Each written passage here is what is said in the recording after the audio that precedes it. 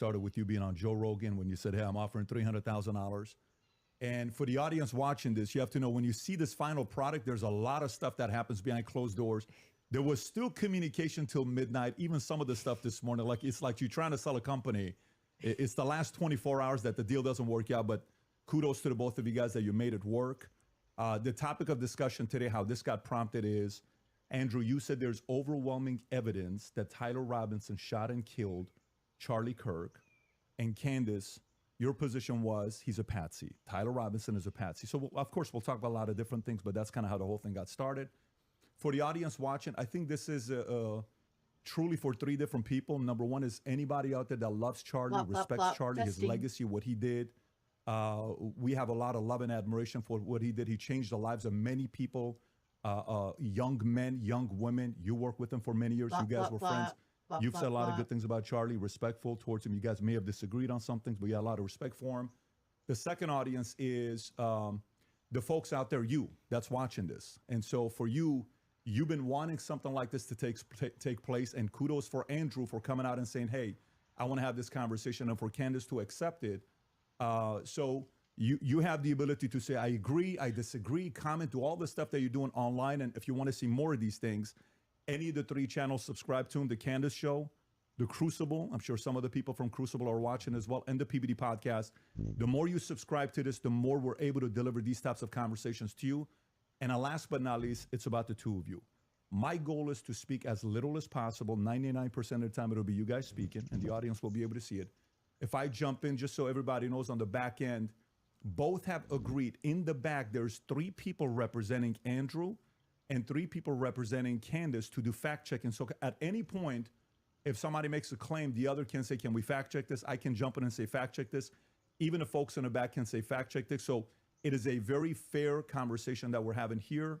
And so with that being said, kudos to Michael Knowles. Your name was mentioned a lot. You missed out right now. The last 10 minutes, we talked about you. There's a lot of love and respect here mutually from both parties, all three of them here. And then, of course, the great Joe Rogan that started this conversation. And he also volunteered, but it ended up being this format that we have here today. So with that being said, Andrew, your claim is overwhelming evidence that Tyler Robinson killed Charlie Kirk. Opening statements, opening comments. Sure. And what I mean by overwhelming is I just find it very convincing.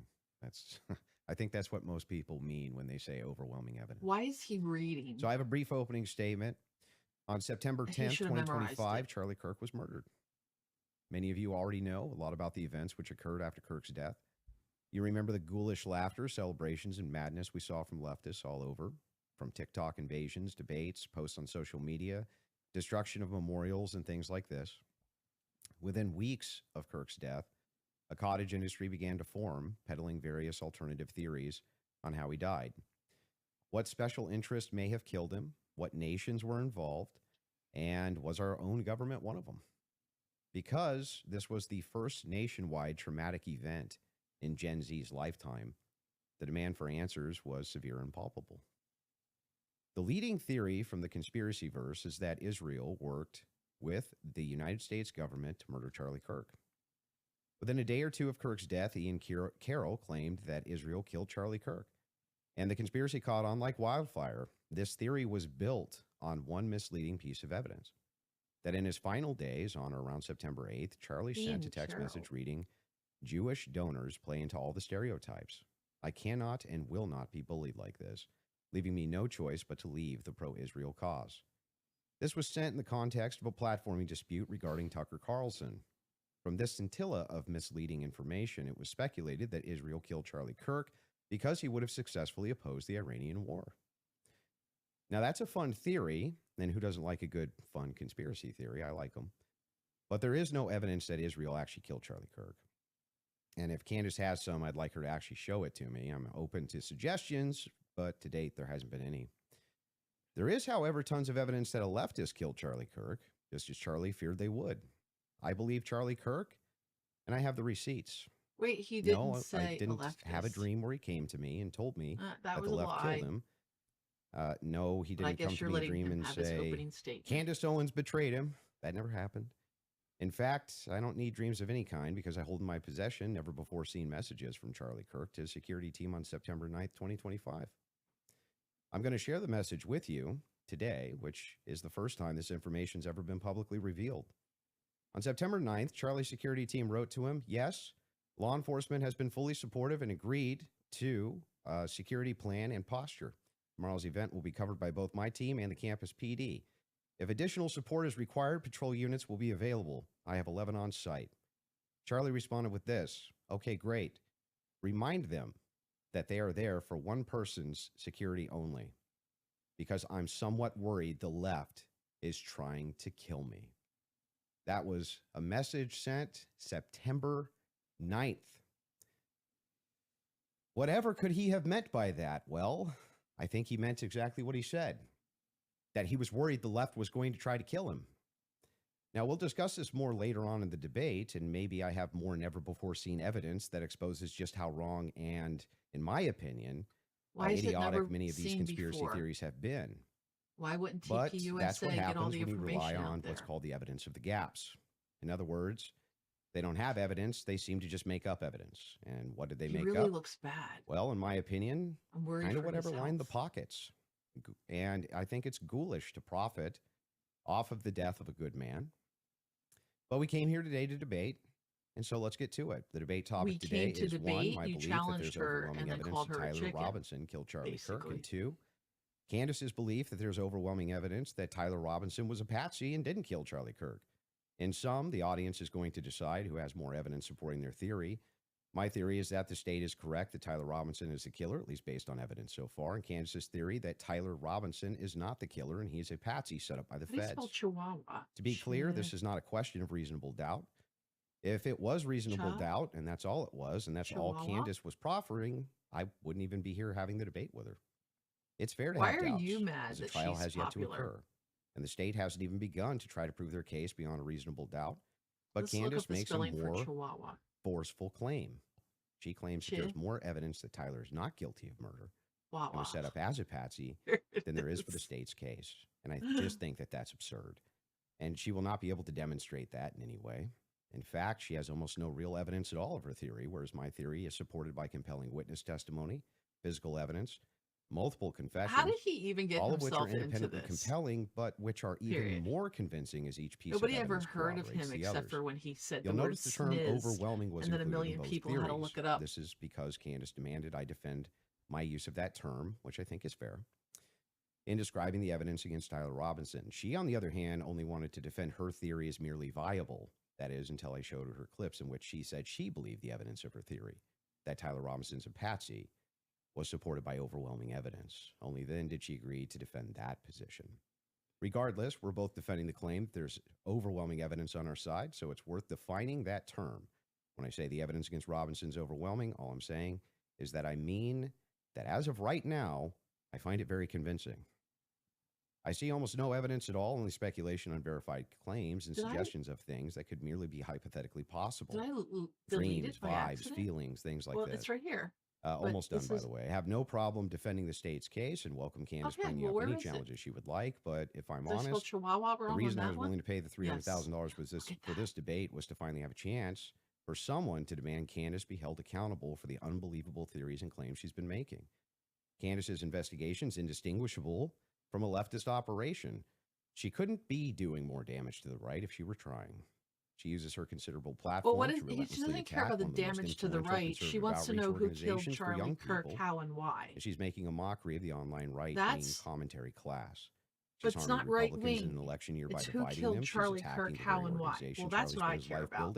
So I'm going to write that up there. She's attacking the people he loved, including his wife. And it cost me $300,000. But today, I hope that she finally answers for some of that. Thank you, Andrew. Candace? Did you get it out of your system? I did. Okay, great. Well, I'm not going to waste time with the preamble because I think I just want to get to the substance of the debate, and we'll just speak to the audience. I have obviously had an audience since we've been covering this case. People know that there was a personal friendship between me and Charlie, and diminishing the pursuit of something that makes sense regarding what happened on September 10th. By throwing it to, this is just people who are conspiracy theorists. These are people who are just trying to generate clicks. I don't think that people should be satisfied by that. I want people to remember that it's important to think. We've been lied to by the government a great many times. over, what number was that? I mean, just the last couple of years, if you just think of the things that we've learned about our government. 17. And I do want to say this, what's been the most disturbing element, I think, for everyone is that not only does the narrative not make any sense, which I'm going to demonstrate, I don't need to waste time with the preamble going through the points or trying to insult you or pretending that I've been running a podcast saying it's just dreams and vibes like I'm Miss Cleo. And that's the reason why it's taking so many influencers. It looks like $1 billion industry of influencers to dispute everything Candace says. Is not because I'm on my platform saying I had a dream last night. I don't think I think that diminishes you as an argument. Obviously, we have presented a lot of evidence. You just presented a text message and said, this is evidence. Well, that's how this entire thing began. You're talking about how Israel got into the conversation. It was because immediately after Charlie died, one of the first things we saw was this push to make us all think and remember how much he loved Israel. It's because the prime minister of Israel, who's fighting like a 27 front war, felt that he needed to come do a little mini tour and to be strangely to state that I did not kill Charlie Kirk when nobody was having that thought that I can remember. Nobody was going, I wonder if Bibi Netanyahu killed Charlie Kirk. And then we had a round of influencers who lied and said Charlie was not changing on Israel, that he wasn't having any disagreements regarding that topic, that the day he died, he just loved Israel so much. And I demonstrated via a text message, which you just mentioned, and you're now contextualizing and pretending it was just about Tucker Carlson, which is not true. It was a part of a broader shift that Charlie was having over the last, I would say, actually on your show, it began since October 7th, which is when I began asking myself more questions about Israel as well. And so, yeah, when all of these things happen in the immediate aftermath, and then I drop a text message after everyone is denying that, Tucker Carlson then comes out and confirms the conversations that he had with Charlie. Megyn Kelly then comes out and confirms the private conversations that she had with Charlie. People then begin to ask a reasonable question, which is, why are we lying about this? If they were forthcoming with that and they had said, hey, that's his 19 megs. Charlie was starting to ask questions. I think after 12. October 7th, it's reasonable that people are starting to re-examine our relationship with Israel. We wouldn't be here today. But it has been lie after lie after lie, debunk after debunk after debunk. Yes, I did share that I had a dream that Charlie was betrayed. It's not a dream anymore. It's a reality. I look at what the organization has become, the people that they are partnering with, the lies that they are telling, the extraordinary people that they're sending out to say that I hadn't speak to Charlie since 2018, and it begins to look like a conspiracy. And just as a historical fact, that entire term was created by the CIA to gaslight people after the assassination of JFK. So it's not exactly one that makes me nervous. Like calling somebody a conspiracy theorist is essentially saying that they demand further answers and they're not accepting the Fed slop. So I'm grateful that you came today. I don't need to, like I said, take cheap shots and discuss your manner of debate or your strategy. And I'm also grateful that you shared that you had that text message today, because everybody watching knows that I have been demanding not a debate, just an open conversation with Turning Point USA. They should be here. It shouldn't be you in that chair. It should be the person that took Charlie's place, maybe Erica Kirk, maybe Andrew Colbert. He's a spokesperson. And rather than doing that, they send us another influencer. So let's see how it goes. Just out of curiosity, are you between 0 to 100? What is the likelihood that you think Tyler Robinson shot Charlie Kirk and killed him? Based on the evidence right now, I don't know. I'd say 75, 85%. Candace? 0%. 0%. I'm at 0. So with what we've seen in terms of the evidence, I'm at 0%. So not only, that maybe somebody was behind him as a patsy influencing him. You're not even saying that he didn't even shoot Charlie Kirk. Right. I would, if you said, was he involved that day, as I have consistently said on my platform, I would say, yes, he was. I don't know what role he played, but as the shooter, 0%. Do you have any evidence for it? For what? My percentage? The fact that he didn't shoot and kill Charlie Kirk. Yes, which I'm hoping we're going to get to all of the evidence that he feels that he has. I mean, I'm not even convinced that Charlie was shot from the rooftop on Losi that day, based on the evidence that has been. Do you think he was shot? I do not think that Charlie was shot from a 30-06 from Losi. But just shot at all. I don't know. I think that a projectile hit Charlie, and I'm open to other people's presentations, but I have not seen any compelling evidence that Charlie was shot by a 30-06. Can we see maybe if we're going to have an olive branch to each other, if maybe we can establish what we consider the facts of the case to be first? Yeah, sure. Okay. So you're not sure if he was actually shot. You're open to alternative theories. He was definitely hit with a projectile of some description. If we're talking about was he shot from a gun, a 30-06, I would say definitively no. Okay. It defies common sense to think that he had a Superman neck, and even if he did have a Superman neck, which has been demonstrated, I think actually recently a YouTuber actually set up Valhalla steel cages and shot it, and it went through. So under no circumstance will I. So at least not a 30-06. Definitively not a 30-06 or low C, 150 feet. No, but you're not necessarily closing off the avenue that he could have been shot at all with maybe a smaller caliber. Okay, and then there's some things that I'm going to make concessions on that I do think we need more answers on, and I'm fine with that, and we can get to those things as well. Oh my God, the other thing is in the timeline. One of the things that we dispute, I'm going to try to be objective. Is that you think that he needs to glue his teeth back in better? Hours away to a steakhouse in the timeline, is that correct? Yes. Okay. And what's the compelling evidence that you think you have there? I spoke to the owner of the restaurant, and I have seen the receipt. I know the conversation that I had, and I think it's enough. She's answering questions. It will be presented, so obviously, Pickles, if this goes to trial. But yes, I do believe that he was in Bangwidge, which is near his grandparents' home. Did he give you an unedited copy of that receipt? I have seen an unedited copy of that receipt. It was not given to me from the owner. But I want to, before we get into like all the timeline stuff, I want to address what you think is evidence so we can keep this on par with what your claim is. Well, I think that that's a piece of evidence that's in dispute. And that's why I'm. Yeah, but we're trying to get to whether there's overwhelming evidence that Tyler Robinson did this. Yeah, so whether then starting with if you want to use the first part of that for the internal critique. Yeah, we should go over the actual evidence that we feel. The first reason that I think it's compelling evidence is that Tyler Robinson's rifle was found near the crime scene. So I would consider that to be very good evidence. And also the fact of the matter is that I dispute this claim that a 30-06 could not have made this wound. I think that that's absurd. 150 grain Remington core lock absolutely could shatter when it hits the neck of any human being. When you say that there's some steel neck and it's a smaller caliber, you have to make a counter explanation. Why wouldn't a smaller caliber also go through bone? It could. I didn't say it can't. Right, exactly. So if that's the case, then ammunition is going to be the critical key here. And if we have frangible ammunition, which we do in this case, a flex tip round, well, I'm sorry, not a flex tip, a soft point round from a 150 grain Remington core lock, that's just a small jacket that goes around the actual lead piece. This thing could have split apart in air for all we know. But definitely upon impact, and we have the medical examiner who confirms this in a summary, and my team can bring that up, the summarization, which means he would have to be a part of some kind of conspiracy as well.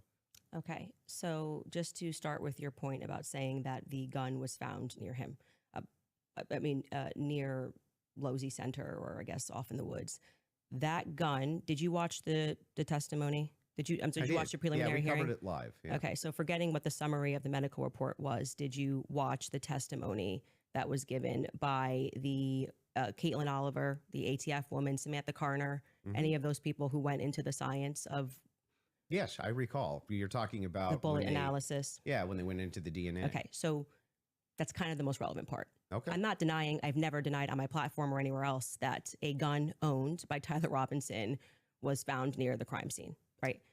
That doesn't remove if you think somebody set up as a patsy, you could take a gun out of this room right now and you could walk out and plant it in a woods near a crime scene. That's not convincing evidence to me. I concur with the fact that that's a possibility. I concur. Okay, he's gonna lose points have just said for on the platform that you were. I concur. Okay, and for how many years? Such a many years. For many years. You also said that you were an Army sniper. I wasn't a sniper in the Army. Okay. And I never said that. Sorry, your wife tweeted that you were an Army sniper. Yeah, I don't know. Like 15 years ago, she said something. Does it change 15 years later? She said that it was colloquial. So Army sniper is a colloquial term? Yeah, I was never an Army sniper. Okay. What did you do in the Army? Did you teach? She then corrected it and said you taught rifles in the Army? No, I didn't teach rifle. No, I taught rifles as a private citizen. Okay.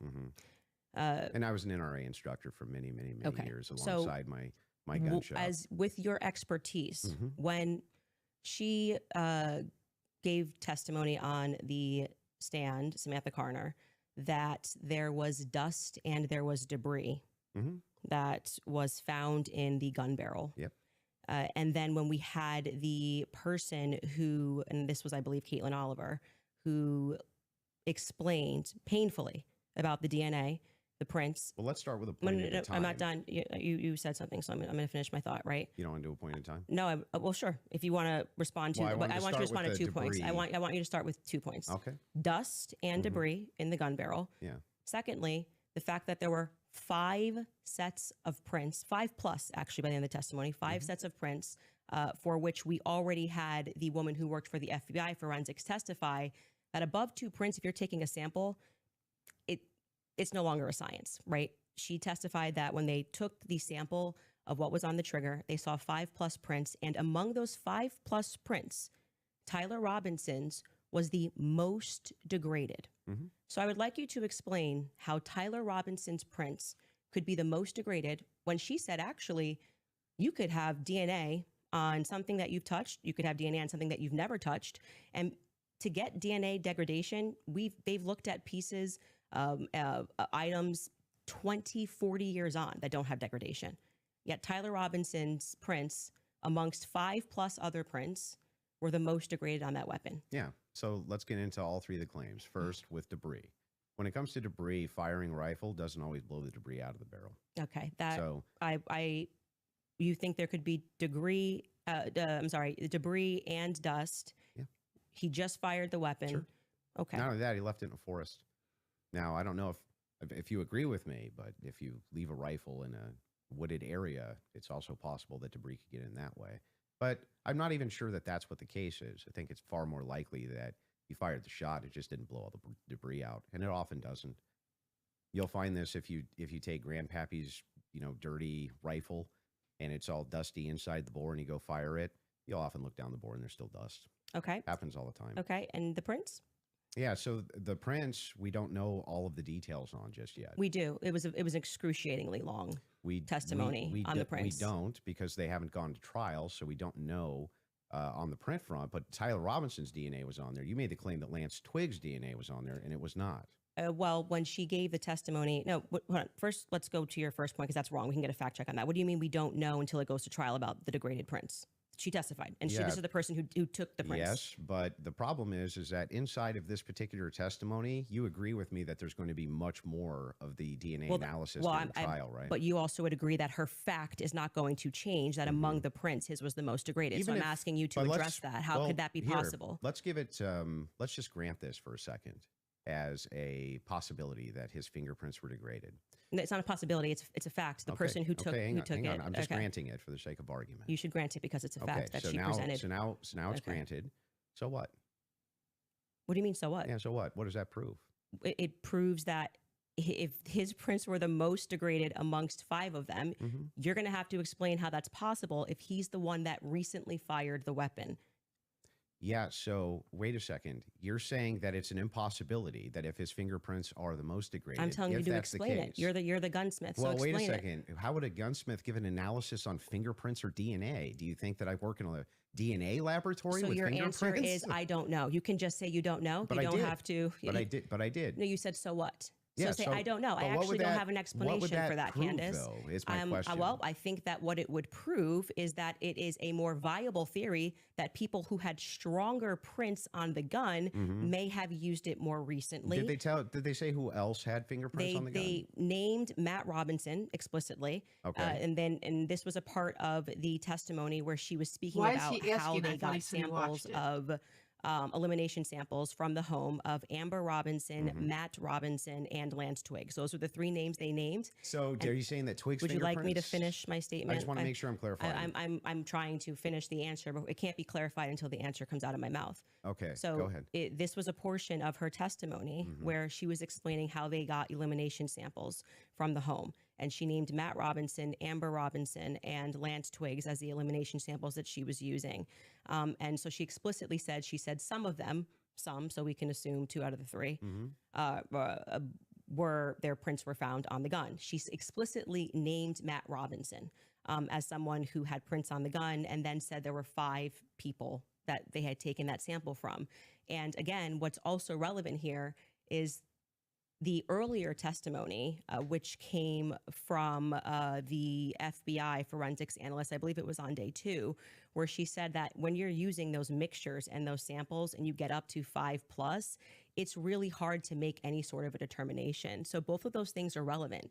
If you can't explain why his prints are the most degraded and you're saying he is the shooter, it's not really a so what. It's an open-ended question that people have a right to pursue. It's not a conspiracy. It's actually proof of my claim that there is evidence that he was set up as a patsy. That wouldn't prove anything about him being a patsy. It said it's evidence to support the claim that he could have been set up as a patsy. So this is why I said earlier, so what? Because even if it's the case that this doesn't have an explanation for it yet, that doesn't actually give you any evidence in your corner for Tyler Robinson being a patsy. Okay, hang on. I didn't cut you off, right? You would need to actually explain how this would demonstrate Tyler Robinson. This is tied into Robinson being a patsy. Are you claiming that these fingerprints were Lance Twiggs or that he had any DNA there? I'm saying that it could be Matt Robinson. It could be Amber Robinson. That sort of information is going to come out during the trial. How would that tie into the idea that he's a patsy, Yes, though? because if his is the most degraded prints and the information that I shared on my platform is true, that this gun was given to Tyler Robinson as an heirloom. I had conversation with members of the Robinson family, Twiggs family, both of them. You know, like I said, we're not just dreaming. And if we're having those conversations and they told me that that gun was only given to Tyler Robinson because it was a family heirloom. Okay, so it was his grandfather's gun or great-grandfather's gun. I don't remember the difference. I don't remember which one it was. And so he got it because he's the firstborn. So, but he's not much of a shooter is what I was told. And so he has this because he inherited it, essentially. So if I get something from my grandpa and I put it up on the shelf and I own this, you could see that could be. How do we get to the patsy part?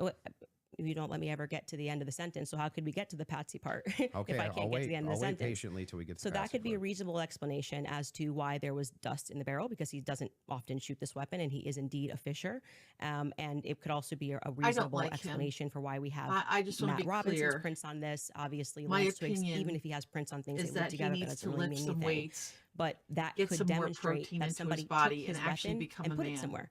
His He prints are the doesn't most sound degraded. Somebody manly else's to me. prints, He sounds there's more presence like of a somebody else's Karen. prints, and that could demonstrate that somebody is taking items from his house and putting it into But it various also places. could demonstrate nothing. So the problem that you have here is that this is pure conjecture. No, This is not evidence that Tyler Robinson is a patsy. It's only evidence that you have conjectured up that, well, if it's the case that these are the more degraded prints, then therefore that means must be patsy because dad's fingerprints on gun. I didn't say must be Describe patsy. how this actually links in to Robinson being a patsy. Okay, I just described that for you, so I can explain it to you, but I can't understand it for you, so I'm going to move on from that.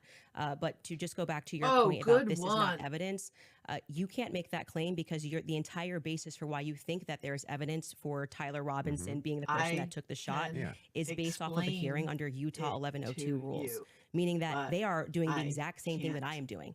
This is the state. You said you're here to represent the state. Well, did you watch the preliminary no, hearing? I didn't say I was here to represent the state. The state's position you think is strong and convincing. What I'm here to do is represent my own opinion. You which said is in that your opening statement, based on the evidence presented so far by the state has that I find it presented convincing. evidence under Utah's 1102 rule. But this doesn't demonstrate any patsy No, that's very behavior. important because that rule is hearsay.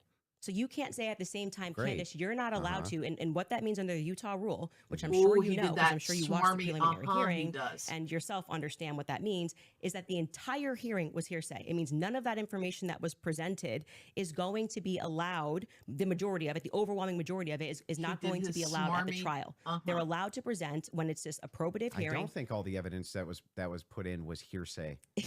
Okay, you didn't watch this case. But not only that, no. This is a huge point. This is crazy we that you can don't call know for this. a fact check if Yes, all the evidence we need was more than a put fact in. check. This was every single The day. team in the back is Utah actually Rule saying 1102. They want to go there. So they said there's a medical examiner's explanation of the shooting that's in the back. Rob, if you want to pull it up, and then Candace, if anybody from your team wants to pull something up, no problem as well. But they're requesting it. If you guys got it, pull it up so we can show it. And I like that he dressed in a suit. Yeah. So I'll read this. Just what are we looking at, just so we know? I'm just going to give this says the bullet, or at least part of it, sequentially perforated the interior left of Mr. Kirk's neck, strap muscles of the left side of the neck. This is a summary, by the way. Left common cartoid on the left internal external jugular veins. The bullet also obliterated the left side C2-7 vertebrae, transacted the cervical spinal cord. Medical examiner observed a significant portion of Kirk's cervical spinal cord was traumatically absent. Mr. Kirk suffered from other severe injuries, including bilateral, apical, and posterior intercausal hemorrhages, pulmonary, apical hemorrhages, multiple disruptions to the thyroid, et cetera, et cetera. So the summary of the examination is that he was shot. Okay. That was what they were pulling that up for. Okay. And I'm not disputing that he could have been hit with a projectile. We're not disputing that. So I don't know why this was brought up as a fact check. Could you bring up 1102 Utah rule? Because this is an unbelievable point that you're making by saying that I am not allowed to infer off of evidence. You can infer. I'm trying to follow the inference. But your entire reason, like you asserted that you believe there's overwhelming evidence on the basis of what we saw in the preliminary hearing. The entire preliminary hearing was hearsay. Yeah, I'm fine with your inferences. No, you just literally said I couldn't do that. Yes, I can. No, I didn't. I'm just saying from your inference, how do we get to Patsy? Oh my gosh. This is how you got to shoot her. Tyler Robinson did it. The same way that you got to Tyler Robinson. Yes, you did. I just told you he was a Karen, and then you used fact check about what the 1102 Utah, under their constitution, for the sake of a preliminary hearing, they do not have to have hard evidence. They don't have to put people on the trial, swear them in. But no, that's why the entire hearing was basically hearsay. Officer Bagley was saying, but not all of it, like I said. The overwhelming majority. Again, outside of the one that you don't want to give. Please don't come out. He's got something outside of that is what's in dispute. It means that your entire brand of saying you don't have evidence, falls apart when the entire preliminary hearing is based off of hearsay. In fact, Lance's testimony before they had about an hour debate, actually maybe it was more than an hour debate before he sat, and they said this is not going to be allowed. You wouldn't even be allowed to do this. We'd be able to cross-examine him. The questions that they're asking Lance are all leading. And what did he say? Well, I'm the magistrate under Utah Constitution, 1102. It is my job to allow all of this so we can see if the state has enough fear that we can then move to a trial, which will then they would not allow this stuff. They would say we get to cross-examine Lance. Lance just can't willy-nilly say. I'm not disputing. No, but the entire substance of your argument is that people can't infer off of evidence. That's what you're saying to me. When you say, Candace, you can't talk about the degraded prints, which is a fact. He's raising his voice. Off of that, he raised his voice. She got him. You're just literally making stuff up. So here's what the position is. I'm asking this. I'm saying that I think you, let's pull that up. Let's pull that up. I am doing exactly what the state did. I am looking at a piece of evidence, and I am saying she has him on the rails. Describe to the audience what Rule 1102 means. So this, just so everybody who's watching this at home understands PBD. What I'm saying, even if he doesn't. What Andrew is arguing is that I don't have the right to extrapolate from a fact. I'm going to give PBD 2 points for today. Dressed great. He's purely making it up. Good question. I'm asking based on Andrew, can I show my evidence? You just showed yours. Reliable hearsay. You'll get a chance. Reliable hearsay in criminal preliminary examinations. The entire preliminary hearing that you just saw was on the basis of reliable hearsay. And what that means essentially is the people who are making the statements can just say, Patrick told me that he did this on Monday. What's his face doing? What has he got in his ear? They can allow that into the hearing. That's just because it's just meant to be probative. And so it's the state saying, here's what we have inferred. So you are allowed to take a piece of evidence, and then you are allowed to infer off of that evidence. And on your case in point, that's a demonstration of that's a demonstration of what I just did. I said the prints were the most degraded off of Tyler Robinson. And from that, what I am inferring is that it's plausible that Tyler Robinson just spent $300,000. That's the point in contention. That's not a point in contention. That's the point in contention. It's not a point in contention. If you're saying it's a point, it is the point in contention. And so I could learn how to go live. That was what the entire hearing allowed for. So the evidence that he is describing, that he is using to argue his case, is all based on inference, not fact. Great. Inference, not fact. So what they are inferring off of the facts. Oh, did you see him do? Again, we're going to take this prayer hands, and I'm just going to even grant it because it's irrelevant. I'm asking how you get to the inference. All you Italians, even if you dispute that piece of evidence, that means Patsy. I'm looking for the logical chain for how you get to that inference.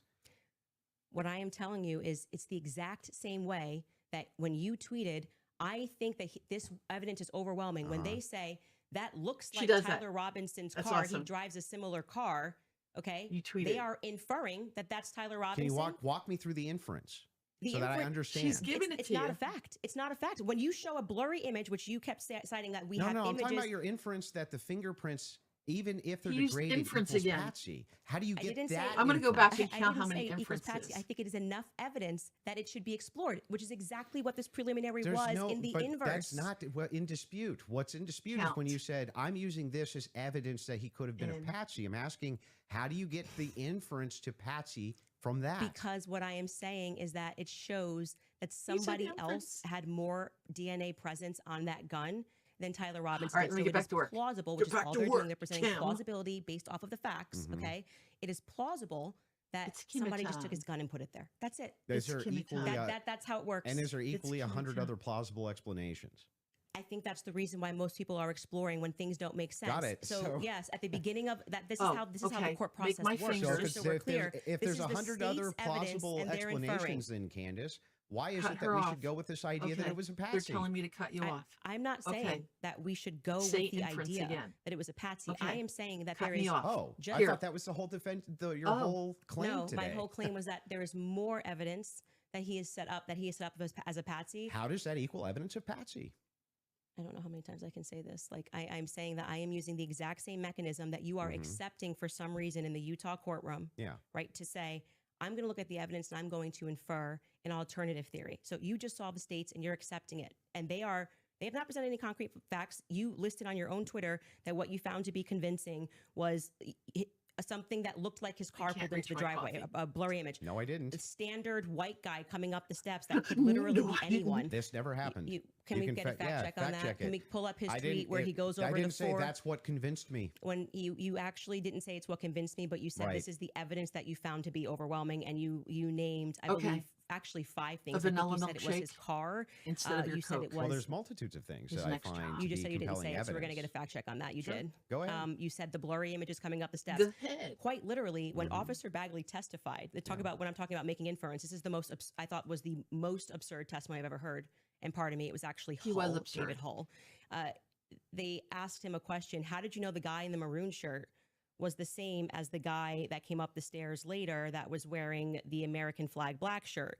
And he said, they're wearing the same shoes. Why is that absurd? That's how you decided these two are the same people. Oh, wow. What a scientific. They're both wearing Converses. Okay. That's an absurd thing to say. That is not evidence that these are the same people if we're both wearing Converses. That was what he said.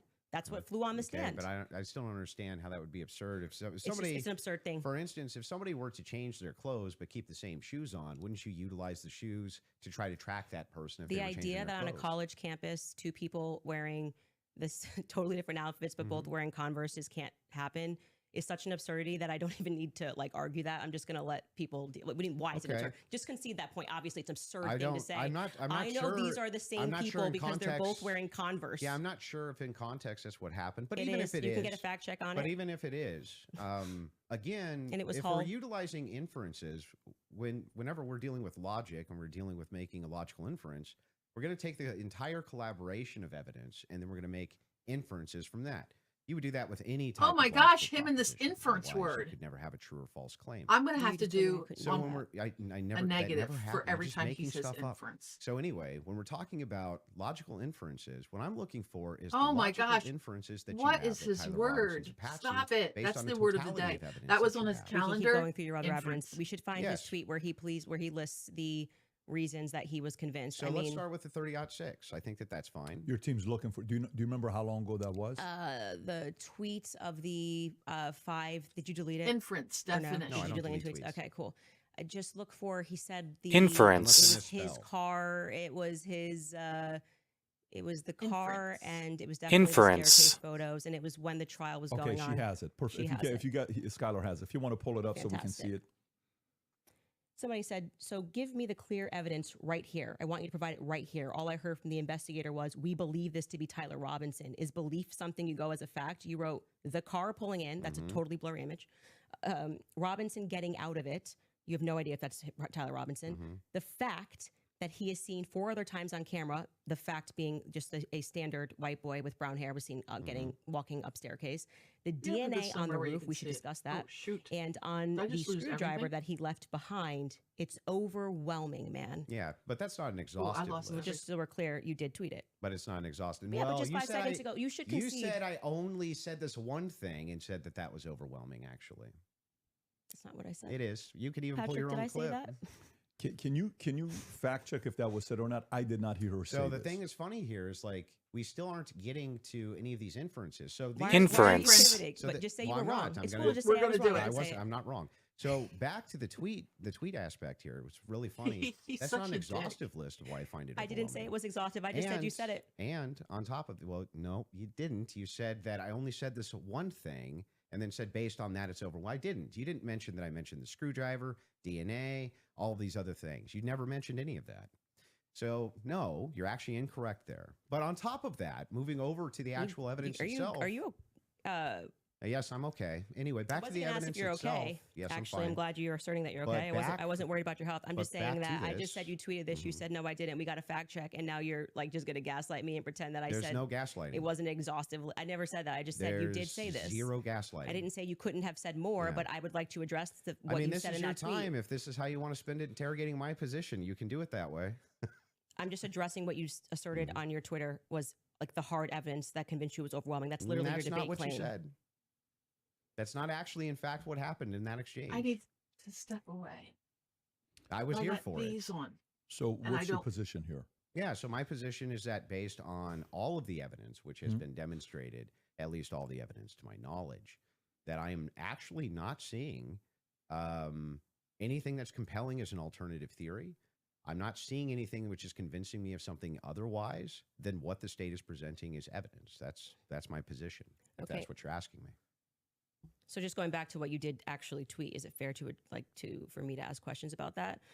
Is that the only tweet you're going to ask me about? Well, we're addressing your claim that the evidence is overwhelming, and this is a tweet where you listed what you felt was overwhelming. I think that's fair, but not right? I feel like that's fair, but not exhaustive. Just so you know. And I never said it was Okay. exhaustive, Go even though ahead. you said I did. Sure, whatever you want. But yeah, so going back to that, all of Ooh, that, as sure. you say to me, Whatever you well, want. Candace, why are you addressing and making inferences off of the testimony? No, I never PED. asked you why. You're making inferences. I asked you how, with the Oh, inference you made, inference. you got to the Inference. Okay, so I would like to know how you got to the conclusion, and I'm just going to throw it right back at you, because Yeah, for some that's reason fair. you permit yourself to do it, and that's what I'm demonstrating, is that you permit yourself to do it, and then you say, when I do it, it's a conspiracy, Pickles. right? No. How are you able Get to smarmy. infer off of blurry staircase images that is Tyler Robinson? Yeah, so in that particular case, what you do is you take that evidence, you combine it with other evidence. So it's not just that Tyler Robinson is seen in the staircase. Why are you calling him Tyler Robinson in the staircase? That's what I want to get to. Yeah, because, I mean, we'll just use this. If you don't agree that that's Tyler Robinson, then you would just have to humor me. I think it is, so I'm using the name. But why do you think it is? Because I'm you make trying- everybody, you that's call them literally what I'm conspiracy trying to theorists. explain to you. Okay. So if you're asking for my inference, why I think it's Tyler Robinson is because Tyler Robinson said in his text messages, you'll be able to see me on security footage at the campus. Said it in his own messages. On top of that, twigs, yes, you can pull them up if you want to fact check that. He did say. He is On Yeah, I top would. of that- I actually think I really did miss that. I'm not saying Oh, you're a wrong. I, clown. just, I don't remember him saying you're going to see me in. I'm in paraphrasing, footage. Can but we it was pull that close to up? it. Yeah, If I you don't- may I feel- have I it, think if you And that's by the not way, pull it up. Twigs himself said that he You're had gonna see me on some the staircase. Maybe a tiny bit of doubt, but it sure looked like Tyler Robinson inside of this wanna various peek at surveillance PVDs. footage that he saw. So Lance, sorry. Hang Go on, ahead. You're hang right. on. So there's multiple reasons why it is that I believe that that's Tyler Robinson, Mhm. not just because of blurry I footage. want to see you have a dream? PVDs. Just kidding. No, it's because I combined multitudes Sorry. of evidences. Okay, so let's address those multitude of evidences. The first one we're working on a fact check on because I do not ever remember him tweeting. That's me in the stair. I mean, or well, he didn't tweet texting. it. Texting Yeah. that's me. kidding. That's in because I the combined staircase. I think that Right there. I you didn't could. say. I didn't I just say want to that. see what I PVD said peoples are he- saying. I literally didn't. What I said is that he texted over, "You'll be able to see me in footage at UVU," and I'm paraphrasing, but that's Okay. what he Well, he said. has Yeah, could we get a 71,000 fact check people on that? watching. That's You how can The check second it. thing you said was Lance's testimony, where and PVD, actually what Lance says is I'm not 100%. 71. I agree. But in terms of what he 3067. wears, again, pointing out the absurdity, Mhm. he wears Converses. He wears sneakers. If his boyfriend is not 100%, I'd like to understand why Andrew Wilson is overwhelmed by it. That's what I'm trying to get to. And lastly, I would like to remind you that Lance's statement would not be permitted. This was a huge part of the preliminary hearing, that they were leading. All the questions that were asked of him were leading, so they would be struck down at the actual trial. And also, I would like to remind you that he got use immunity for that. I didn't say that. Use immunity. I understand. Which means like... That happens, by the way, all the time in these cases. And I'm wondering why it particularly happened for Lance and this testimony. And I would also like to point out that something that's remarkable about this, again, leaning to my perspective, that Lance has a lot more, which I have said many times, Lance has a lot more involvement than the feds are letting us know. I think more is going to come out because they interviewed him on September 11th, and then for whatever reason, just ahead of what was supposed to be slated as the preliminary hearing, which was initially supposed to be in May, they bring him back to do this interview, which in my opinion should have never been allowed. And I actually agree with the defense that it's a violation of his constitutional rights not to allow them to have cross-examined him. But I understand Utah 1102, do what you do. It's all hearsay. But to allow it in that way for him to just be able to also have use immunity, knowing that he's not going to get in trouble. He could literally get up there and lie about anything, and he's not going to get in trouble because the use immunity was given to him in April, I believe. April 28th is when they gave that testimony to the defense. I think they shot it in like April 20th of 2026. That is not compelling to me for somebody who has use immunity to give a testimony and to say, I'm not really sure, but definitely like he wears jeans and stuff. That's not what he said. He did. Actually, you can get a fact check on that. Yeah, that's Skyler, not, I think he said pulled much it up more if you than want that. So a couple things we have. We have Rule 801, Tyler's messages, that says it's not hearsay. But first, go to what Candace is asking about. Skyler, I think you have it. You just texted me if you want to pull it up. You said you have the text. If we can put that up on the screen. Thank you. It was me. Look at the pictures from the surveillance footage. It was me. Okay. I literally said to you, it's not an oof. I said I didn't remember this, and I'm happy to have a fact check on that. Okay. I didn't call for the fact check saying you're wrong. I literally said I don't remember that from the text messages. I'm just saying to you, like, I'm trying to be concise for you. And then also bring the 801 that you just said. What was the other one? Yep. The 801, Tyler messages saying it's not hearsay, if you have that as well.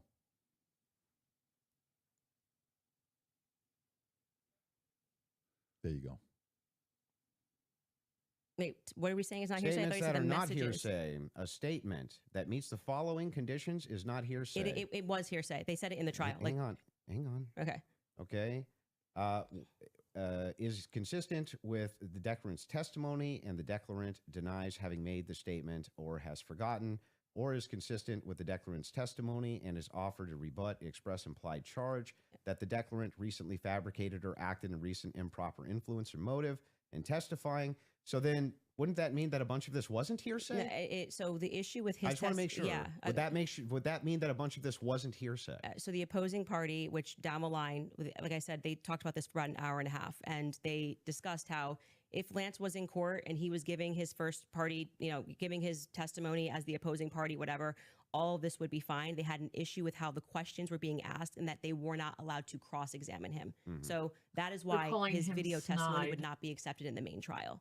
And what I said to you is this entire preliminary hearing is under Utah's 1102. So they are allowed I want to read to something just negative use about hearsay. And no, so you the didn't say that. You said most of it was hearsay, because actually. The it overwhelming don't majority. care for him, so I kind of want to be a little I'm leaning impartial. now into my opinion that some scientific aspects, which they kept asserting, like the federal rule 403 or 402, some of those parts were quite scientific. Sounds like you're backtracking quite a bit. This person I'm not backtracking at all. What do you feel like let me help you. Where do you feel like I'm backtracking? It literally was done under Utah's 1102. Yeah, nobody disputed that. Okay. What the dispute was is whether or not most of it was overwhelmingly hearsay. Yes, is that the case? It was. Yes, that's a fact. I'm not backtracking on that at all. And what are the things? How many times did you? I mean, if you watch the preliminary hearing, it's like they constantly. I'm 1102, 1102, 1102, 1102, 1102, and the reason for that is because it's allowed. I'm not saying it's illegal. It's allowed at this stage, but I'm just reminding you that when you're going to sit across from someone and your claim is going to be, "Where is your hard evidence? This is what I heard, and I agree." What's with going what I'm on watching. with Andrew? You are watching like he's about ready to have a heart attack. A hearsay, no, that's not funny. Preliminary hearing. I don't want anybody. All of those things are not going to be allowed, right? Even when they got into does look like witness he's about statements ready and to things have of that a nature. There's a reason why they swear you in and they say you swear to tell the truth, the whole truth. Did you, write this statement? So it's the overwhelming majority of what you saw was hearsay because other people were representing other people's statements. They were saying they had conversations. We don't know where it came from. All allowed at this stage. Okay, and but it's hearsay. We have, but even a lot of that stuff may not fall under hearsay. under Candace what we is just not read. Right? But the evidence that you're speaking about, like when you're just when you say that we're going off vibes, you don't know Tyler Robinson. Calm down. His boyfriend is not 100% it was him. So I'm going back to your points that you made that this was overwhelming evidence for you. That doesn't make sense to me. Well, overwhelming just means you convincing. Can't consider another option that there could have been another white guy wearing Converses on campus. Yeah. Do you agree with me that I said that what overwhelming means to me is that it's just very convincing to me? Yeah, and I find it to be completely unconvincing. And that's fair. Because I understand that I looked at those blurry photos that they presented and said, your statement on right now is that he's wearing Converses and he also that's just crazy. But these aren't the evidences that I find the most convincing. Well, you said that in your Twitter. That's not the only thing I've ever said on my Twitter about this case. Right, but the question that was asked of you was pretty direct. Yeah. Right? What did you find this to is be... not an exhaustive list of all the things that I find Well, that's not what you said convincing. in the tweet. You can tweet longer, too. It's not like we're limited now to 240 characters anymore. So anything that I tweet and all other tweets that I've ever made are now excluded because I used the word overwhelming in this one. Well, even though all of this information I've said so publicly over and over and over again is what informs my position for why I'm convinced on the case. That's bizarre to me. I feel like this is Andrew versus Andrew. Somebody asked you a question. What are the points that you find to be the most overwhelming? And you answered. You mean from that day, from that particular day of the hearing that I was responding to? Okay, this is something you find to be more overwhelming? Let me ask you that question. Yes, okay, that's what I was saying. Okay, go ahead, go on. What do you find to be more overwhelming? Yeah. Can we do this? Do we want to get into it, or do we want to do a quick ad break? Are you guys good to keep going, or I'm fine to keep going, but we can also. Would you like to take a quick break? Doesn't matter to me either way. If we're going into a different topic, that may be another 30 minutes, 40 minutes. I don't want to stop you guys in the middle of it. So let's end it on what you find to be more overwhelming. Yeah. So if for me, it's the confessions, the text messages, all of that is what I consider to be. From my opinion, that's the most convincing for me. Okay, we should discuss the text message confessions when we get back, if you'd like to. Okay. That's a good idea. Folks, we're going to take a quick ad break. We will be back in 3.5 minutes. Thank you. All right, you guys, for nearly 2,000 years, Christians have lived continuously in a small village just outside of Jerusalem called Tibet. They remained through the Roman Empire, I don't know if I'm allowed to the play Ottoman her Empire, and ads. countless changes. So how about if I just turn off the sound?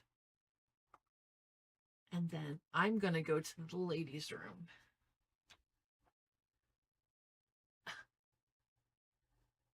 Where do I want coffee? Andrew, I'm going to infer. I want some coffee.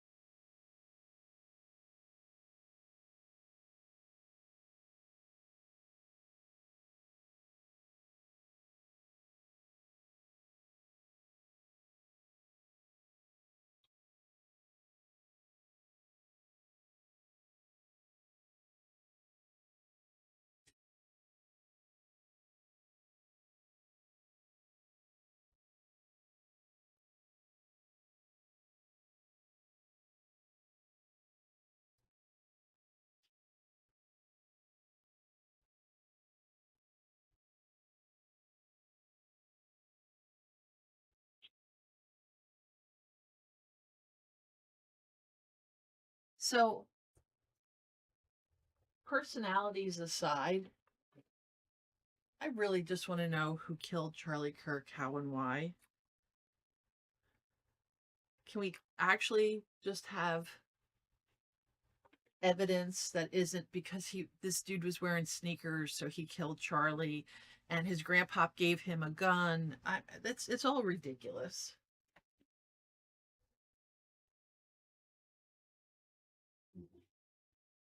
Somebody just needs to say, okay, let's just start over. I would appreciate that. Like she said, this Tyler fella, he was probably involved in something. What he was involved in, who the heck knows? Because they want him dead. And was what he was involved in worth killing him over? I don't know. But they're not giving me anything that. And I watched the boring hearing with like the really dumb testimony. They had my mic shut off. They had footage like, oh, wait, it says they'll be right back. Okay. They had footage like,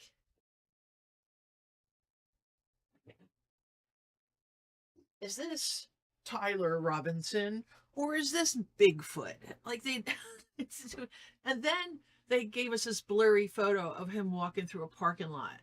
And then the cars look like they were like little Mini Coopers. And it's like, that's an entire Jeep. How does the entire Jeep look like a Mini Cooper?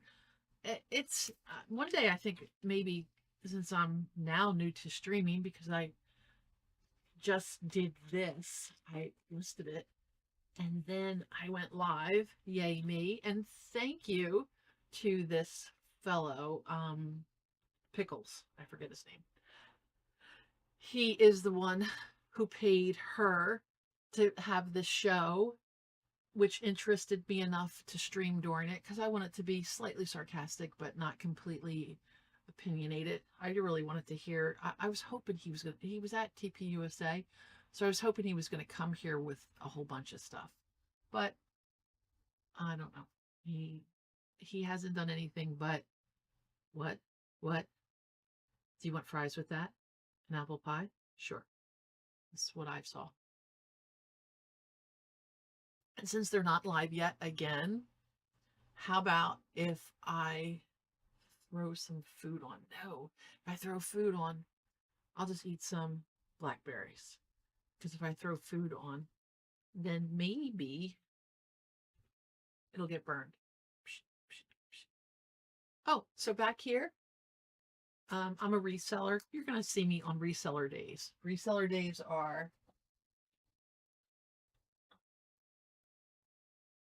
Thursdays. So this is my new streaming. This is my new streaming schedule.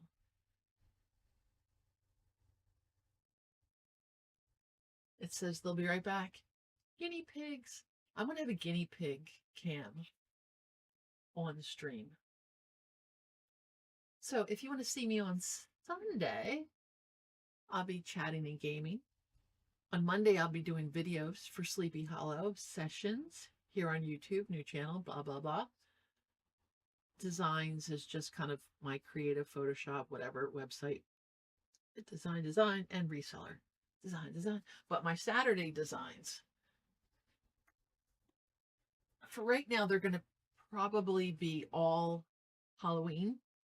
And then we're going to do Dark Academia. I love this one Dark Academia shirt that I came up with while thinking about a Dark Academia day. Goldie Mockups. She makes really good. Let's just add this to my cart because you know I'm buying it. I'm like a mock-up junkie. I have so many mock-ups. I have so many Wait. Did I just infer? Inference. Oops. I need to put my headphones back on. I'm not really a big headphone fan. And I don't want to have wireless because then I have like a beam shooting through my head. But these, and so I got these kind here. Look. The bone ones. I guess I'll get used to them.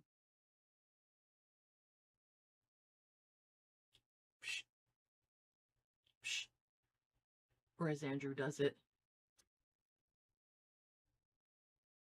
with a big puss on his face. Anyway. They'll still be back. And what was I coming on here for? Oh, so I could show you the shirt that I actually liked.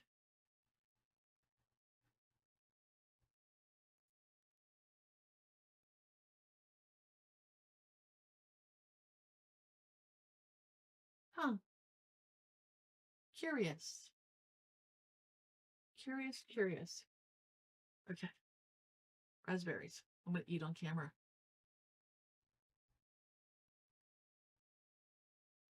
I'm not going to do that Hollywood thing where you fake chew. They think they look so cool. Or then they do this. I think they probably do that because they probably have to do like take and retake and take and retake. And it's like, oh my gosh, how many raspberries am I going to eat in a day? But are they free? They're like $4 a packet. And as you're going to see, I eat the whole packet. So every time, like if I want them twice a day, I have to spend $8 a day on a raspberry habit. I do.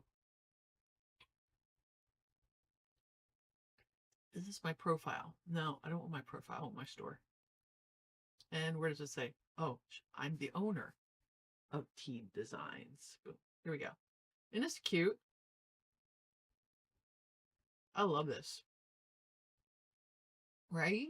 That is so cute. Oh, my Photoshop is down. Sorry about that. That is so cute, right? Look at her. She's adorable. Huh.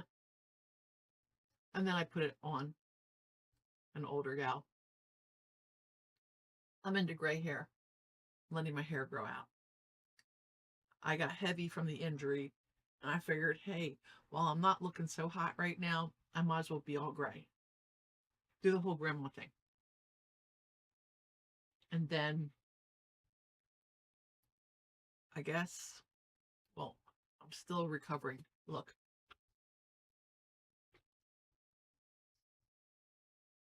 I have a sexy granny sock on.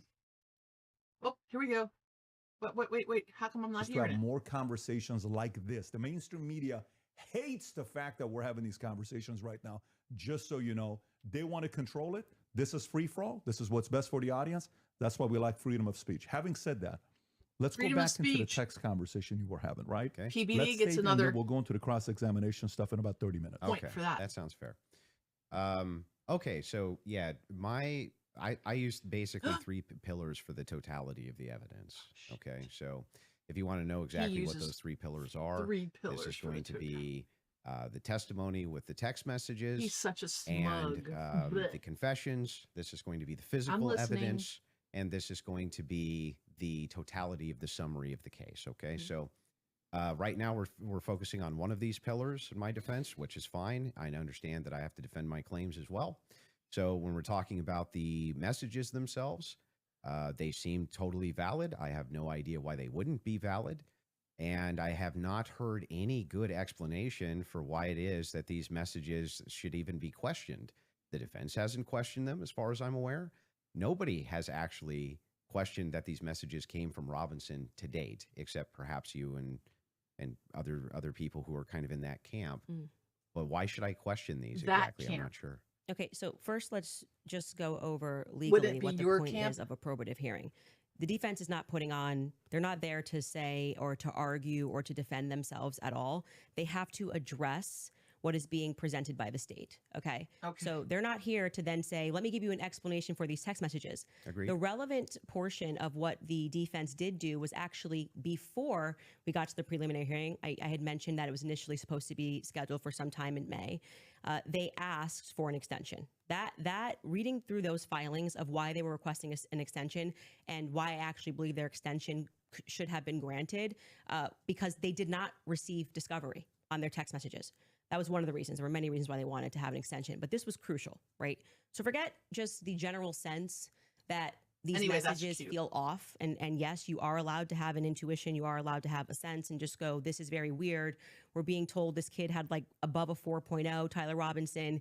He wanted to get away. I mean, the text messages almost run head to head with themselves. Like he wanted to get away with it. So he thought the best thing to do would be to text a full confession of what he did, down to what I didn't even remember, saying, yeah, and that's also me in the surveillance footage.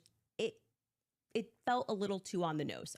People have common sense. You just don't text message. But then we're also supposed to believe that he put a note under and burn this and get rid of the evidence. But don't worry about that because I'm about to text you a full confession. That it felt off. It felt weird off the bat.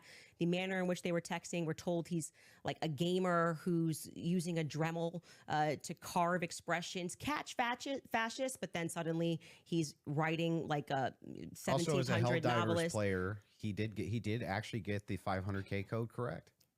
Yeah, I'm not a gamer, so we'll say that if we start debating that, you'll be way over my head. But yes, but my point being is just that, first, it's a general sense of why people had a reaction to these messages that seemed like they were written by Jane Austen rather than like a kid who games and writes catch but do you see fascist. how that's intuition? That is, I just said that. I said just parking aside the intuition of just something feels wrong here, which you should follow your intuition. You should actually do that. If you say the COVID vaccine is running out, feels like it's coming out too fast and there's too many celebrities telling me to do it, I'd like to take a pause. That's good. That is, you are allowed to do that. I believe in intuition. But hang on. Let me respond a little bit here because you've been going for a minute. Let me at least respond to a little bit of this. So the first thing is like when people bring up the COVID vaccine, not trusting the COVID vaccine en masse was the science.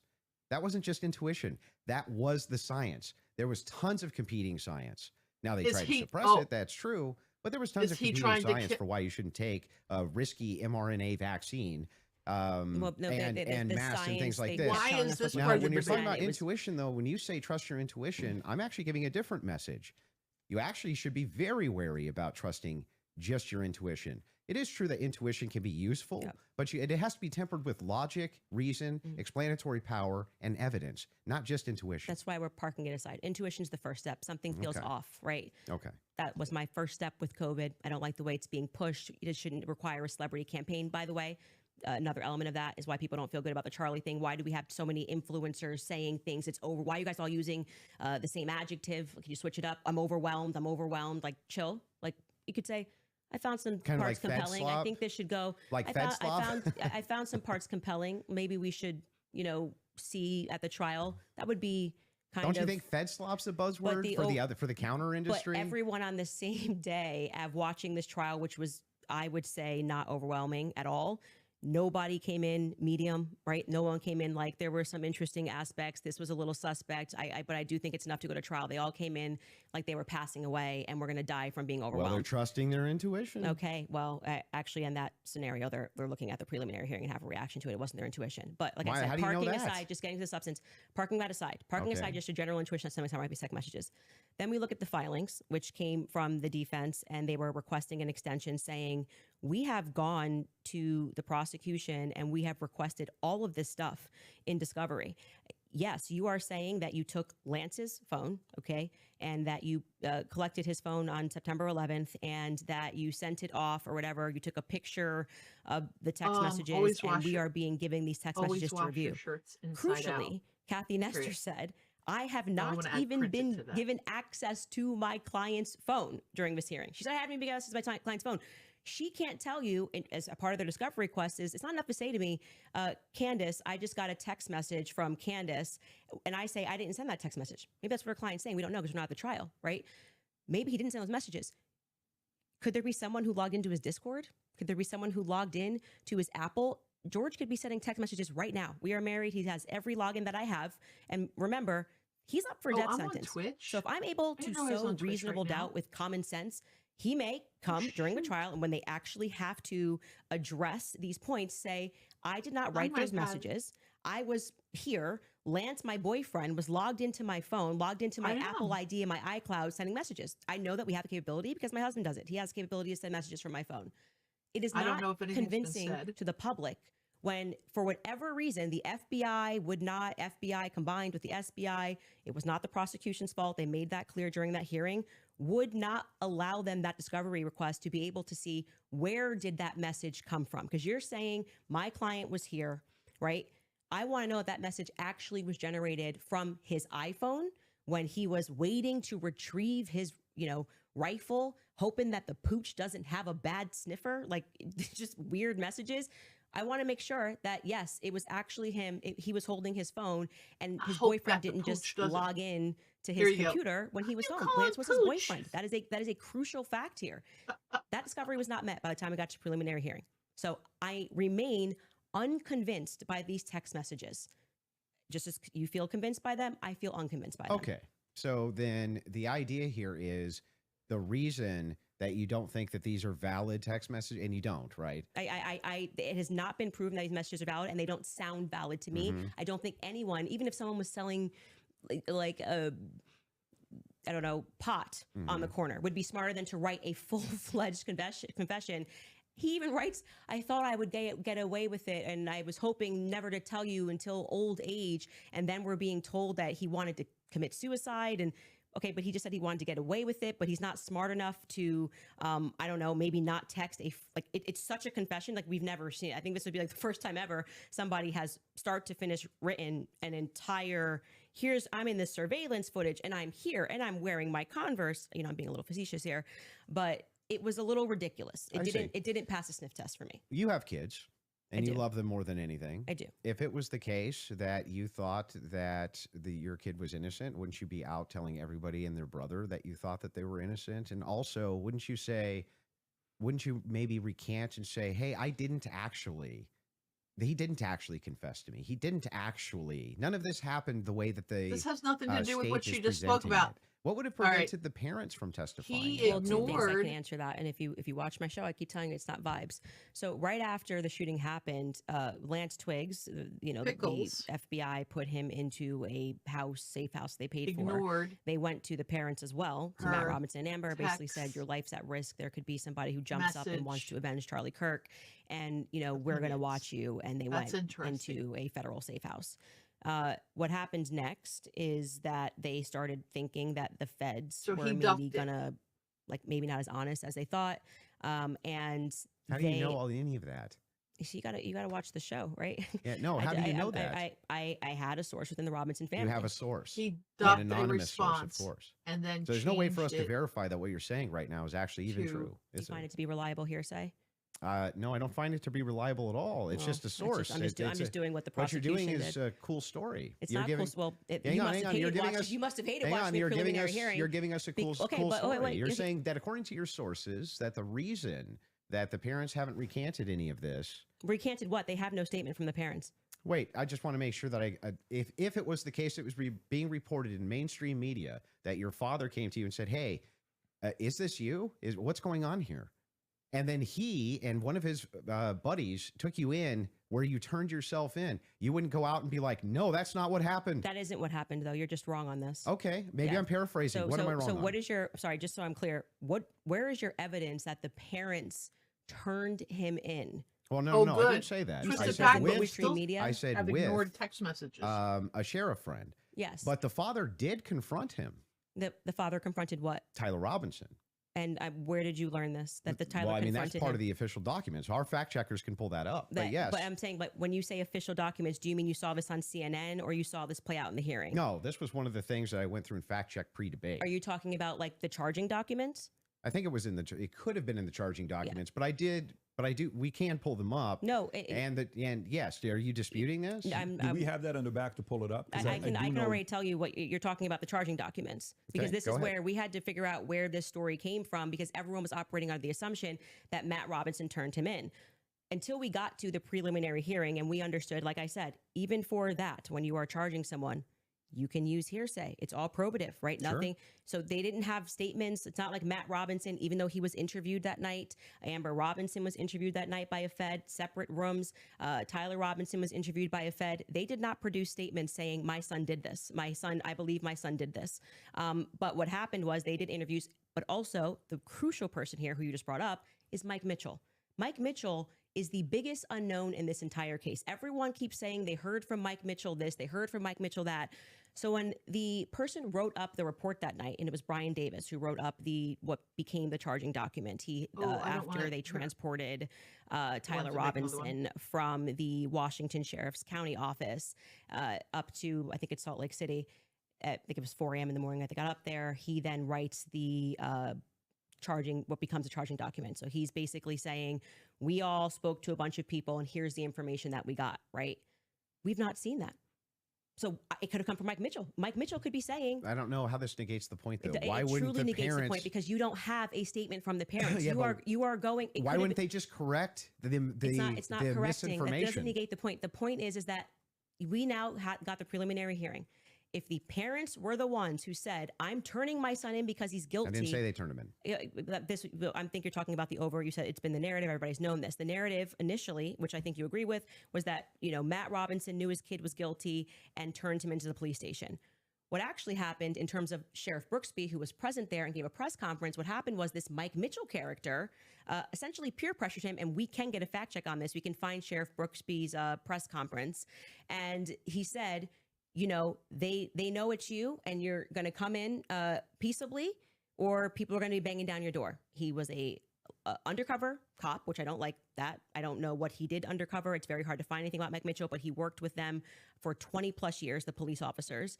The reason why Tyler Robinson knew him was because he lived nearby and he was also his Boy Scout leader. How does this negate the parents could write this second? And by the way, if you had the evidence, I'm going to address that point. I'm just saying that your first point, which is that the parents did this. Yeah, we don't know that the parents. I didn't say that they did ever. Never happened. You're quoting the parents as having said. You said that Matt Robinson said that his kid was. You say involved. I don't want to misquote you. Confronted him about it. Confronted him. Yes. And I'm telling you that we have not seen any evidence that that is true. We can fact check that. Okay. Because we do have evidence. And I'm saying it's the charging doc, which could have been derived from a statement Mike Mitchell said. Two things I have ready in the back. One is the charging doc, and the other one is a video of Kathy Nestor saying she hasn't seen Tyler's phone. Okay, we can run Kathy to go back, and then just to go backwards to Kathy first in court saying she didn't get her client's phone. Yeah, and then I think we'll go to the. If you're okay with that, thing not in dispute. These are all things that are not even disputing. Okay, so we don't have to show it. We never get to the thing that I am disputing. Well, I was just providing an answer. We were coming back in from a break because you were talking about the text messages as something that you felt was concrete. So it was just my rebuttal to you that it's not concrete because they haven't had a chance to actually answer that. And she didn't even get to see your client's phone. So that's effectively, again, the state saying these messages are real. You don't get the discovery on these messages just yet. She will during trial. They will actually get discovery on the messages. Don't you think that would make their case fall apart if it was the case that they weren't able to actually pull the data off the text messages? Do you think the prosecution would go to court with fabricated text messages? It's called winners and losers. They may not be fabricated, but by the way, as what they are saying, like I said, if there was somebody logged into his phone, they may not be fabricated. That's the point. So let's get to the parents fact check. So I was saying, right? I believe what you're talking about was derived from the charging doc, which was signed off by Brian Davis. Let's see if that's correct.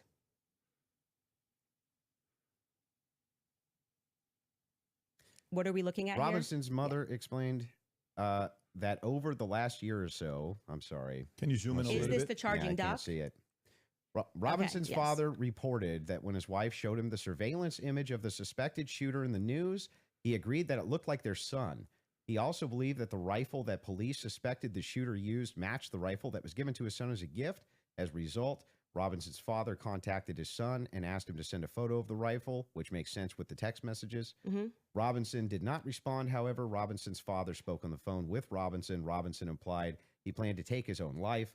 Robinson's parents were able to convince him to meet at their home. Yes. So this is proving my point. This is from the charging document, correct? Yeah. So what I'm saying to you is that 3 people got interviewed on that night. Mike Mitchell got interviewed, Amber Robinson got interviewed, and Matt Robinson got interviewed. Of the 3 of them, only one of them actually wrote a statement, which was referred to in this preliminary trial. He came in, I believe, in March, Mike Mitchell, and he wrote a statement, which I find to be very shady that they decided to bring. But why aren't the parents disputing that? No. Well, first off, that's the question I've been asking. The parents are not going to ever play in court play to the cameras in court when they have a legal team that is going to be advising them not to speak to the court because your son could go to prison forever. But they're playing to somebody else who's your source? I'm not going to address that. They're playing to someone else who's your source, but won't go publicly tell the media this is not true? Well, what I did not say to you that I just said I have a source, so I want to be very clear, and take it from somebody who is involved and permanently sued. When I have to take my lawyer's advice, I mean, there's so many things that I want to respond to when people are speaking about. Yeah, but it's bizarre that they would utilize a source which would get the information to you, but wouldn't just go to the media and be like, actually, that's all wrong. I am telling you that you would nary find a lawyer who would advise you to go to the media. This mother, especially when your son was up for death. If I thought that my kid was in any way, shape, or form going to be up, you couldn't shut me up. Or my wife, she would be like, that's not true. That's ridiculous. There's no possible. That never happened. These people are lying through their teeth. They'd be public whether you like it or not. Yeah, that's for you and your wife. But when a judge issues a gag order in a case and your son is up for death, and your lawyers could be advising you that if you say anything, you could blow the case, you would have a more responsible consideration. I see. And we're speaking opinion here. You're like, well, I wouldn't care. I'd violate it, and I'd violate the judge's orders and see what would happen. If you have a source, it seems like they're violating it with them. I'm not speaking to a source, but what I am saying to you is speaking just relevant to what this is. We have not seen any proof that statement that is included in this charging document. I think it is highly likely on the basis of the preliminary hearing that all came from Mike Mitchell. And Mike Mitchell would be a part. He's based saying, on the statements of it's him saying the parents told me this. The parents could dispute that. That's going to come down the line, right? They're going to be able to seat the parents. I will say this, putting together context clues. If the state had it on, 100% certainty that Matt Robinson and Amber Robinson said it, a 5-day preliminary hearing would be a good time to say we have enough evidence. And I can tell you why Matt Robinson made this statement, and here is his statement that he signed. That would have been a good time to present that evidence. That would also be a good time for the defense to say that's just totally fabricated. No, it's not. It's the wrong time. Why couldn't they? That is completely the wrong time. Why couldn't they? Because what they're doing is they already said they didn't receive discovery. They literally can't. They literally can't because they can't. They did not receive discovery. You're saying that they didn't receive that information? No. They just received the text messages. But in order to... That's not the text messages. The probative information. Yeah, we're talking about the information that we just reviewed. That's not the text messages. They never presented it. The state never put it on. Yeah, they didn't. The defense could easily still have presented this. Yeah. No. They could have said they're no. They're not allowed to. Are you sure? I'm In a preliminary trying to hearing, find stuff. The defense is engaging with whatever evidence the state decides to put on. They did not put this on as evidence. Brian Davis was up there. So they're not allowed to present anything? Oh, that one says they're responding to the state's I'm asking, evidence. are they allowed to present anything? They are allowed to say... Like if there was a conspiracy that they could prove right then and there, would they present that in one of these hearings? No, it wouldn't be the right time for that. I disagree. Right. I think that they not only could do it, but they would do it. In fact, when I talked in depth with my attorney, they said that's exactly, if you had actual evidence that there was fabrications by the feds, that's exactly when you would introduce that. So when in the document that they filed yesterday or a couple of days ago, the appropriate, like what you're doing at this stage of the hearing is the state is saying we have enough evidence that we think this needs to go forth with the trial. Hence the reason that there's this extraordinary, we allow hearsay because it doesn't really need to be perfect. It can be enough that we feel like we can move forward, right? And okay, I disagree with that in general when somebody's rotting in prison, but whatever. The next phase is for them to meet in court and for the defense to essentially present an argument to the state that says, we find this filing to be defective in and of itself. We don't even have to defend ourselves because you, the state, have enough, you know what the laws are on the books, and this filing is defective and you should get rid of these charges because they don't make sense based on what you can decide based on a law on the books. So then that's why they then file the dismissal. Right. So in the dismissal, what they're doing is they are engaging, and this is what was widely misinterpreted. Well, yeah, they're engaging as though as it's a hypothetical. If this is hypothetically true, then so they're saying all of these charges. I'm not disputing any of that. So that's what you're asking. Why you're saying could they just what I'm asking specifically is like who could shut parents up who are like, no way, there's no possible. This never happened. This is ridiculous. They would be shouting it on CNN. They would be shouting it from the rooftops. They would be losing their minds. And you're like, nope, the gag order would be enough to keep them quiet. Not enough for them to talk to your source, but enough to keep them quiet. I think that that's quite ridiculous. But I'll even concede this whole point to you. Let's just say maybe this was misconstrued, right? There's a little bit of reason to doubt it because we're still waiting for the evidence for trial. If that's the case, then why not take the same standard for the evidence that you present? You're just waiting for trial. Well, you didn't do that. Wait a second. We're here. Wait a second. I just want to make sure that I got this right. That's your argument to me, right? My argument to you is what? Your argument to me is that, hey, wait a second, Andrew. There's not enough here that convinces me, right? Well, that's actually my rebuttal to you, is that you are saying, why are people engaging in what you term to be conspiracy theories? No. I term it to be thinking. They're just thinking because they're recognizing there are a lot of holes in these stories and that this is not strong evidence, right? this is the reason they're doing it. I'm explaining to you, this is the reason that they're doing it. I'm addressing what you view to be overwhelming evidence. And by the way, I want to be clear. That which convinces me. Oh, what did I miss? What did I miss? Yeah, what did I miss? But thus far, every point that you've brought up, every point that you've brought up, did you feel like this is beyond a reasonable doubt? I mean, you realize remember what I said in my opening. Going to be it's not beyond a reasonable doubt. It's just what I find convincing. He conceded somebody yelled. So why are you so upset when people say they don't find it convincing? If that was the limitation of the claims that you made, if it was just, wait a second, there's a little bit of problems. There's some problems in this case that I have questions for that I want answers to. Nobody would have a problem, actually. Least of all me. I would be the least likely person to have an issue with you, any of your fans, anybody saying. In fact, I've had tons of Discord calls about this. My position's always been clear. Of course, conspiracies exist. Both channels. Some of them have way better evidence than others. PBD's channel is I've even seen them saying myself. I know conspiracy. In fact, the federal government has hundreds of thousands of laws about conspiracies. Whatever they're talking about everywhere. I missed the conceded. We both know this, conceded. right? That's never what the problem is. The problem is when you make claims outside of, well, wait a second. I'm just questioning evidence here. I'm just questioning what the state's case is here. I'm just asking questions. It's when you make claims outside of that, where you claim that there's good evidence or good standards, you should believe because, and then it turns out that it's all nonsense or it's wackadoo stuff. Or it makes no sense. Now he's saying and when you have a chance to cross-examine your evidence that you've presented, I'm going to show a lot of that. A lot of this conjecture that's based on literally nothing, that leads from no inferences whatsoever. Like you couldn't even infer it logically. I don't know. That's the problem. The problem has never been whether or not you just said, you know, there's not enough in this case so far until we get to the trial. I remain unconvinced. I'm sure there's tons of people who remain unconvinced yet until we get to the trial. I think that's fine.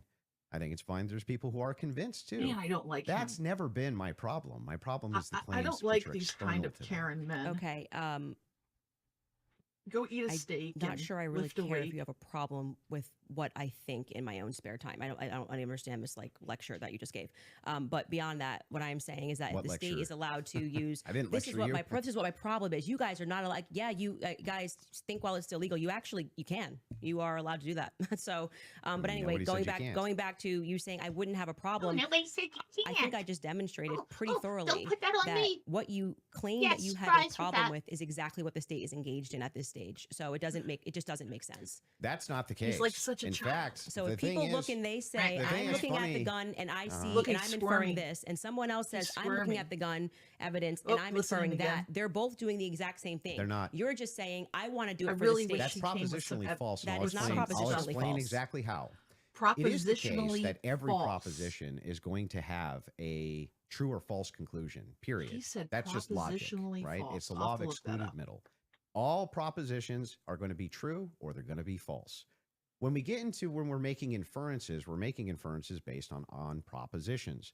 We can actually come to true conclusions with false premises inside of a proposition. In fact, what we're talking about here is not whether or not you feel that you're convinced by this evidence. But you felt like you were convinced. Right? Sure.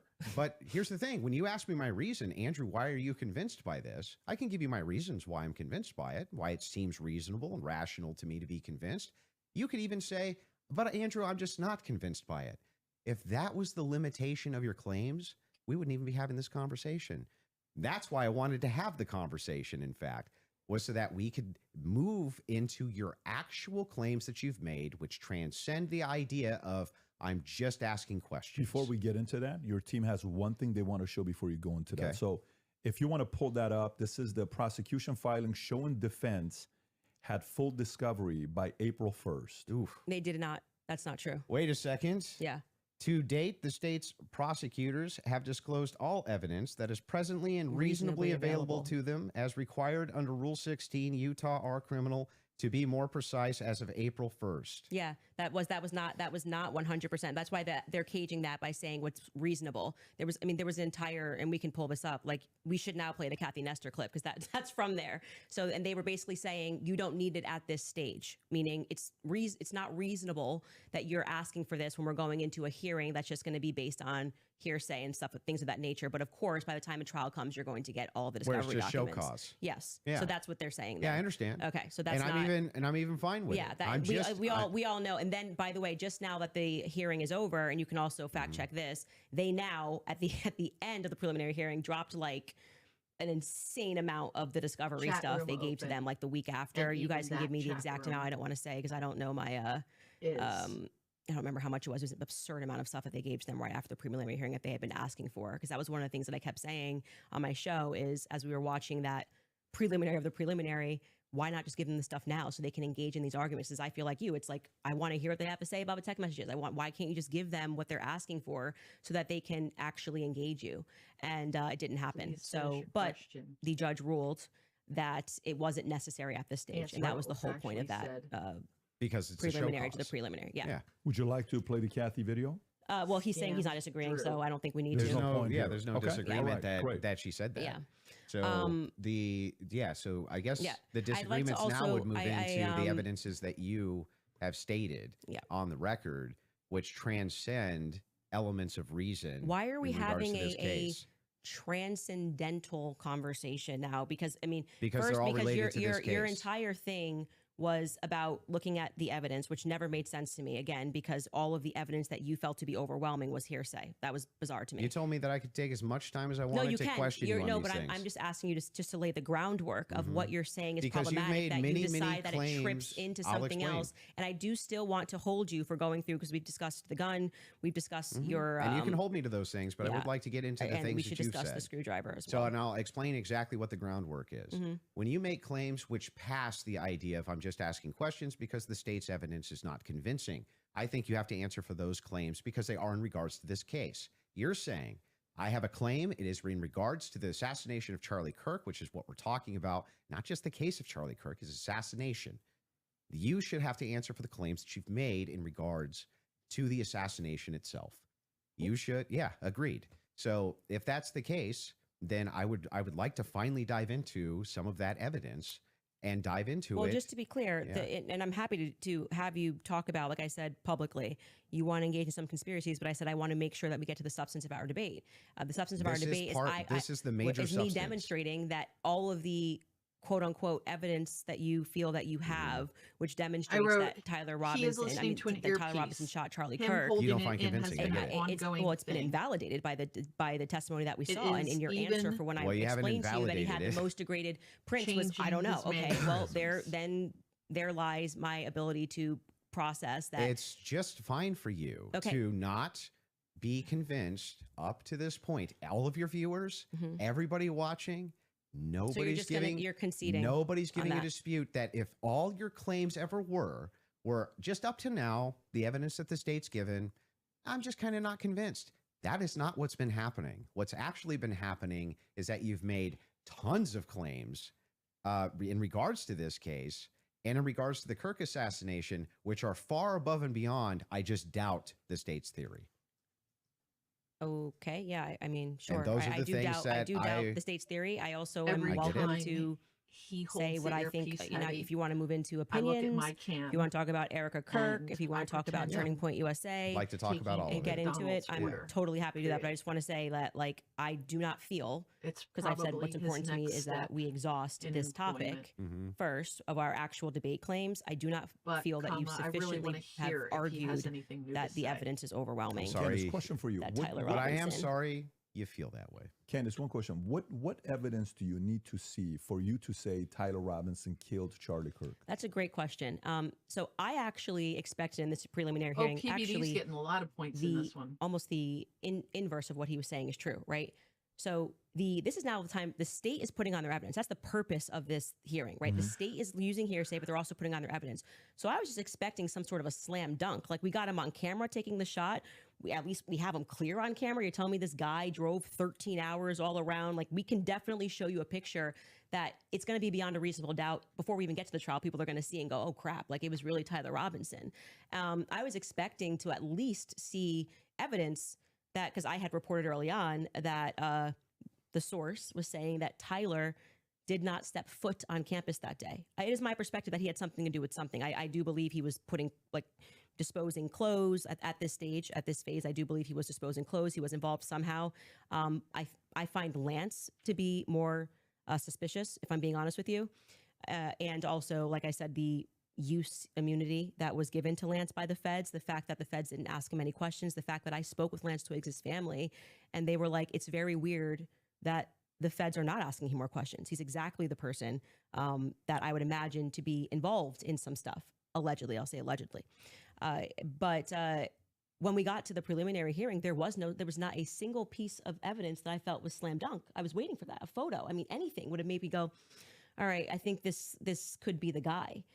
If they had handed over the discovery on the text messages, since that was their big ta-da, we've got the text messages, that would be the first thing that I would hand over. But actually, who was holding them up? Like I said, it wasn't the prosecution. They're right to say we were handing things over, and we heard the defense argue on behalf of the prosecution, saying it's not them and it's not the SBI, it's the FBI that's holding on to things. As the FBI took everything. The FBI took the gun, the FBI took initially the screwdriver. And then when I heard testimony about the things that they found that were suspicious, example being the backpack, that's something that really bothers me, that they say they traced the shooter, they traced the route that he went on, and then there was an we know it looks like he's wearing some sort of a backpack. We know that there was an abandoned backpack found at the bus stop in front of a library, and they felt that this should be taken into evidence. They took it. The FBI, this was the testimony of Amanda Baker, I believe her last name is, but you might want to fact check that because I think I'm blending last names. She was the forensics for the FBI. And then she says she gets a call on the 13th and they stop testing on this backpack because they find that the backpack actually belongs to somebody on Charlie's team. But if you know the map of the layout of the campus, you're going, well, what the hell are they doing all the way up? This is nowhere near anywhere. And by the way, that's not an acceptable answer for why you just gave it back. That's like, why would you give it back? You're acting like no one's ever been killed by somebody on their team before, right? So I found that to be very strange that it was on the exact route that the alleged gunman ran, and that their excuse was, we just gave it back because we heard that this belonged to somebody on Charlie's team. So that to me is, this is why the investigation itself feels underwhelming. When you learn, and this is completely crazy to me, that some of the artifacts that Charlie was wearing were immediately returned to Erica. That's absurd. That is absurd. Everything should be in evidence. When you learn that the car that they carried Charlie in to go to the hospital, they had immediately towed, cleaned, and back up for resale, that's absurd. That should be sitting in evidence. And any police officer that you speak to will say, or a person that's been involved in a crime will say, I didn't get my stuff back for years. That had nothing to do with anything. It was just around. And they kept it into evidence until the trial was over, and it has to be approved. I think somebody said by the attorney general has to sign off on giving you those objects back. And we were told this is all fine. And we see, this is just one example, Erica holding the crucifix. That should be in evidence. Irrespective of if you feel bad all for that her, stuff needs to be in evidence. Have it. If you watch CSI and they were like, okay, clean this up. You want to help us clean this up? Is this like everybody the craziest thing ever? It's like defies common sense. You they immediately, and when you heard the guy who they don't did touch things. They go actually go up on a podcast and explain. I got the call. They said it was a paver emergency. Get me some gloves. I've never in my entire career heard of a paver emergency. They had already had someone come up and dig up the dirt. So by the time he got there on Sunday, the dirt had already been dug up for him to lay down pavers. That is what people are looking at and going, this is weird. There needs to be answers for why this was done. And he tells us the call came from the feds and the governor's office. People are saying UVUs washed their hands of it. And what he's saying sounds true, because we heard during the testimony, one person described the regions of who was in control of everything. The feds were in control of courtyard. So in order for anybody to have paid anything, that was federal territory, right now we know so to speak. Maybe $1 not using a the best cop person, term, but the feds were in control of the courtyard. So these are things that I think should be answered for. Why are we doing things differently than you would in any other criminal scenario? Keeping the evidence until we know more, until we're confident.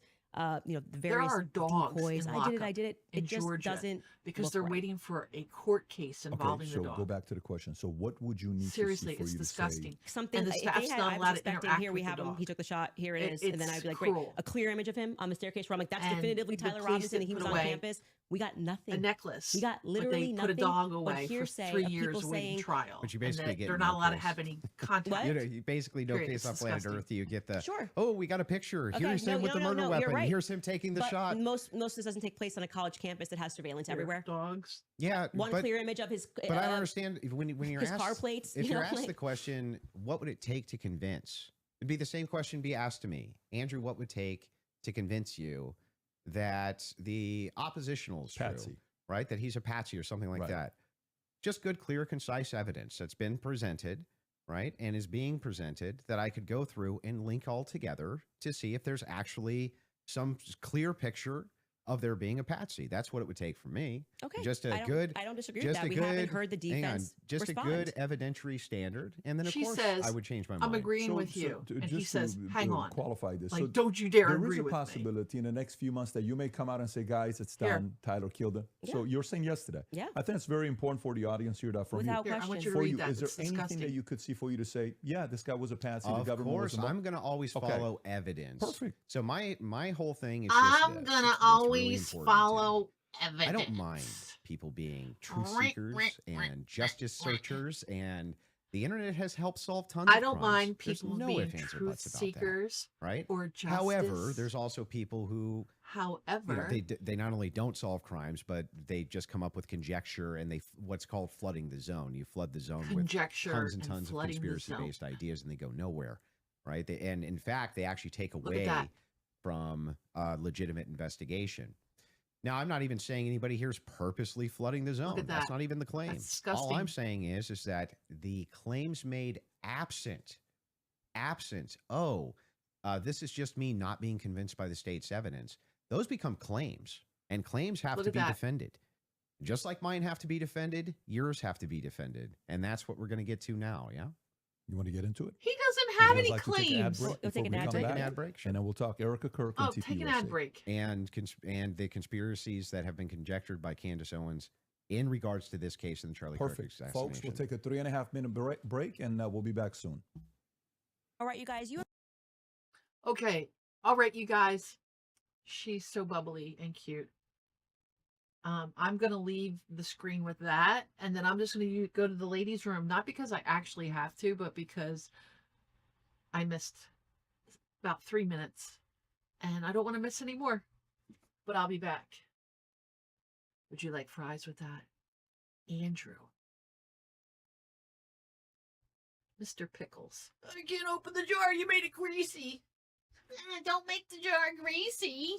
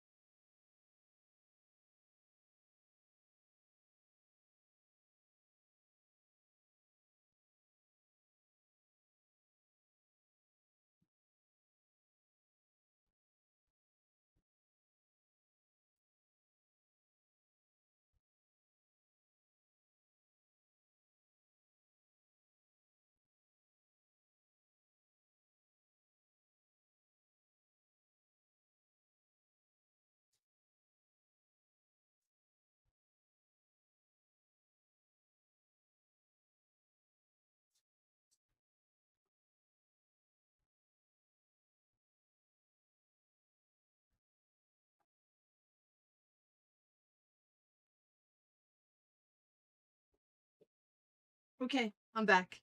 Put these back in my ears.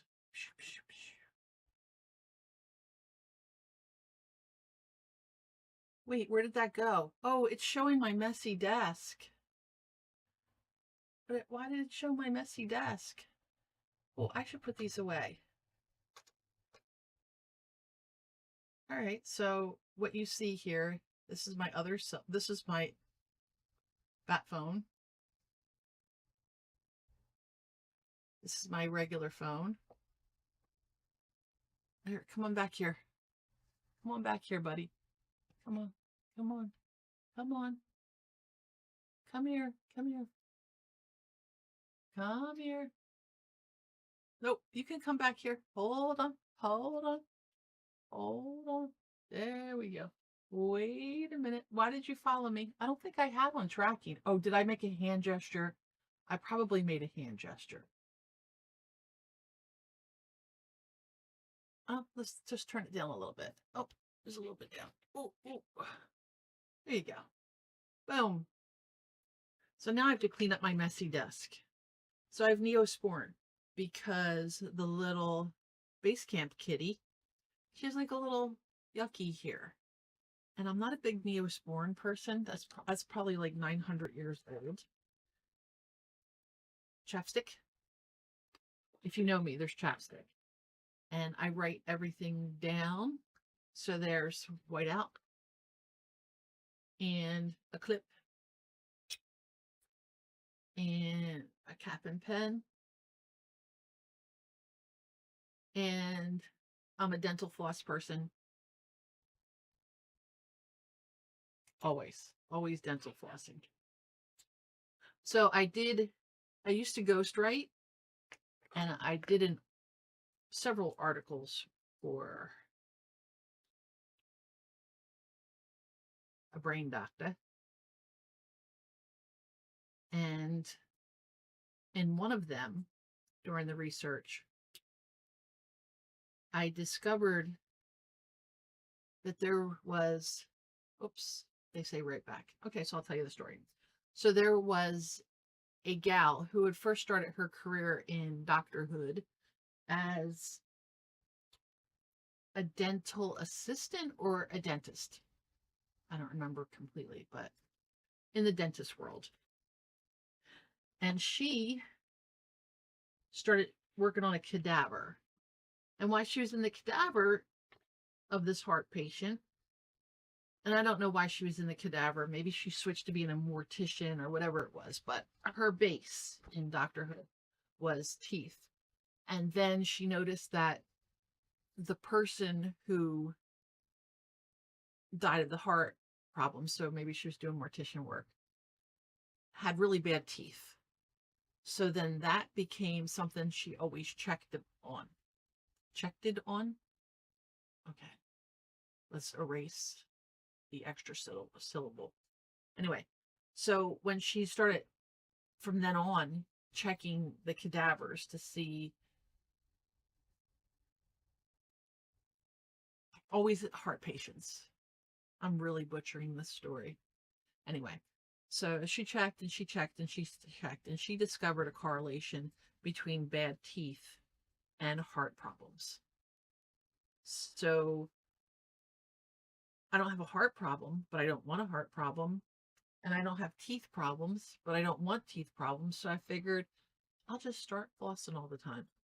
So now I floss about twice a day. And definitely right after I eat. And since I eat at the desk, there's a floss here. They'll be right back. I have all sorts of stories to tell. Like why I'm so bloated.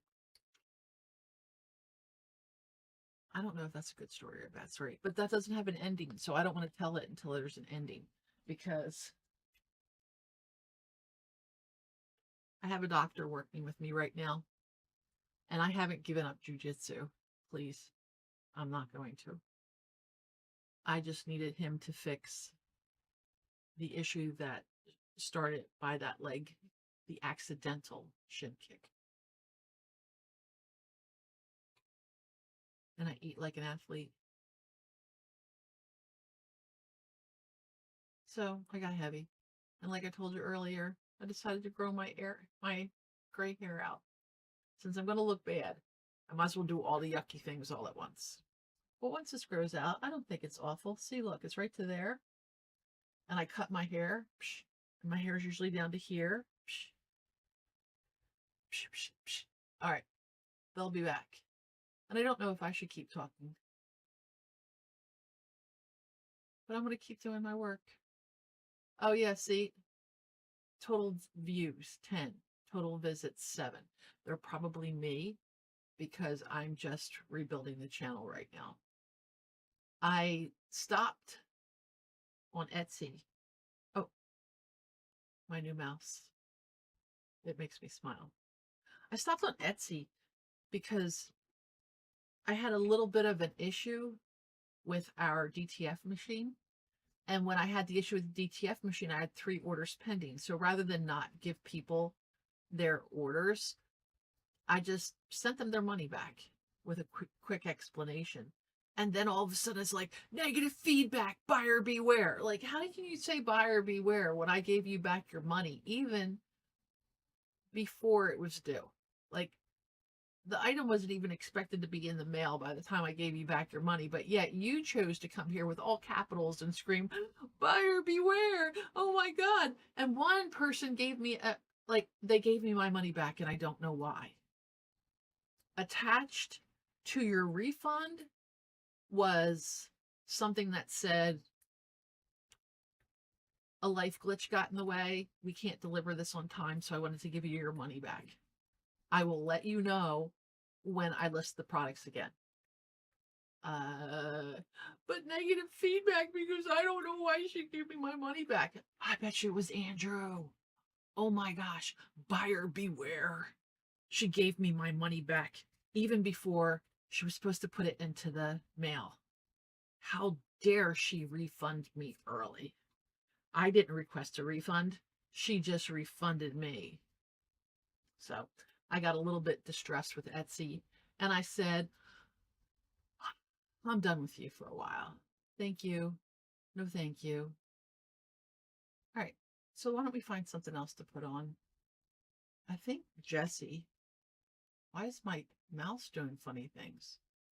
Why is my mouse jumping funny?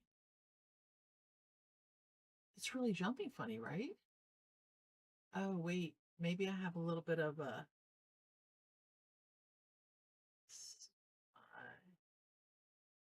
Okay, so maybe things are getting a little bit bogged down. So why don't I stop the Twitch broadcast? There. And then that way we're only streaming on YouTube, right? Maybe that'll calm it down a bit.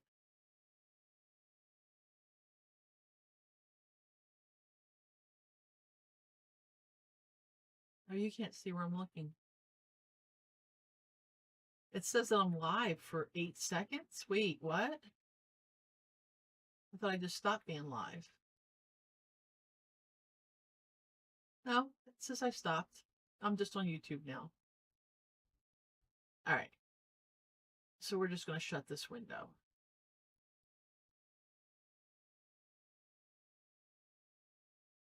Then that still says they'll be right back. I couldn't imagine having Andrew in my home. That would make me feel yucky. But her husband's a good guy, so hopefully he'll have the whole place fumigated. Sorry. He's not a nice person. I've been streaming for 1 hour, 51 minutes. It feels like just yesterday I started streaming. Well, that would be 24 hours.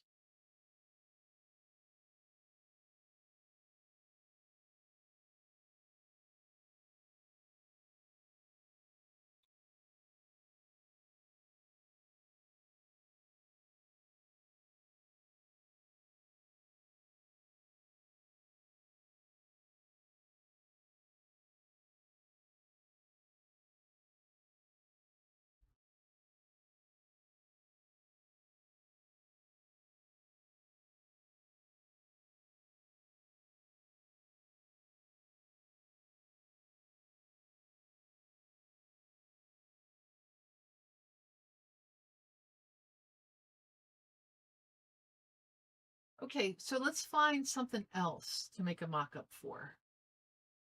If my mouse, it's tracking weird. Are the batteries going dead? This is such a pretty mouse. Okay, so my light isn't even on. So I'm assuming my batteries are going dead. I would have to take my earphones out. So we'll just move a little slower. And hope. And hope. Man, I really look like a bag of potatoes today. Psh, psh. Look at that. Psh, psh, psh, psh, psh.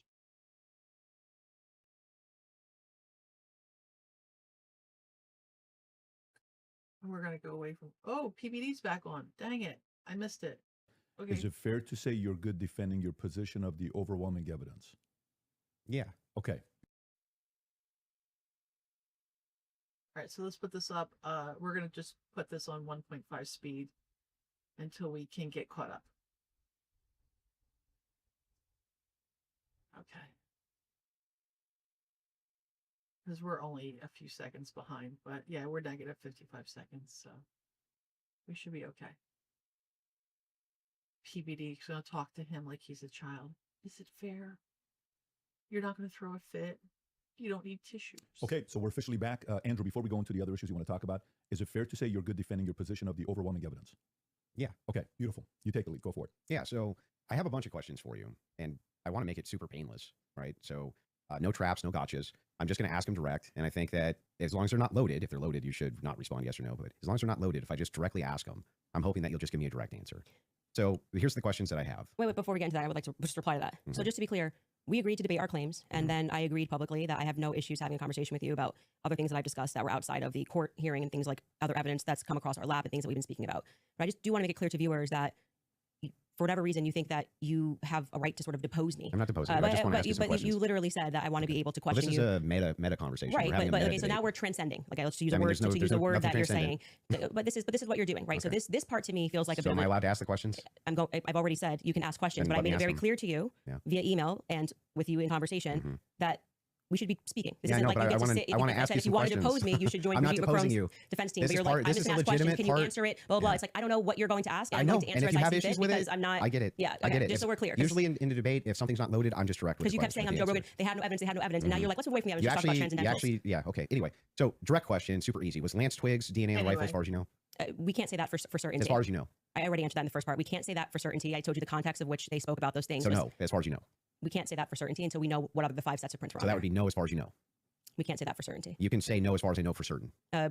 We can't say that for certainty. Actually, you can say that for certainty. if your energy here is going to be like you're my dad and you can tell me how to speak or what I'm supposed to say, you're just going to come up against the wall. I'm familiar with this debate strategy. But I am just yes or no. We're not debating anymore. We're having a conversation. So I already addressed that in the first half of this about why. No, we're still definitely debating. This is still. No, it's not a debate. Now this is you saying I want to probe things that sit outside of the evidence. I actually already addressed this. You asked me.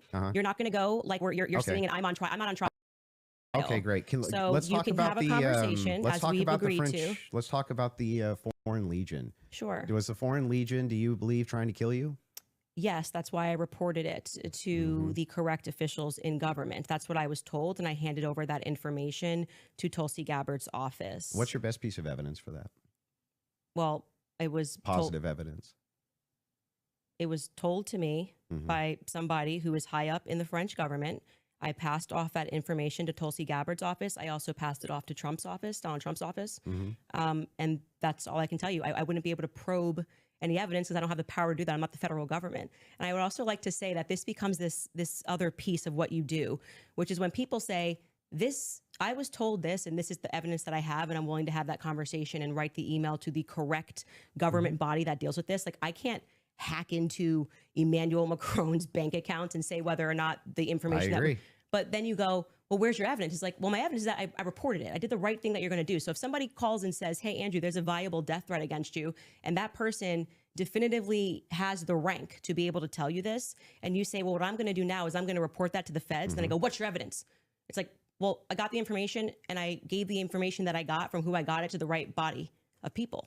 And that's what I did. Got it. I just want to make sure. So I'm not trying to trap you. Well, I just want to make sure I got it clear. And that's why I say I want to know what you're doing now, because this has always been the thing. It's like, we actually can't win on the overwhelming claim.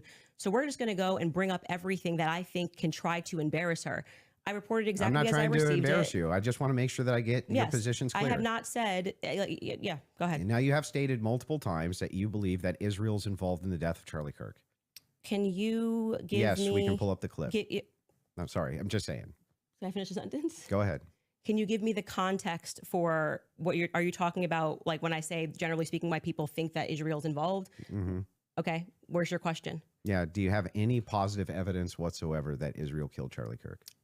Well, I couldn't say Israel was on the ground and shot and killed Charlie Kirk. I would say that there are various things that we're trying to establish, one being a motive.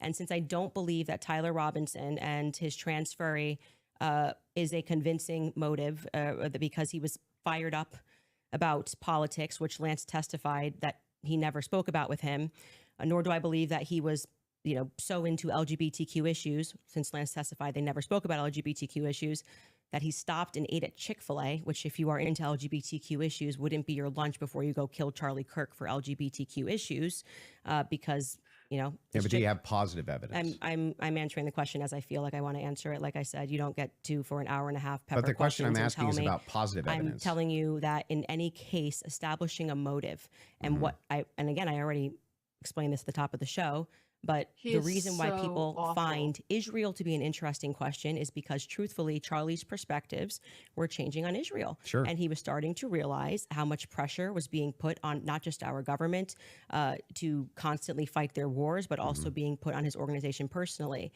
If people had come out and been honest about that, rather than rabid claiming he never flinched and everybody's lying and this is not true, you would probably have people that just go, that's life. People change their opinions. I understand. And then there was the rabid, I mean, not even that. It's like everything was about trying to convince the public how much he liked it. So then other than intuition, how you feel about things, do you have any evidence Israel was involved in killing Charlie Kirk? I have already said, and if you're watching my show and the context of what I said, this is the general sense of why people think Israel's involved. Nobody has made the claim that Israelis, there were also, obviously Ian Joe Carroll Kent made the claim. Well, Joe Kent, who I think would have the right to assert it, noted that there were 12 Israeli cell phones on the ground that day. I think most people would like to probe that. Now, it could be maybe they were students, and they were Israeli students in Utah that day. But we'd like to probe that narrative because what we've seen after coming from the Israeli government, the Israeli prime minister, kind of denying that he did it, which wasn't really necessary, was quite busy. The phone call that happened, which no one wants to discuss in the Hamptons the week prior, or not the week prior, I think it was around August 5th or 6th that took place. So what and again, the almost desperate lies about Charlie shifting opinion on Israel lead us to believe that there could be an Israeli angle in this. But we cannot say for certainty that Israel called the shots and this is how it happened. But it is definitively, I think, a thread that a lot of us would like to see there's pulled. no positive evidence. Whatever you want to say, however, positive, negative, however you want to say it. Well, positive evidence would just have be a conversation. Material evidence and other evidences which would what point we've you said to is on our show is what we said, which is this feels like a conspiracy building. There's no reason to lie about these things, and yet people are lying. BB ain't acting right. The Hamptons thing was weird, and the way they tried to shove the Israel narrative down our throat immediately. I mean, the day he died, posting a picture of him with an American and Israeli AI'd photo on the president's feed doesn't feel right. So, do you have any evidence that Erica Kirk or TPUSA participated in the murder of Charlie Kirk? I've never said they participated in the murder of Charlie Kirk. So how could I say that I have evidence they participated in the murder of Charlie Kirk? Okay. So then you don't believe that they did? I never have said that statement, so I'm not going to get you to ask me personal questions about things that I've never said on record. Okay, fair. Your team is sending messages in the back saying they have a video they want to play. Okay, go ahead. I don't know what the video is.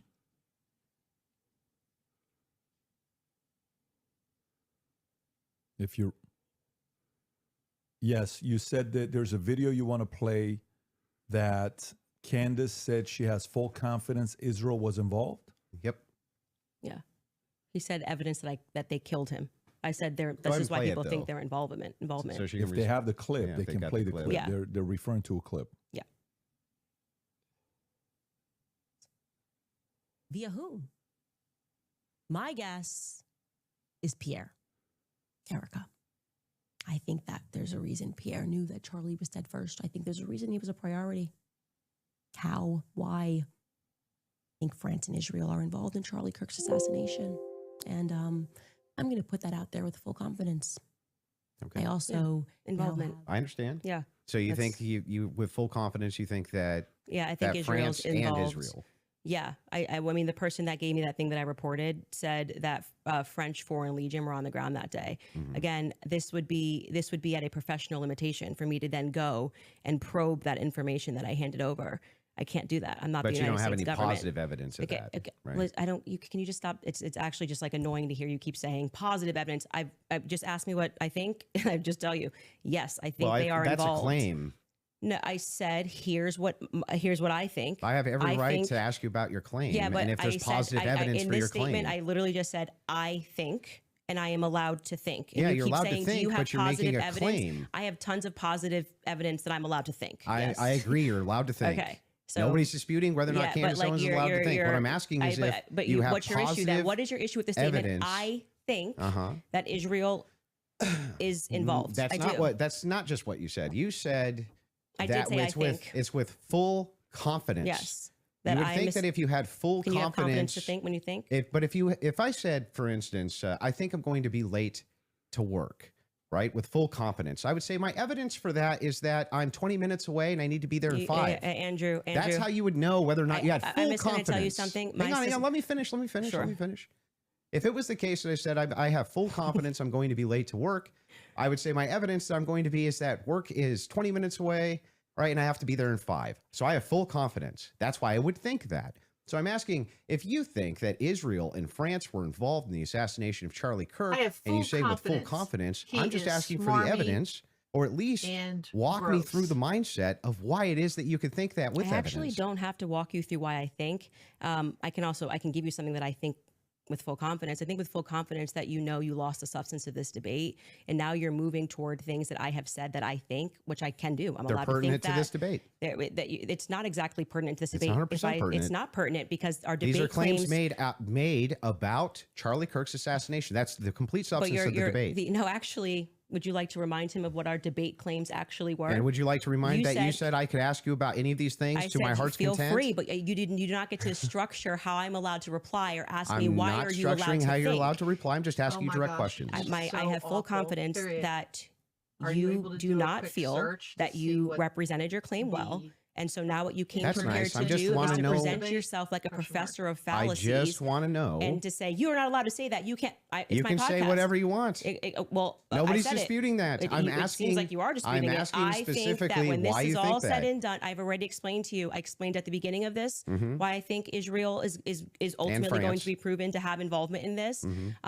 I just explained to you in the middle, and now you're wanting me to structure the sentence or provide evidence. You don't have to. You're just allowed to think.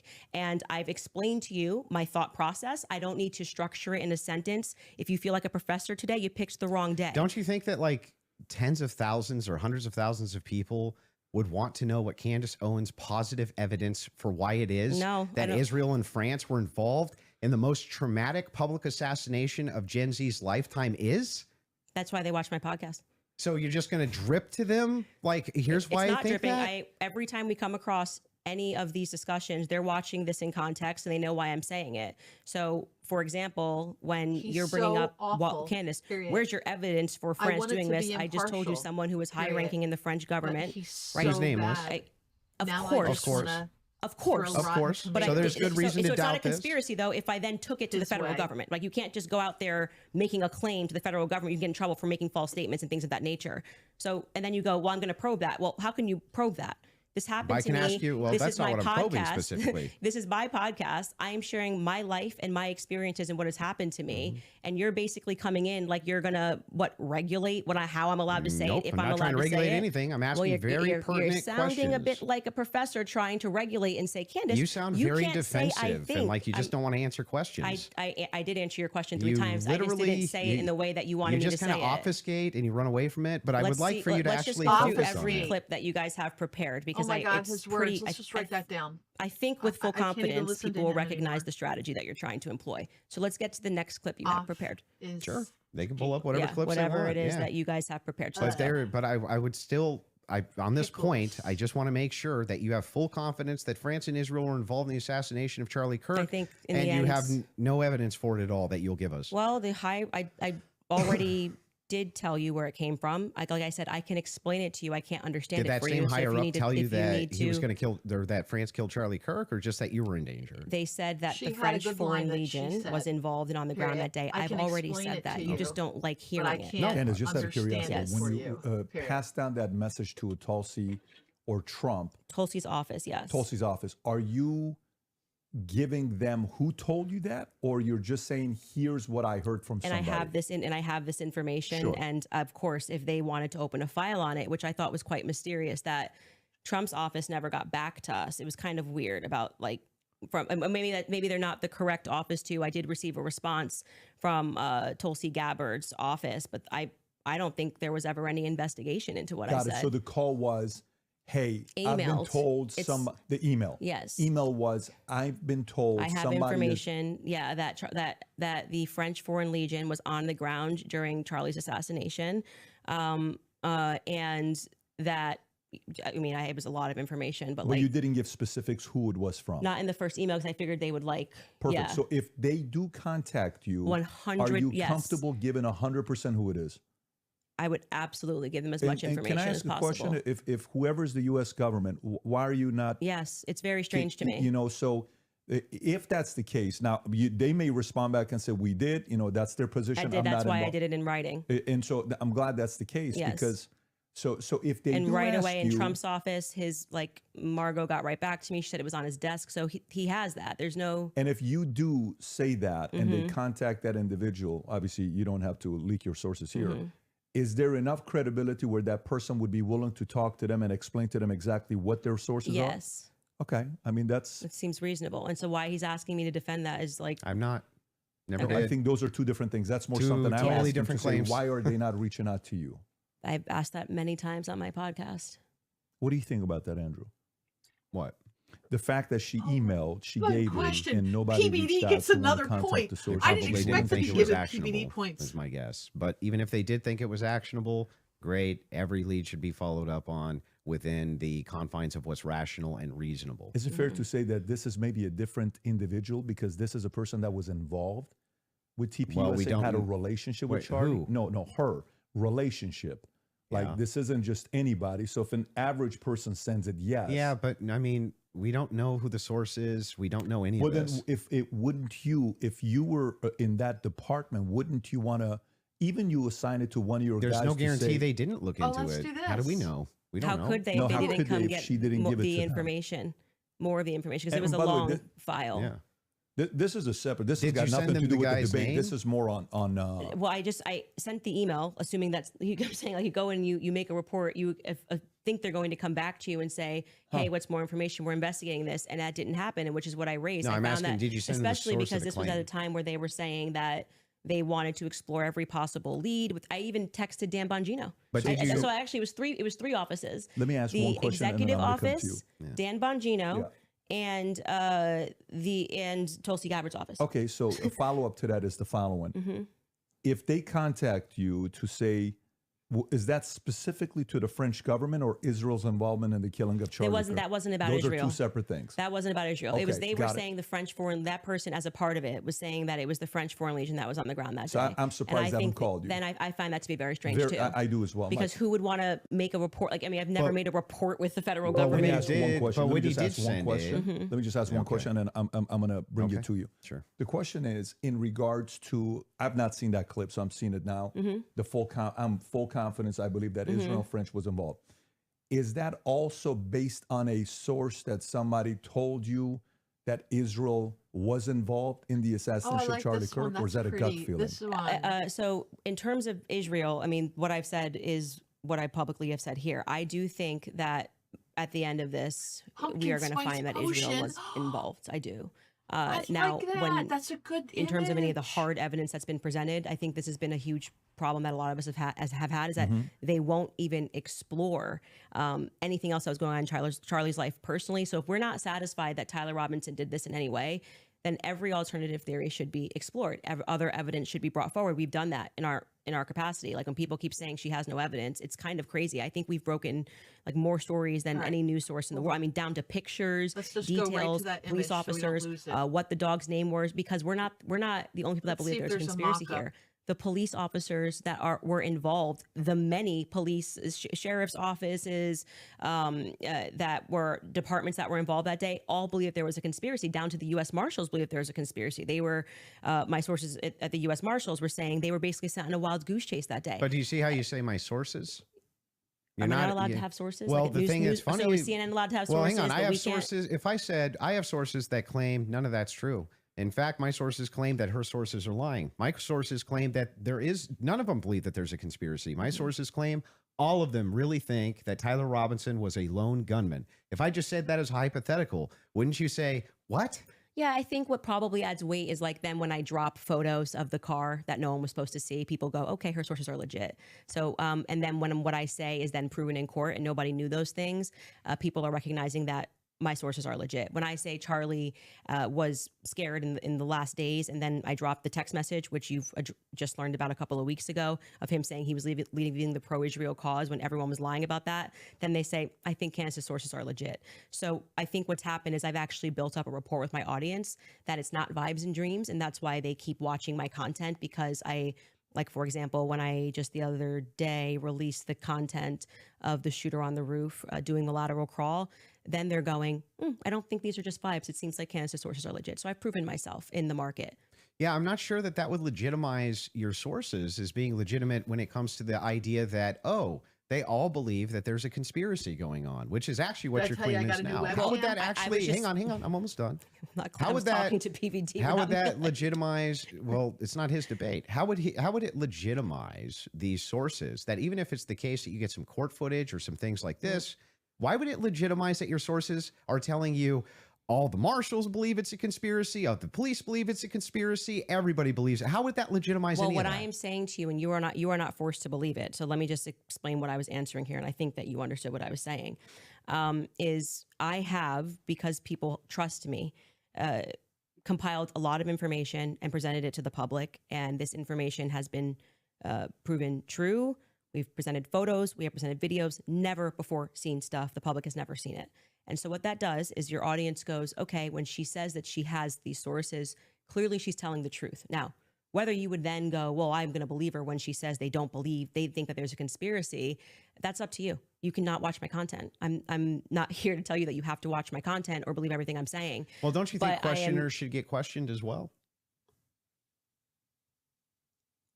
By who? I'm not committing a crime, am I? By just like saying what I think and collecting evidence. Aren't most of the people you ask questions of not actually committing crimes? But what do you mean they should answer questions where? Like at a police station? Like no, what are you just saying? like if you want people to come in and answer questions for you. I have questions about this in the investigation. I have questions about this. I have questions about that. You want them to answer your questions.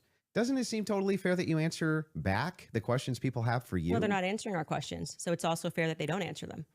So you're that's why I said Andrew Colvett should be in this chair. He's not. But isn't that a double? But isn't that a double standard? No, it's not, because he's not doing it. Yeah, but that would still be a double standard if you're requesting that he does do it. Then that seems to infer that you think he owes you answers. Oh, so inferences are allowed again? And they never weren't. So that seems to infer that you think that he owes you answers. If that's the case, then don't you owe answers? Yeah, well, I feel like I'm answering your questions and his questions about. I mean, I'm talking about Andrew Colvett. His position is he's a spokesperson for Turning Point USA. So when the crowd turns against Turning Point USA on the basis of a lack of information or because there has been, I don't know, seeds sown of distrust, I would imagine, and forget answering my questions because it doesn't need to be me. But aren't you sowing a lot of those seeds of distrust? Well, I think they're doing a pretty good job themselves, if I'm being honest. You can blame it on Candace all you want. Well, people love to do that. The thing is funny is people act like I'm ground zero. I'll be fair with you. Ground zero of people not trusting Turning Point USA. I think that there was some PR there. I think there was some PR there. Sure, they could have done better. Absolutely. I'm not disputing any of that. One thing, though, that I want to just directly ask you is, do you actually believe that anybody in TPUSA or Erica Kirk or Erica actually participated, had foreknowledge of, or facilitated the murder of Charlie Kirk? I'm not going to get myself into a legal pickle here. Everything I've said is on my podcast. I think firmly that if I was the investigating officers, I would seat them all and I would ask questions. Does he actually believe that he should be there? Okay, so what does that hypothetical, mean? Does that mean that you do think so? I think it was not a sufficient investigation into what we know to be true of 80% of homicides. It's usually conducted by someone you know, right? And the fact that that was never even considered, that like I said earlier, the backpack was returned. How do you know that was never considered? Because they gave back the backpack as just one example. They gave back the backpack. They gave back the. That doesn't show a conspiracy. Well, I mean, it shows that the police trusted everybody and didn't just hold things up for a second. They ruled them out as suspects. That quickly. I'm not comfortable with that investigation. It's a pretty big organization. There's a $100 million incentive. This is what $100 million incentive? What I'm saying is his organization, like it had grown to, I think it was 100 plus per year. Yeah, per year. If that's something you want to factor. Yeah, but what was your team wants to play video? If you don't mind, there's a video they want to play of Candace said it's impossible to not believe Erica's complicit. If you guys want to play that video. Also just ask and so right now their guys are going out and they're going to look for evidence, and then by May, which is fortunately around the corner, then she'll see what they found. So what the F is that performance? How could you sit up there and say, yes, I 100% believe Tyler Robinson did it? That right there is why it is impossible for me to think that Erica Kirk is not complicit somehow. Because those two thoughts actually don't even follow. How would it be the case that even if Erica Kirk did believe that Tyler Robinson was 100% responsible for the death of Charlie Kirk, let's just say she believed it with every fiber of her being, believed all the evidence, because she did. She just actually did. Would it then follow that somehow she's complicit in his death? I didn't say complicit in death. You added those two words. Okay, so what's she complicit in? Yes, so sowing this narrative that Tyler Robinson is guilty. So you're chopping up clips. Like I said, you didn't have the confidence to come in tell debate, me, so what now does that you're chopping mean? it What up. does complicit mean? We are showing a clip of her on Barry Weiss, which I can't remember the date that she did that interview. And Erica, when she is asked, do you feel with 100% certainty that Tyler Robinson did this? And she says, I do. Then, again, context matters. I sit down with Erica for 4 hours under the assumption that she had some evidence, right? This is why I did not engage in any Erica, everyone's questioning what she's wearing and all this stuff. I was like, I'm going to wait here because I don't know, just it feels weird to think that, did I think that some of her mannerisms were weird and stuff like that? Yeah, but that's not, you can't convict somebody on weird mannerisms. And then when I sat down with her and I was expecting for her to say, well, I'm obviously the victim on the case and we got to see the shot, taken or this or that, whatever it is. Great. That's why she has that much confidence 2 months ago. And when I sat down with her, it was nothing. It was nothing. Okay. So this is a conversation. How would that make her complicit? Complicit. And again, you said complicit in the death of Charlie Kirk. Complicit in what? Yeah. Well, if you let me finish my sentence, I could tell you that. But my point being is that then you take a look at this and you go, okay, well, this is weird. Why would you have this confidence? And then when you sit across from somebody and you say, okay, great, I want to go out there and defend you now. I want people to know that you can't say this stuff publicly, but you know more things. And she just blanks. And then she says, well, I'm going to call the lawyer. And she called the lawyer. Again, all of this is on my show. So out of context clips is not going to work because I know what I say on my show. Okay. So we call her lawyer and her lawyer says to us, she calls him on the phone, pardon me. And it's me, her, and Justin Strife. And I'm like, okay, great. What do you guys have? He goes, well, we don't have anything yet. We're not at that phase yet. And I'm like, well, what do you mean you don't have anything? And he says, well, don't you know how it works? It's a probable cause hearing. So basically the state says that they're going to bring this forward. And now our people go out and they look for the evidence to assert that Tyler Robinson is guilty. And so I asked her directly, her lawyer directly, the phone's in between us. I'm like, wait, so just so I'm clear, you haven't seen anything that the public hasn't seen? And he says, no. What's going on here? So I'm going back in my head and I'm going, okay, so why is Erica saying with such a degree of certainty, like she was sent out to convince the public and people bit, by the way. I remember even Megyn Kelly was like, let's wait. She's going to have access to things. I did think she had access to things that we didn't have. Why express that confidence to the public as opposed to just being like, we don't know yet. I feel confident he's involved. They made an arrest. I don't understand. How would any of this make her complicit and in what? Well, I've already told you. She's complicit in trying to fool the public into thinking this is some open and shut case. How is she trying to fool the public into this? If she believes don't look anywhere else. That Tyler Robinson killed Kirk, if she believes that, how would that be complicit in anything? I do. Are you saying that you think she doesn't believe it? I don't believe that at that stage she sat down with Barry Weiss that's what she believes. No, but that's my opinion. Right, but so when you just say complicit, you just mean she believes that Tyler Robinson killed Kirk? That's it? That's what we were talking about. That's why I said if your strategy was to dice up clips and take it out of context and make it seem like I said she was complicit. Everything. Yeah, but then why not just play the full thing? Like why? Because we don't have like infinite amounts of time. I'm guessing you probably don't want to watch. Well, I'm going to go back to my theory that you didn't feel confident that you could defend your claim that it was overwhelming evidence. So now you're trying to move towards doctored clips and getting me to respond to it. There's no doctored anything. I'm just making sure that we got this right. Yes, that what you're actually saying is that Erica is just complicit in believing it. When I re-examined her actions backward, because I did not have this perspective of her at the beginning, which is why it's so funny to me that you guys make it seem like I'm ground zero. People thought Erica was sus from day I forgive him. And I was not a part of that. I did not lean into that. I did not contribute to that. I was getting actually terrible messages from my fans being like, Candace, you and Charlie always say to go with your intuition. You won't address this, how we all feel about her.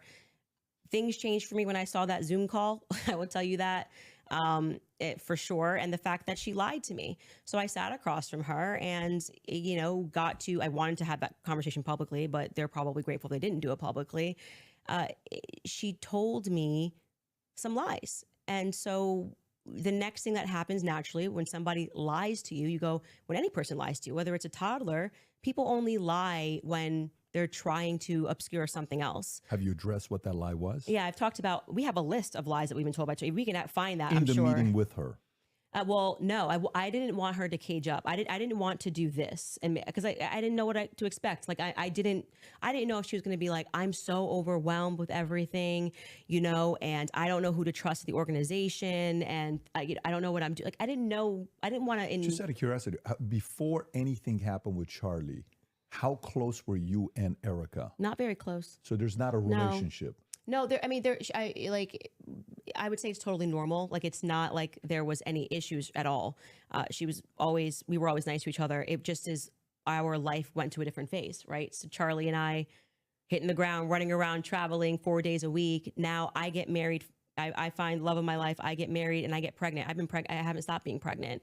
And what you want out of life changes. You don't want to be running around for 4 days a week and traveling on a plane nonstop. You suddenly want to start building at home and live. I was desiring that suburban life. Did you guys ever do the double dates? You, George, her, and Charlie. Was there ever double dates between the four of you? I was, engaged to George quickly. We were planning our wedding. I was kind of in my bubble with George. George traveled with me and Charlie, but Erica and him were just starting to date at the beginning of 2019. George and I were planning our marriage. Mm-hmm. So George really got to know Charlie.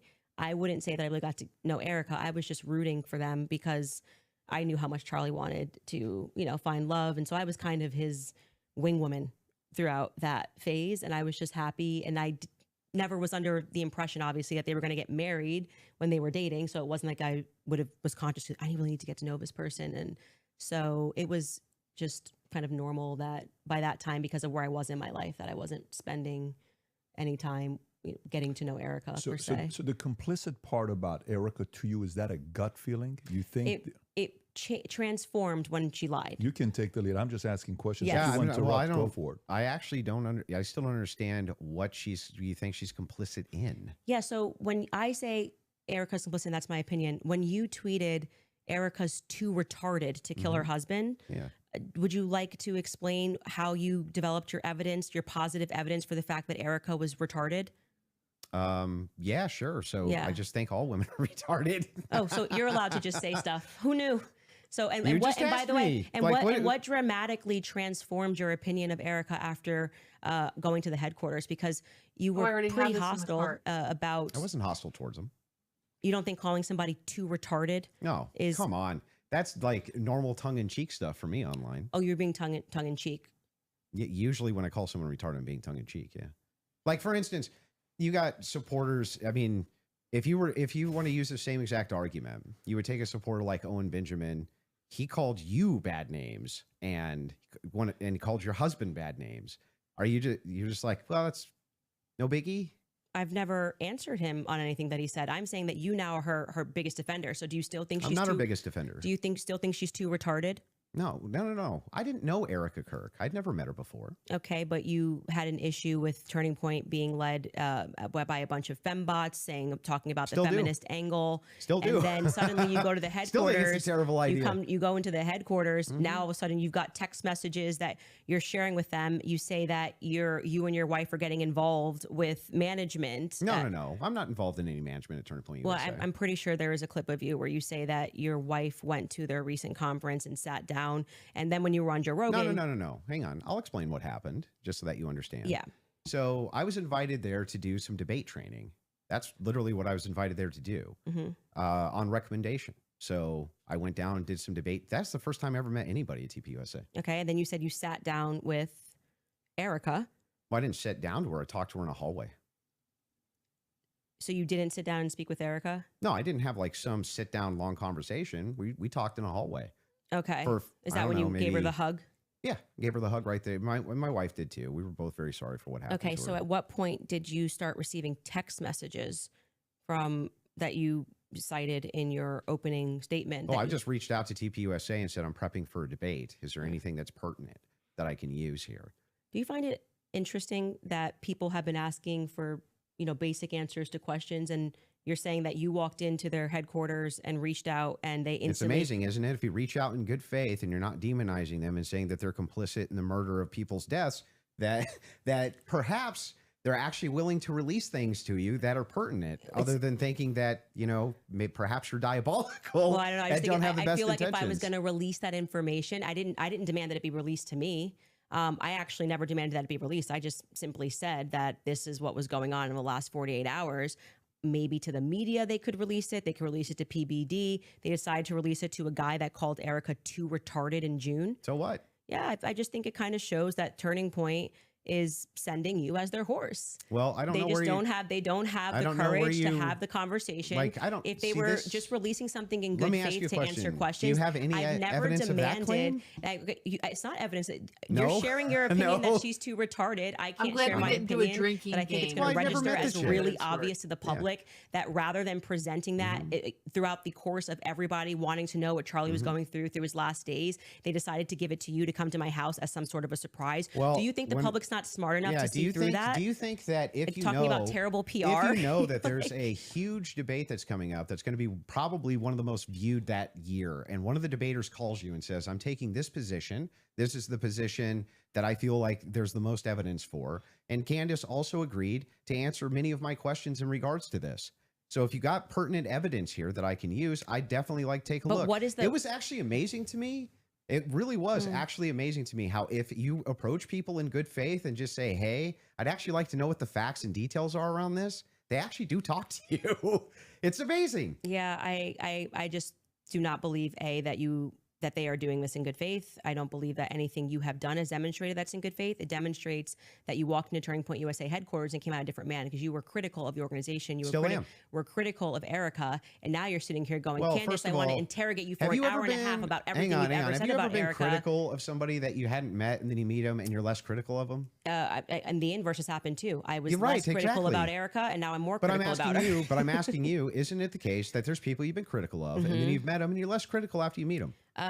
Too retarded. I feel like if you think that she's dumb and let's just talk about your record. I mean, you're a person that has spent time in what most people would term to be the manosphere, talking about well, yeah. I debate against against feminists and red pillars. Okay. And a lot of the actual. So I'm a Christian ethicist. And then you go on to Joe Rogan, and you're like soft explaining away why Erica had to take over Charlie's company when they don't have a parent at home. So now you're a feminist icon. Like you just go into the headquarters and you just shift all of your perspectives. That's a bizarre criticism. Like nobody's in the bigger girl boss position Andrew, than you. I'm actually, no. You're in the biggest of the girl boss positions. Like you don't have to do this. You just do this. You could definitely not do it at all and be fine, right? But you still do. I would say that you are making a comparison that cannot be compared because Erica's husband was just assassinated in front of the world. Which makes sense why she would take the organization over. No, that it makes sense why you would go home to your kids, just so you know.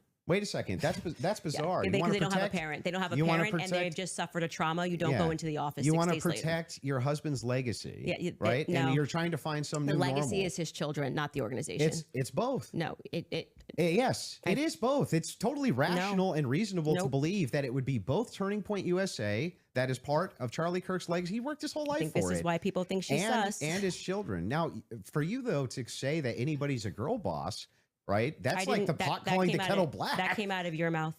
No, that was you. You brought up girl boss. Girl boss came out of your mouth. Yeah, I'm just saying, I'm telling you that you brought up this idea that I'm defending some feminist nonsense. I'm not. I'm pointing out that they're by the way, she's not qualified to take over his company. There's always objective outliers to each situation. In fact, it's the exception that proves the rule. And the interesting thing here is like, I'm still just as critical of feminism inside TPUSA as I've always been. And I'm just as critical of any pro-Zionist position as I've ever been. None of that's ever changed. By the way, I would think it's the most rational, reasonable thing on planet Earth to do if you wanted to actually see an organization change, to try to work with leadership or reach out to leadership to try to do so. Doesn't that make the most amount of sense? I would like to state for the record that I think Erica is underqualified to run the organization. Sure. And on the more emotional aspects, I agree with what seems to be a majority the rug opinion. Underneath. I'm not gonna say it's scientific. Wrinkles. That any woman that would leave her kids and go right into the office after their husband was publicly assassinated does not have their priorities straight. Okay, well, I understand that you can have those criticisms, but I'm not understanding still how that would make her complicit. I don't have to keep answering the same question. Okay, so let's feel like you got an answer to how it's complicit. Your team is asking to play a clip, so if we want to play this clip to just finish this segment on the Erica Kirk topic, we can spend some time on that as well. So if you guys are ready in the back, we're ready. And causing that 30-06 diameter, as would happen with a patent explosives, as we've demonstrated in the past, it accidentally, because of how Charlie was crouched, went up and hit his neck. And that ruined everything. That ruined everything. It was problematic. It's the reason why Terrell then had to scramble to get the cameras down, because they were never supposed to see it. They could have said reasonably that a 30-06 got eaten by Charlie, much more reasonably, obviously, than saying that the chicken bones in his neck stopped it because he ate vegetables. Yeah, that was kind of weird. They panicked. That's why Terrell's nervous on the phone with me. Again, this is my theory, and I am now very much sticking to it. Okay. What are you doing? They panicked. It's the reason Erica had to step out. That's why she would have gotten on the phone with Terrell so quickly, because I was going, why is Terrell saying, well, I didn't want Erica to relive. Oh, that's why I did it. He didn't have an answer. He was nervous. It was crazy. But he acknowledged it. He spoke to Erica immediately. Why did you speak to Erica immediately? So do you believe that there was a shape charge that killed Charlie? Hey, can I ask you why you keep starting clips mid-sentence? Probably to get to where the clip is. No, it doesn't seem that way, because you can always start a clip at the beginning of a sentence. Like you're just it's completely out of context. Wait, I didn't prepare the clips, but I didn't. But it's fine to ask it to back it up. Like I said, I don't need to say what's happening here because the internet will clock it.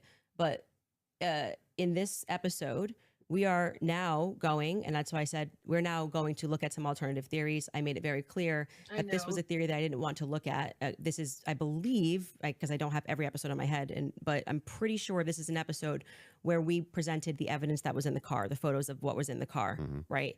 And so we are now inferring off of what we see in the car that this very much does look like. Why did Candace take this interview? We are 300,000. See a bunch of shattered Rode microphone, which was an early theory that I was actually interested in, but I couldn't don't really wrap understand my giving head this around guy, what was the shape, charge, explosive. As I say at the beginning of the episode, like it was just not my expertise, and I was legitimacy. concerning myself with Like, timelines and she's stories like and statements that didn't make a sense. lion Without question, Terrell messing Farnsworth with a house is cat. someone who made me think that we were missing a big part of the story.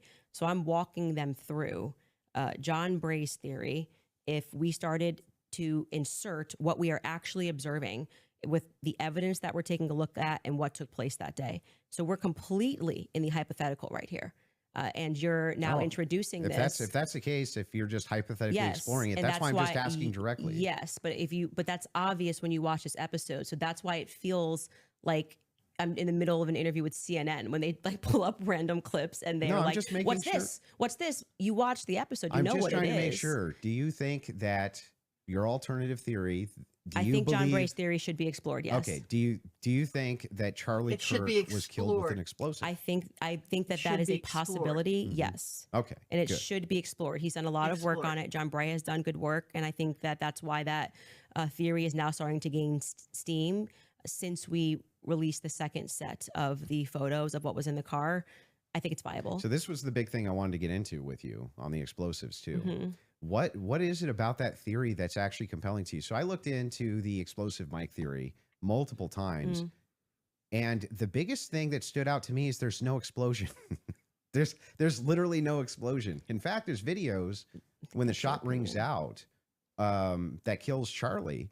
At least it sounds like a shot to me. People are actually like looking up towards where like her boobies are too high, the gun is being fired. They're looking away for where the sound is. Like, where's the actual explosion? Well, for every person that you say looks away, there's going to be a person that was looking forward.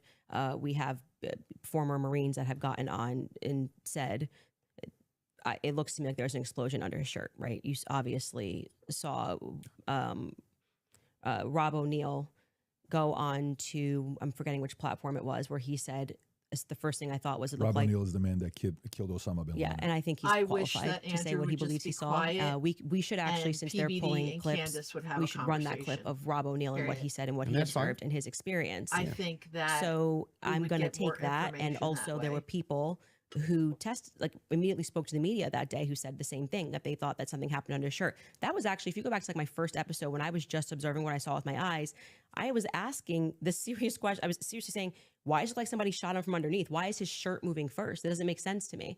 And that's because of air dispersal from the bullet. So whenever a bullet is shot, a projectile shot, you can actually run this experiment yourself if you have a rifle. Mm-hmm.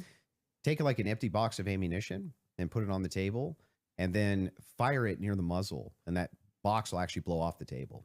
Okay, so question for you. Does that box go sideways off the table? It can. It can. Yeah, it can. It depends on the dispersal. You 3,000 pounds of energy or 2,000 pounds of energy coming at you. That's how much it carries. Well, it's not 2,000 pounds of energy. We can fact check that. How many pounds of energy is it? A 30-06 being shot 150 yards away? That's a great question for Grok. I'm going to say when we looked at it, it was between 1,500 and 2,000. I'm pretty sure pounds of energy coming at you, and you just go upward and to the side. I don't really buy that. I'm going to just say I just think that that's not but possible. It doesn't go through on top of that. So there's another miracle. You didn't get blown backwards. It didn't go through. But I also want to say that you're saying this can happen, and Rob O'Neill is infinitely more qualified, I think, to speak on that. Why? And because he's actually shot and killed people. Why would that have anything to do with anything? Because did he slow down all the videos of the people he shot to see if their clothes moved? Well, why are you able to assert your position as a fact? Because I'm gonna tell you how projectiles work. He's not even gonna I guarantee you, this guy's not even gonna disagree with what I'm about to say. If it is the case that you have energy and you have mass, and the mass is moving in the air has to go somewhere. It doesn't have a choice. I think you're totally BSing right now, man. Not only am I not BSing, I'm telling you the truth. If a bullet is moving in air has to move out of way of bullet. But maybe not at the bottom of his shirt here. I don't know. I disagree with that. I'd like to say, for the record, I've watched some of you do these sorts of things where you assert something with a lot of confidence, and you can fact check it. Fact check if bullets displace air. Not about whether it displaced air. It's where it dispersed the air. Underneath his shirt here. It's not underneath the shirt. The bullet's this big, and you're telling me it's going to hit his neck. Candace, and then it's not underneath the shirt. It shirt starts puffs up here, and the collar's moving, and then you see the wave here as he's moving backwards. No. Yeah. That's not true. It's not. And we obviously can't show that clip. I disagree with you. Okay, I understand you can't show it for TOS purposes. Exactly. That's fine. I disagree with you. People can go watch and make up their own minds. We don't need to debate it. Whether or not that was the first thing I said was, why is his shirt moving first? That didn't make sense to me. It almost looks just like this. It goes across. His necklace breaks first before Charlie even reacts. If you watch it in slow, his necklace breaks first, which I thought was very odd. And then you see a puff here, and then the next thing you know, there's the entry wound on his neck. I would not confidently assert that I see smoke. I've never said it on my platform. Do you think that an explosion generally has smoke? I don't think that there's any quality version of video that would get us to be able to answer that question other than Terrell's 4K footage that he has from the front. So there's a lot of, if you look at the Israeli pagers, it's assumed that it's a similar, if not the same type of explosive that was used inside the pagers that would have been used inside of this road mic. I think that you should, since you love debating, you should debate someone like John Bray, who's worked on that theory for 11 months, and ask those sorts of questions of how a shaped charge would work. I presented the evidence of what was in the car, and I also, at that episode that you're clipping, said John Bray has done an unbelievable amount of work on this, and I think he has debated a ton of people, actually, regarding this topic. So that's the route that I would send you on. For the purposes of my show, I do believe, to answer your question, that it is a hypothetical. I mean, that it is a theory that should be thoroughly explored. There's two clips your team wants to show. One of them is the Rob O'Neill clip, since we're on it. So if you guys are ready in the back before we go to ad break, if you want to pull it up, this is a good time to do so. Well, we're going to do an ad break, they said. I'll watch it. And good to see you, General Holt. A lot of things bothers me about this. Nothing in particular. It's not like I'm out there saying big lie or a conspiracy or someone did it. I'm just saying I've been in a lot of shootings. I've killed more than a handful of people, and this thing looked shady off the bat. I mean, I killed people closer than I saw the camera, and I've never seen a shirt move like that. That looks like an explosion to me. Just the fact that no one started doing first aid to Charlie Kirk, they were more concerned about getting SIM cards out of cameras, removing cameras, and then getting him off the X somehow. There didn't seem a lot of concern for his life. It seemed like just clean it up. And then, I mean, I've been told they paved it over a couple days later. And then you get Erica Kirk behind all the razzle dazzle, and she's really quick to forgive the alleged shooter, which technically says that was him because I forgive him, but then she can't forgive Candace Owens for having an opinion or asking questions. And they mock people by saying, oh, I'm just asking questions. Yeah, I'm a SEAL Team 6 sniper. I'm asking a lot of questions. No one wants to answer them. And you're able to ask. He's actually said very little about the explosive there. So he observed, he said he's shot people up close, and he's never seen a shirt move like that, and it looked to him like an explosive. That's what he just said. But when I play that video at full speed, I can't see a shirt moving. I can only see a shirt moving when we slow it way down. So if I'm in real time, I'm just assuming this, right? If I was in real time and I was in like a close quarters combat, you kill somebody situation, and I shot them, would you even see the shirt move? Well, I just feel like 5 minutes ago you were arguing that it was because the bullet carried air. Now you're saying you don't see the shirt move at all. Yeah, but that's if you slow it down, the disbursement of air, that's where you're going to see it. Right? It's going to be very quick. Very fast. Yeah, and then that's not what I saw. I want to go. Clearly, it's not what he saw, and he thinks that there could be explosive. So I'm just saying to you, could he just go away? Your opinion's not a fact. That's all. I understand. That's a good place for us to, if we have another break, and then we can keep answering your questions. Yeah, I mean, I think. Oh my gosh, sounds good. Perfect. We'll do a quick 3.5 minute ad break. We'll be back for the last segment. Cool. All right, thank you. All right, you guys. Oh my goodness, I can't even listen to this guy. He said the last segment. I'm like, you know what? Lionel. I don't know if you know who Lionel Nation is. He's coming on. He's going to be right afterwards to talk. We're going to listen to a voice of reason. That Lionel guy's a pretty good guy. I'm going to put his information somewhere, and you should subscribe to him. He's really smart, super nice guy, an old lawyer. I'm going to go give the guinea pigs here. Don't follow me. Don't follow me. Don't. Stop. Stop. Stop. Stop.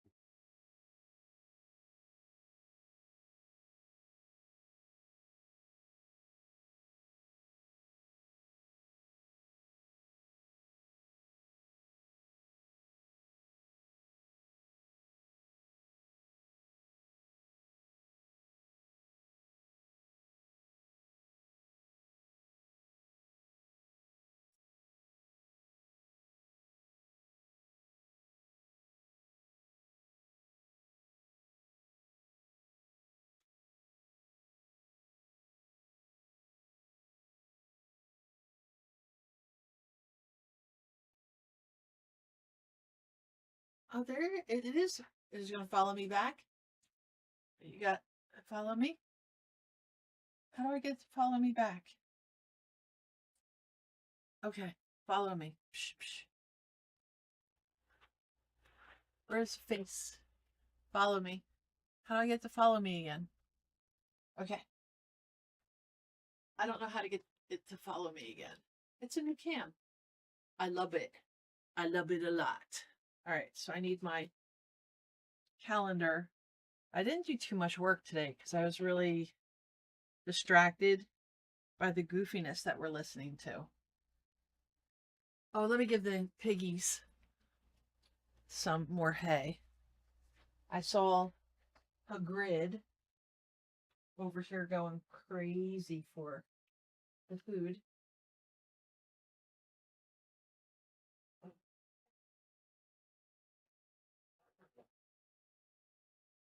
And there. All right, I just gave them some pellets.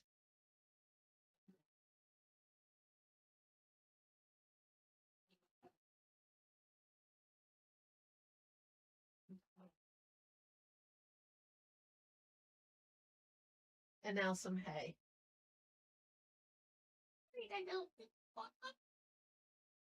Pellets and hay. All right. And I'm out of liquids. I'm really not. It says we'll be right back. I really wish that I could have been, you know, judging it on points, which is what my initial intention was.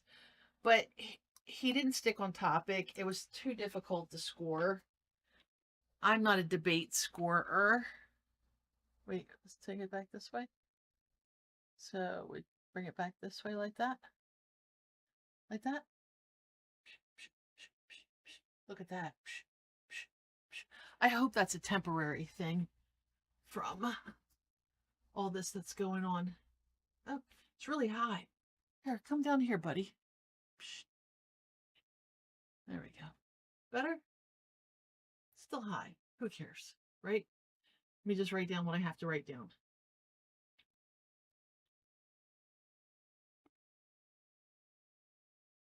Grab a marker.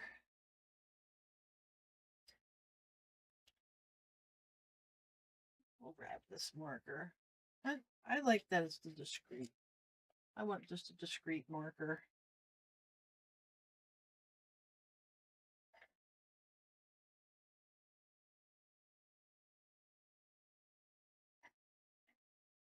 There it is. The last marker. I just want a little marker on there. I don't want the marker to be like, hello. Okay. Oh, well, let's put it back. I gotta stick the headphones back on. I don't like having this guy in my brain. I think he was set up to go there so that they could sue her.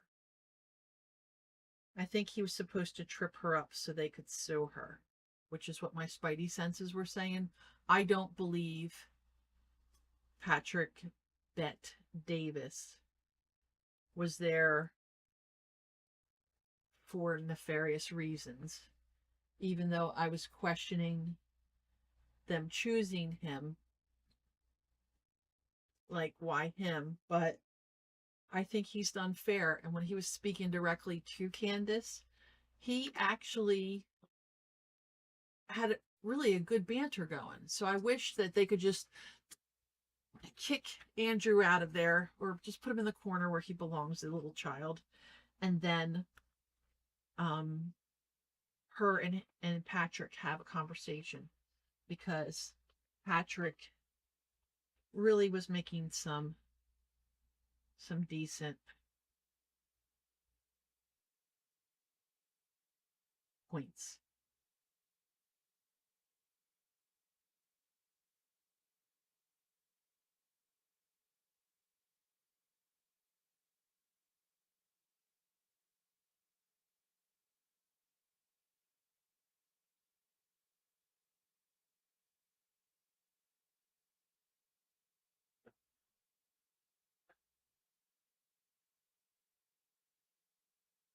Okay.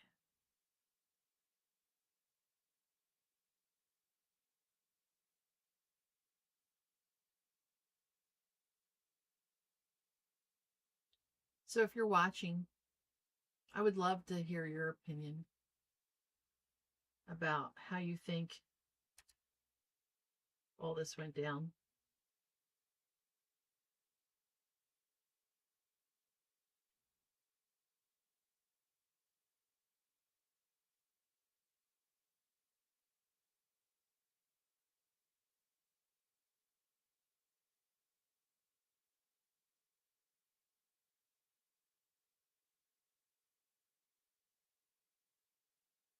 I'm writing something on my calendar so I don't forget.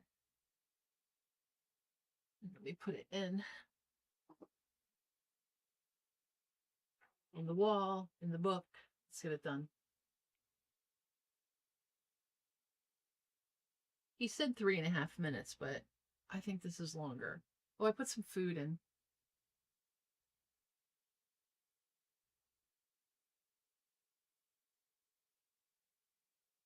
And I think we're gonna just switch to Lionel's. And I'm not gonna stop streaming. I planned on stopping streaming and adding up all the points, but I couldn't even do points. I really couldn't do points. I was gonna give all of them points, including Patrick. I was gonna give them all points. And I wanted to rate Patrick on his suit because he really dresses impeccably. And then if anybody handed anybody a jar of olives, I was going to hand them 5 points. That was going to be huge. I had a positive 1 point for answering questions right off the bat. I had a bunch of stuff. Oops. So that did something. That made the camera blink. But yeah. Oh, look how I look. I look like your mom who's busy cleaning out a closet. I don't care. This is the ugly period of life. I'm injured. I'm getting multiple procedures done on the leg. And I'm growing out my gray hair. Deal with it. Deal with it. Okay. So let me write the notes. Beep, beep, beep. My food. The toaster oven has reached the number you've dialed in. Okay, so we're going to take it like this.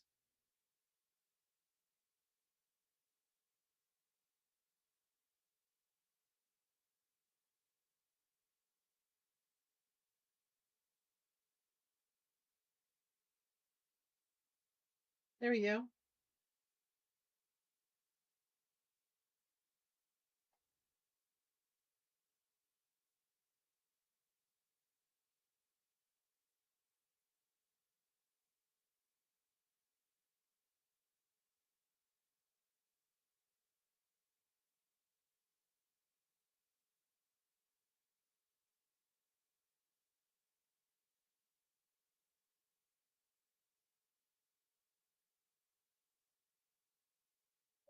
Early evening Friday through mid-afternoon Sunday.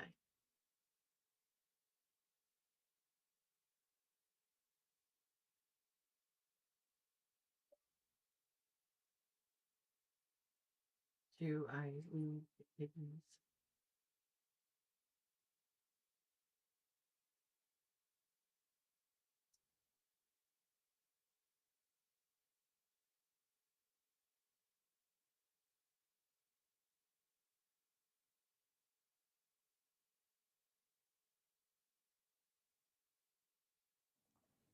All right, fantastic. So, Andrew, if you want to go with your last couple thoughts. Yeah, so I just have two more clips to play. Okay. Right, and then we can do final thoughts. I'm guessing. I feel like we got where we were trying to go, or at least for the most part. So the two other clips, I do want to play the Twigs clip. That one is important to me. The Twigs DNA clip. Yeah, and they're gonna pull it up. just to have you respond well, to it. You don't have to play it because like if you're saying that when I initially watched it, I thought that Lance Twiggs' DNA, like he was directly responding to that because the testimony was a bit confusing. They started by saying that they were going to like explaining how they got the samples, and they said Lance, Matt, and Amber Robinson, how they got their DNA samples. And then they started speaking about the gun and said, you know, multiple prints were found on them. And then they moved and they said Lance Twiggs's DNA was found on the screwdriver. When I went back and rewatched it, I realized, well, they haven't officially said that Lance or Amber are on the gun. So I think I've already conceded that we don't know that. So I think like, but if you want to play the clip, this is directly you saying it is on the gun. Twiggs' DNA I'm saying is that on I the feel gun. like I've already said to you, like I've made that concession. But just to be clear, whenever I make a mistake, I just correct it. So that's why when you were asking me 3 times, I've already said we don't know yet, and I've corrected that mistake. So if the purpose of you showing this is to demonstrate that Candace makes mistakes sometimes when she's taking in a lot of information and she's reading through legal documents and she's trying to remember 9-hour testimony. It's to demonstrate something else. It is, in fact, the case. We're all going to make mistakes. Yeah. I'm going to make mistakes. And I've already You're going to make conceded. mistakes in the case. Yeah. But in this case, you were very adamant that his DNA was on the gun itself. Yeah. So I'm just saying that it's not ruled out. We know that there's 5+ prints. I've said this so many times. I had to rewatch the testimony again. It's like 9 hours a day. It got very scientific when they were speaking about this. And I think I wrongly extrapolated that they meant all 3 of them were on the prints when the only person they officially named was Matt Robinson. So we don't know yet if Lance Twiggs has his DNA on the prints, DNA on the gun officially just yet. Okay. I've already conceded that. Sure. So that's fine. And then the last one is one with Erica Kirk. Sure. This is like the Erica Kirk. like all right, well, Erica, you could just sit down with me, Erica, but we can do it this way. This goes back to a previous claim that you made. Yeah, by sure. Bringing it up. Straight to jail for questioning, at least, Erica. I don't care who's mad. I really do not care who wants to be upset after this episode. Really, you will be wasting your breath. You can spend $1 billion on influencers because this is all becoming increasingly inexplicable. You are asking me to be an idiot, actually, and I cannot do that for you.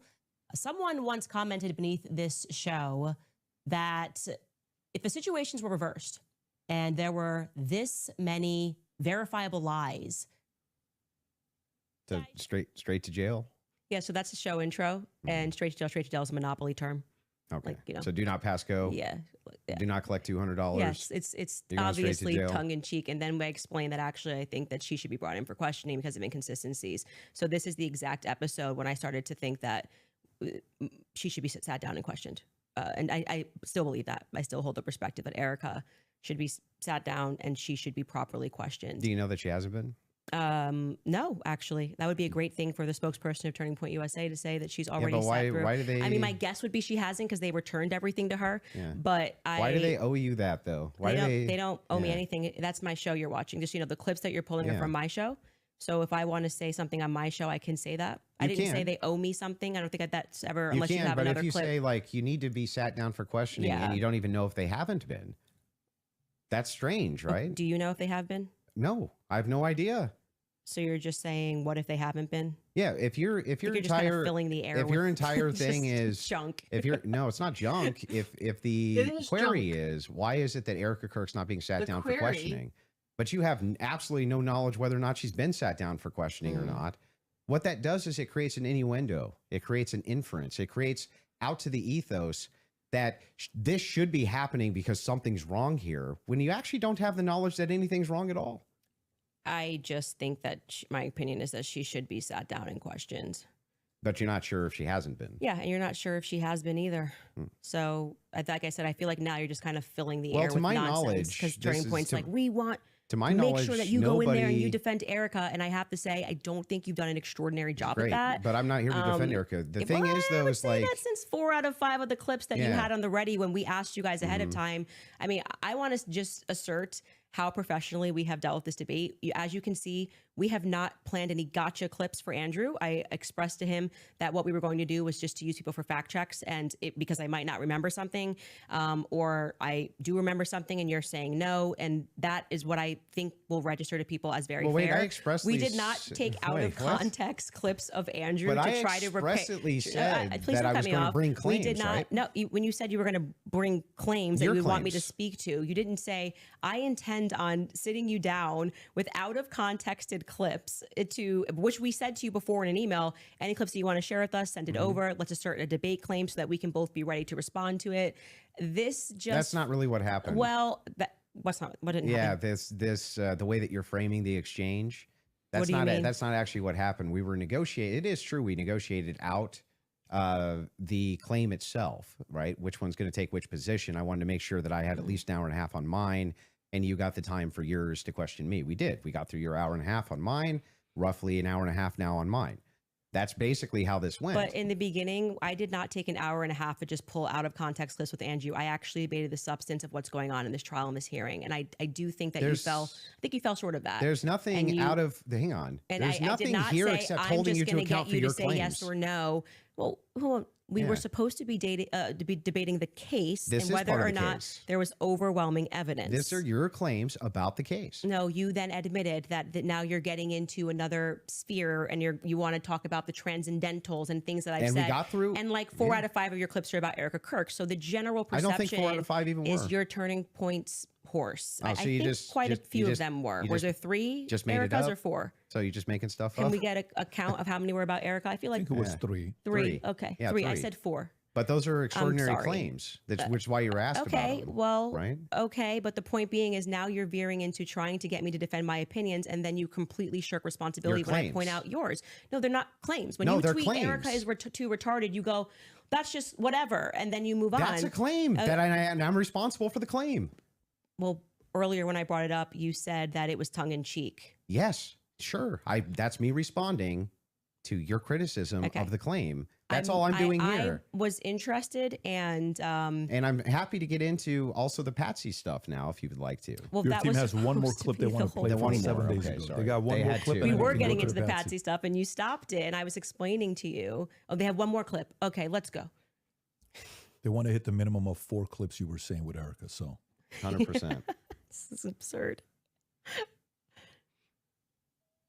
Okay.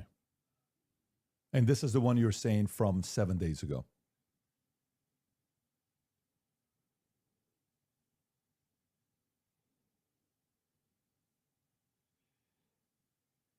Okay. So while they're looking for that, do you want to continue?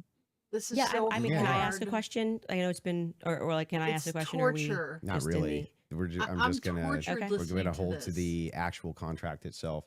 The contract does not say that you are allowed to just question me without me being able to respond to you. I've never said you can't or have respond. A conversation. You've been able to respond to every question I've asked you. And by the way, the other thing is like, let's have it your way. I want it to look like we've done everything Andrew wanted to, so that people can fairly assess the situation. So you have it your way. I will not ask a question. Totally fair with me.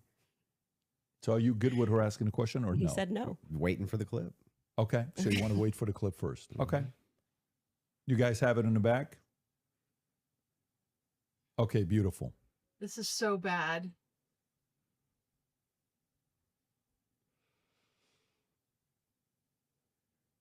This is so bad. Oh my gosh.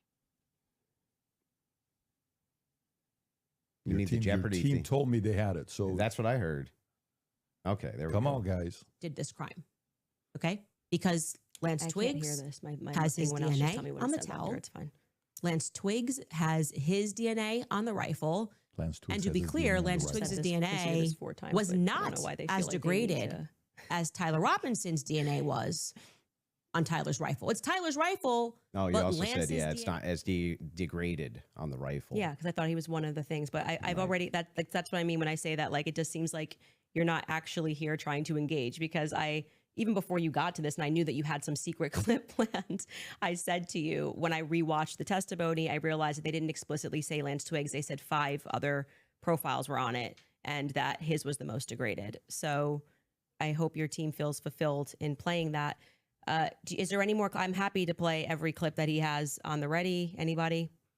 You said you had some new evidence at the beginning of the. Oh yeah, we should show that text message that you read, just because I think that's important for the public. You shared it out of context. I'll do it on my show. I'll share the text. So you're going to read it on my show, but not show it? Correct. Okay. So I'll show it on my show, but that's what I'll do. I'll show it on my show. Can I ask why? Well, because I want to drip He's going out to keep the his evidence, toys. you know? They're my toys. Got to drip out You that can't evidence, have keep my people coming back for toys. the show, right? I don't know if snark serves you so well. I'm just saying, Snark. like, yeah, I'll release it there. Hey, it's Yeah, for my show. that's my intention. It's But mine. yeah, I'm fine It's with not- closings if I'm you not want to do sure. closings. Well, I I'm also not would just, sure. if I may ask a question, is that permitted? Go ahead. Just so I also have clarity, since your basis has been evidentiary, you keep saying that you have evidence or like you are following evidence. Which one of the charges against, or all of them, do you think Tyler Robinson is guilty of? The specific charge?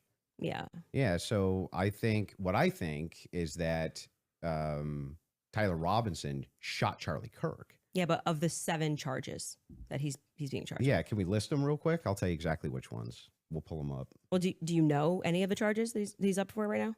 Yeah, of course. But Can I you- want to can you make sure name that we one? have them listed. Yeah, but like can you name one? Because my general perspective is that you don't actually care about this case. You're not following Is that the case. it? That's the Yeah. question. You're just not following it enough. It seems pretty, like, if you're going to engage and you're going to say the evidence is overwhelming that Tyler Robinson is guilty, I just think that you should, like, All right. can you tell me one Then let's do the charge that counter. he's... You can really, yeah, no, this is a great gotcha. No. You just got to ask me, play Yeah. clips out of context, Yeah, put me yeah. in the hot seat. So please just answer the This question. is fair. Can Name you all name- 7 can since you- you've been following the case. Okay, sure. Go ahead. You name one. Yeah, you named all 7. I'm happy to do that, but can you name one? I think he's been charged with murder. That's actually incorrect. Okay, great. Now name all 7. He doesn't even, this is like... Name all 7. And I Can you think name all 7? I can. Then do it. Sure, you don't have to Do put it. No, do it. I'll count them. Go ahead. you don't have name to put 'em. your fingers up. I Okay, can do hang on. that. Name them. Yeah, sure. Name them. The first charge is aggravated murder because that's what carries Okay. a death sentence So in the murder. state of Utah. No, Next. that's not. That is literally not murder. Okay. And Next. so just for people, I don't have to do it in a time limit. There's nothing going on. And just to explain to people the difference of why that really matters and shows that he doesn't actually care about this at all is because aggravated murder, it's narrowly defined, Just and avoiding because the it carries question. a death sentence. I'm going to answer the question. Okay, You're I'm just going to waiting. recognize that your strategy of thinking that people are intimidated when you try to put a time constraint doesn't work, Yeah. and you'll be better the next time you debate I got someone. it. I got it. Give me the other And one. you'll be better. The more She you cut won me with off, the that longer I'll line. take. Do you want to just wait for me to finish of why that's a big difference so that No, people I just don't walk want you away? to list the charges. Yeah, I'm going to do that. You just don't get to pretend that there's a time constraint for me to do that. Well, how long does it take you to list 7 charges? Because I'm speaking. You just got to. It sounds like you're just delaying it because you don't know them. I know all 7 of them, Then and I'm tell going to me say them. again because you're going to get embarrassed. You don't have to rush this. I'm also showing an example of a very flawed debate strategy. I Okay, actually well, am I under got no one. time constraint. I got one. Great.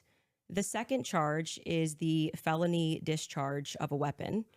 The next 2 charges are for obstruction of justice. Okay. The next 2 charges are for witness tampering. And the And what's final, the specific charges, though? that is them. Obstruction of justice, Both of obstruction those- of justice, witness tampering, witness tampering. Okay, and there's no other specifics to them. Well, I can tell you why he's being No, charged no, with no. it. Just the charges and then 7? Yeah, see, the bad thing is when you try to be an a-hole and it doesn't work. What's the 7th? The last charge is violence in front of a minor. Okay, got it. So then he's being charged with murder. You just say aggravated murder. That's the distinction. You just want to It's a massive. It's Got like it. you cannot Massive. say murder versus aggravated massive murder. distinction. This gets to the entire crux of why him being up for the death sentence. And I actually find the defense's filing about why this is not aggravated to be very compelling of why it's not aggravated murder. I actually think that if the state was going to even try to pull this off, they should have charged him with just murder. And then I do also, again, want to stress to audiences that debate strategy of thinking that you have to speak faster or somebody puts your hand up and they try to pretend like it's some sport. I think he thinks it's a blood sport. It's not. It's about being right and being principled when you're engaging. And you can make mistakes. I make mistakes all the time, but at least be genuine in pretending that you care about this case enough to know one of the 7 charges that are up against Tyler Robinson when you say the evidence is overwhelming that he's guilty. If you would like to move to final statements, I'm fine. I want to make sure Andrew has had the time that he has requested. I think your team would like to pull up the 7 charges that he just asked you about. If Sure. you guys want to pull that up just to confirm the 7 you went through. Can you guys zoom in a little bit for Aggravated murder, felony discharge of a firearm, obstruction of justice, which is counts 3 and 4, 5 and 6, tampering with a witness, and count 7, violent I said offense in the presence of a in front minor. of a child. Yeah. That's So what I 5, 6, tampering witness, 3rd-degree felony. Now, I did notice something I just was curious about. If I'm just wondering, when you pulled out your phone just before you asked that question, did somebody by chance text you that question? You can check my phone. I'm just curious. No, you can absolutely not. I have not had one communication with a single person, not even my producers who are in there this whole time we were here. You want to check my phone? I'm happy to do it because you're just going to get double embarrassed. Where's my phone? You want to see it?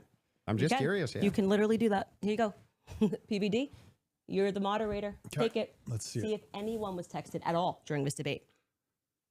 All right. About the violent charges or anything. I'm looking through this. You give me permission. You have full permission to go through my phone. I don't need to cheat. So the last one has nothing to do with it. It's just a compliment. Mm-hmm. I haven't even read my text messages. That's a compliment. He's reading them. You're okay. You'll give me permission. Yes. I'm just going to read 3 of them to 1132 because after that, I don't need to read it. And you know their texts. Could have been Telegram. Could have been something. All like I that. have is Signal. You can check that too. I only have Signal. Telegram I used in Russia. And that was a download for Russia. I'll take your word for it. Yeah. I don't need to I deeply care about this case. I don't need to pretend I get it. to know If you stuff deeply that I care don't about know. the case, I just, I have my other question is about the steakhouse receipt. You just said that you were done asking all your questions. Just so you know, nothing there. There. Do you have the steakhouse receipt? Is my question. I have said several times that I have never said I have the receipt for the steakhouse. I have said the person who's working on that story is going to be forthcoming with the receipt. And that was what I was responding to. And he then dropped the receipt. He redacted elements of it. And I said, stay tuned. He's the one working on that story. Okay. So you haven't actually confirmed that Robinson was at that steakhouse. All I did, as I said earlier in this conversation, was I spoke to the owner when I broke that story. I think it was back in January. I spoke to the owner, understood what had happened, and that there was a receipt. That's it. That's the extent of what I shared is what happened. Okay. So to be clear, there's no receipt. I just did the opposite. I said there is a receipt. Well, you don't have a copy of the receipt. The receipt was published online. Yeah, right. With blurred out. The person working on this story that blurred that out Mm-hmm. is what I was referring to when I said stay tuned and keep following his stuff, because he went to go do what I hadn't done, which was he interviewed the actual server. So there's no evidence that Tyler was at that steakhouse? I would say the receipt with his debit card number, it would be some hard evidence if that I agree with that. Yeah, so that's it. But you're questioning me. But is there, as of right now... He paid, if you're asking me, did he pay with a credit or debit card? The answer is yes. No. Is there proof that that was actually his debit card that he paid with? I think you should follow the person that is behind that story. Well, the reason I'm asking you is because you always include it in your timeline that he traveled to the steakhouse. Yeah, we've been building a timeline with things that we feel are But is there any actual Utah 1102 evidence? approved. I think speaking to the owner, knowing that there's a receipt, seeing the receipt is good enough to put on our timeline. But the receipt itself, the question I always had about it is, couldn't you just call the merchant? Like if I've ever had a merchant account, I just call the merchant account processor and say, what's the name on this? Yeah, I would stay tuned. I feel that having spoken to the owner, that the evidence is compelling enough to put onto my personal timeline of what took place on that day. That's where it's going to stay. And if it gets debunked, I'm happy to take it off. If that's what you mean, that's how an investigation works. Like I said, I did more than enough. It would definitely pass the test by the Utah 1102 rule. For sure, for certain. To be submitted as hearsay. Beyond that, because they didn't even have receipts. They were like, Bob told me this. But the question is, the receipt itself, it has not been verified to have been Tyler Robinson's. I just want to say you're holding me to a higher standard than you are. I'm not even holding it. I'm just asking specifically. Yeah, I've been very forthcoming. I've told exactly what happened. I spoke to the owner. I got the tip. And so should that be added in an official timeline that you give? It's in my timeline. It's my show, and we can add and subtract what we want, and we do. If we get something wrong, you can do what you want, sure. But I'm asking, sure. Should you include a thing that you know hasn't actually been verified to be Tyler Robinson's? Yes, you should. If we're trying to build a timeline, you should. Yeah. You don't think that falls under... And then you should remove it if someone somehow debunks it. But I think that there is very strong evidence that is where he was, and that what's the strong evidence? Just the two people who said that they saw him? You know, I'm actually all good with being. I feel like I've sufficiently answered your question about how I got the information, what happened next, would the next stage of this investigation being somebody accessing knowing what his debit card was and confirming it? Yes, and I do believe that will happen. If it does not happen and it gets debunked, I'll remove it from my personal timeline that I share on my show. That officer, the first officer that was up on the roof, Do you remember his name? Officer Bagley. Yeah. What was his first name? Christopher. Christopher.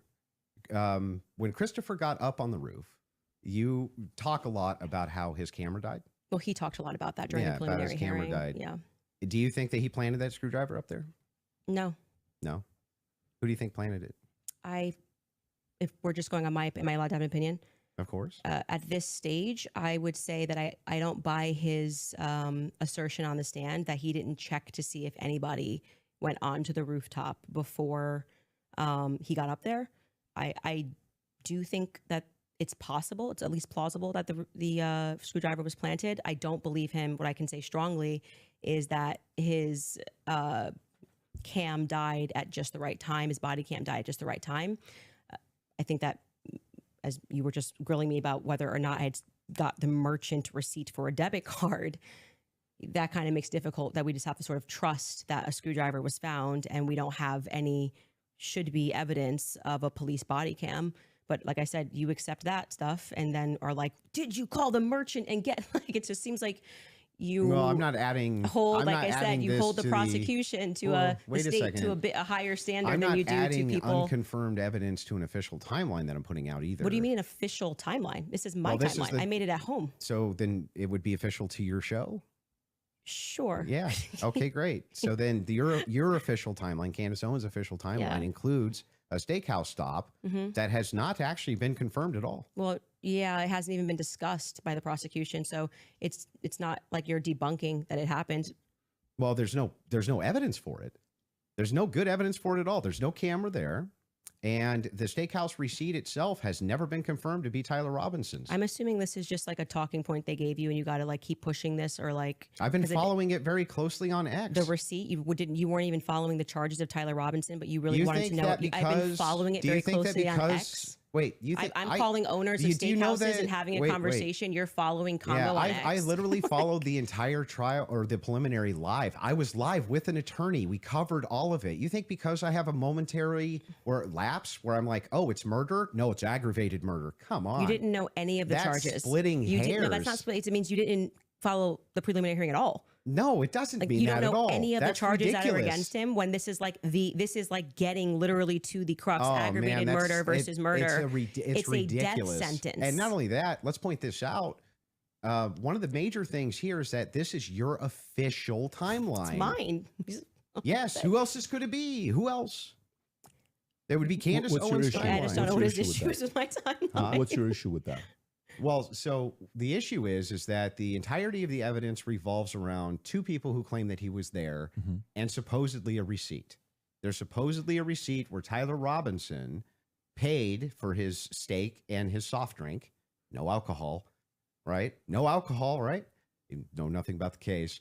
But anyway, this particular receipt, they could have called the merchant account, confirmed it, this type of thing. To date, this receipt has only the blurred information on it that would actually give you the information to confirm whose receipt it is.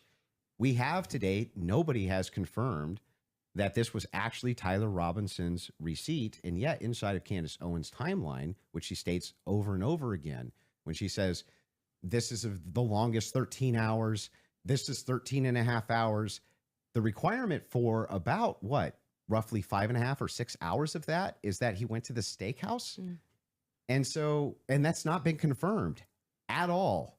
Not even a little bit. I feel like saying that I spoke to the owner of the steakhouse is me, like, not just being on X looking at opinions, but actually doing the legwork. And that's why like I said, if you think this builds up a rapport with your audience and makes you seem like a serious person, we don't have to keep belaboring the point here. I feel like I've demonstrated that I did as much as I could to confirm this when it came in. I spoke to the owner of the restaurant, obviously took down everything he said, noted that there was, in fact, a receipt that he pulled. That receipt that was published is real. A debit card and a credit card was used. If for some reason somebody misidentified something down the line, or we find out it's a different Tyler Robinson, I'm happy to remove it from my timeline. But for right now, I think that there's enough under the Utah 1102 rule for me to keep it there. I don't really think we need to keep going into circles about this receipt. It's my timeline. I don't know why the 1102 rule would apply here for your because timeline. you will constantly cite things that are said in that courtroom that have less evidentiary support than me contacting and speaking with the owner of the restaurant. It's not like I dreamed it, as to use your expression. So it's in my timeline, and I'm going to keep it there if that's sure. cool. You can keep whatever Great. you want there. Okay. I'm just saying that there's no evidence he was ever there. Okay, thank you. I think No you hard made a good evidence point. anyway. Yeah, I'm fine with closing. Okay, so the last thing we're going to do before we go into ad break, right after this will be final thoughts. I'll be asking both of you if anything on your opinion, thoughts changed on the case, and then we'll finish it up from there. So with that being said, a 3.5-minute break, and then we'll come back for final thoughts. All right. All right, you guys, if someone followed you everywhere that you went, recorded what you searched, and studied your habits, you'd call the police. When your smartphone does it, we call it convenience. At Zero Go. Yeah, I don't want to play her ad. I don't know the legal ramifications of that. She looks like I'm watching her with just, look at him, sweaty, eyes darting. See, he looks good.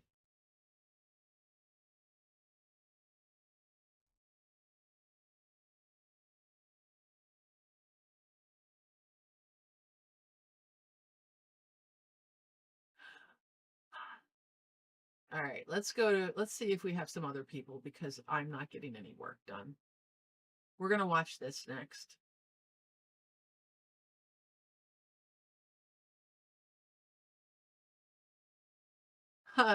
Okay, see? Master debater. All right, let's see what we have. Nobody's streaming live? Oh, Daily Fredo is.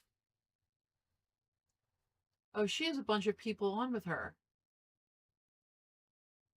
He wasn't prepared to have a debate. You know what I mean? Like she wanted to, I bet you she did a bunch of studying, but at the end of the day, he's not, he's just there to do what he does and just talk around points. And I don't know, it was kind of useless. It felt like he didn't serve any real purpose.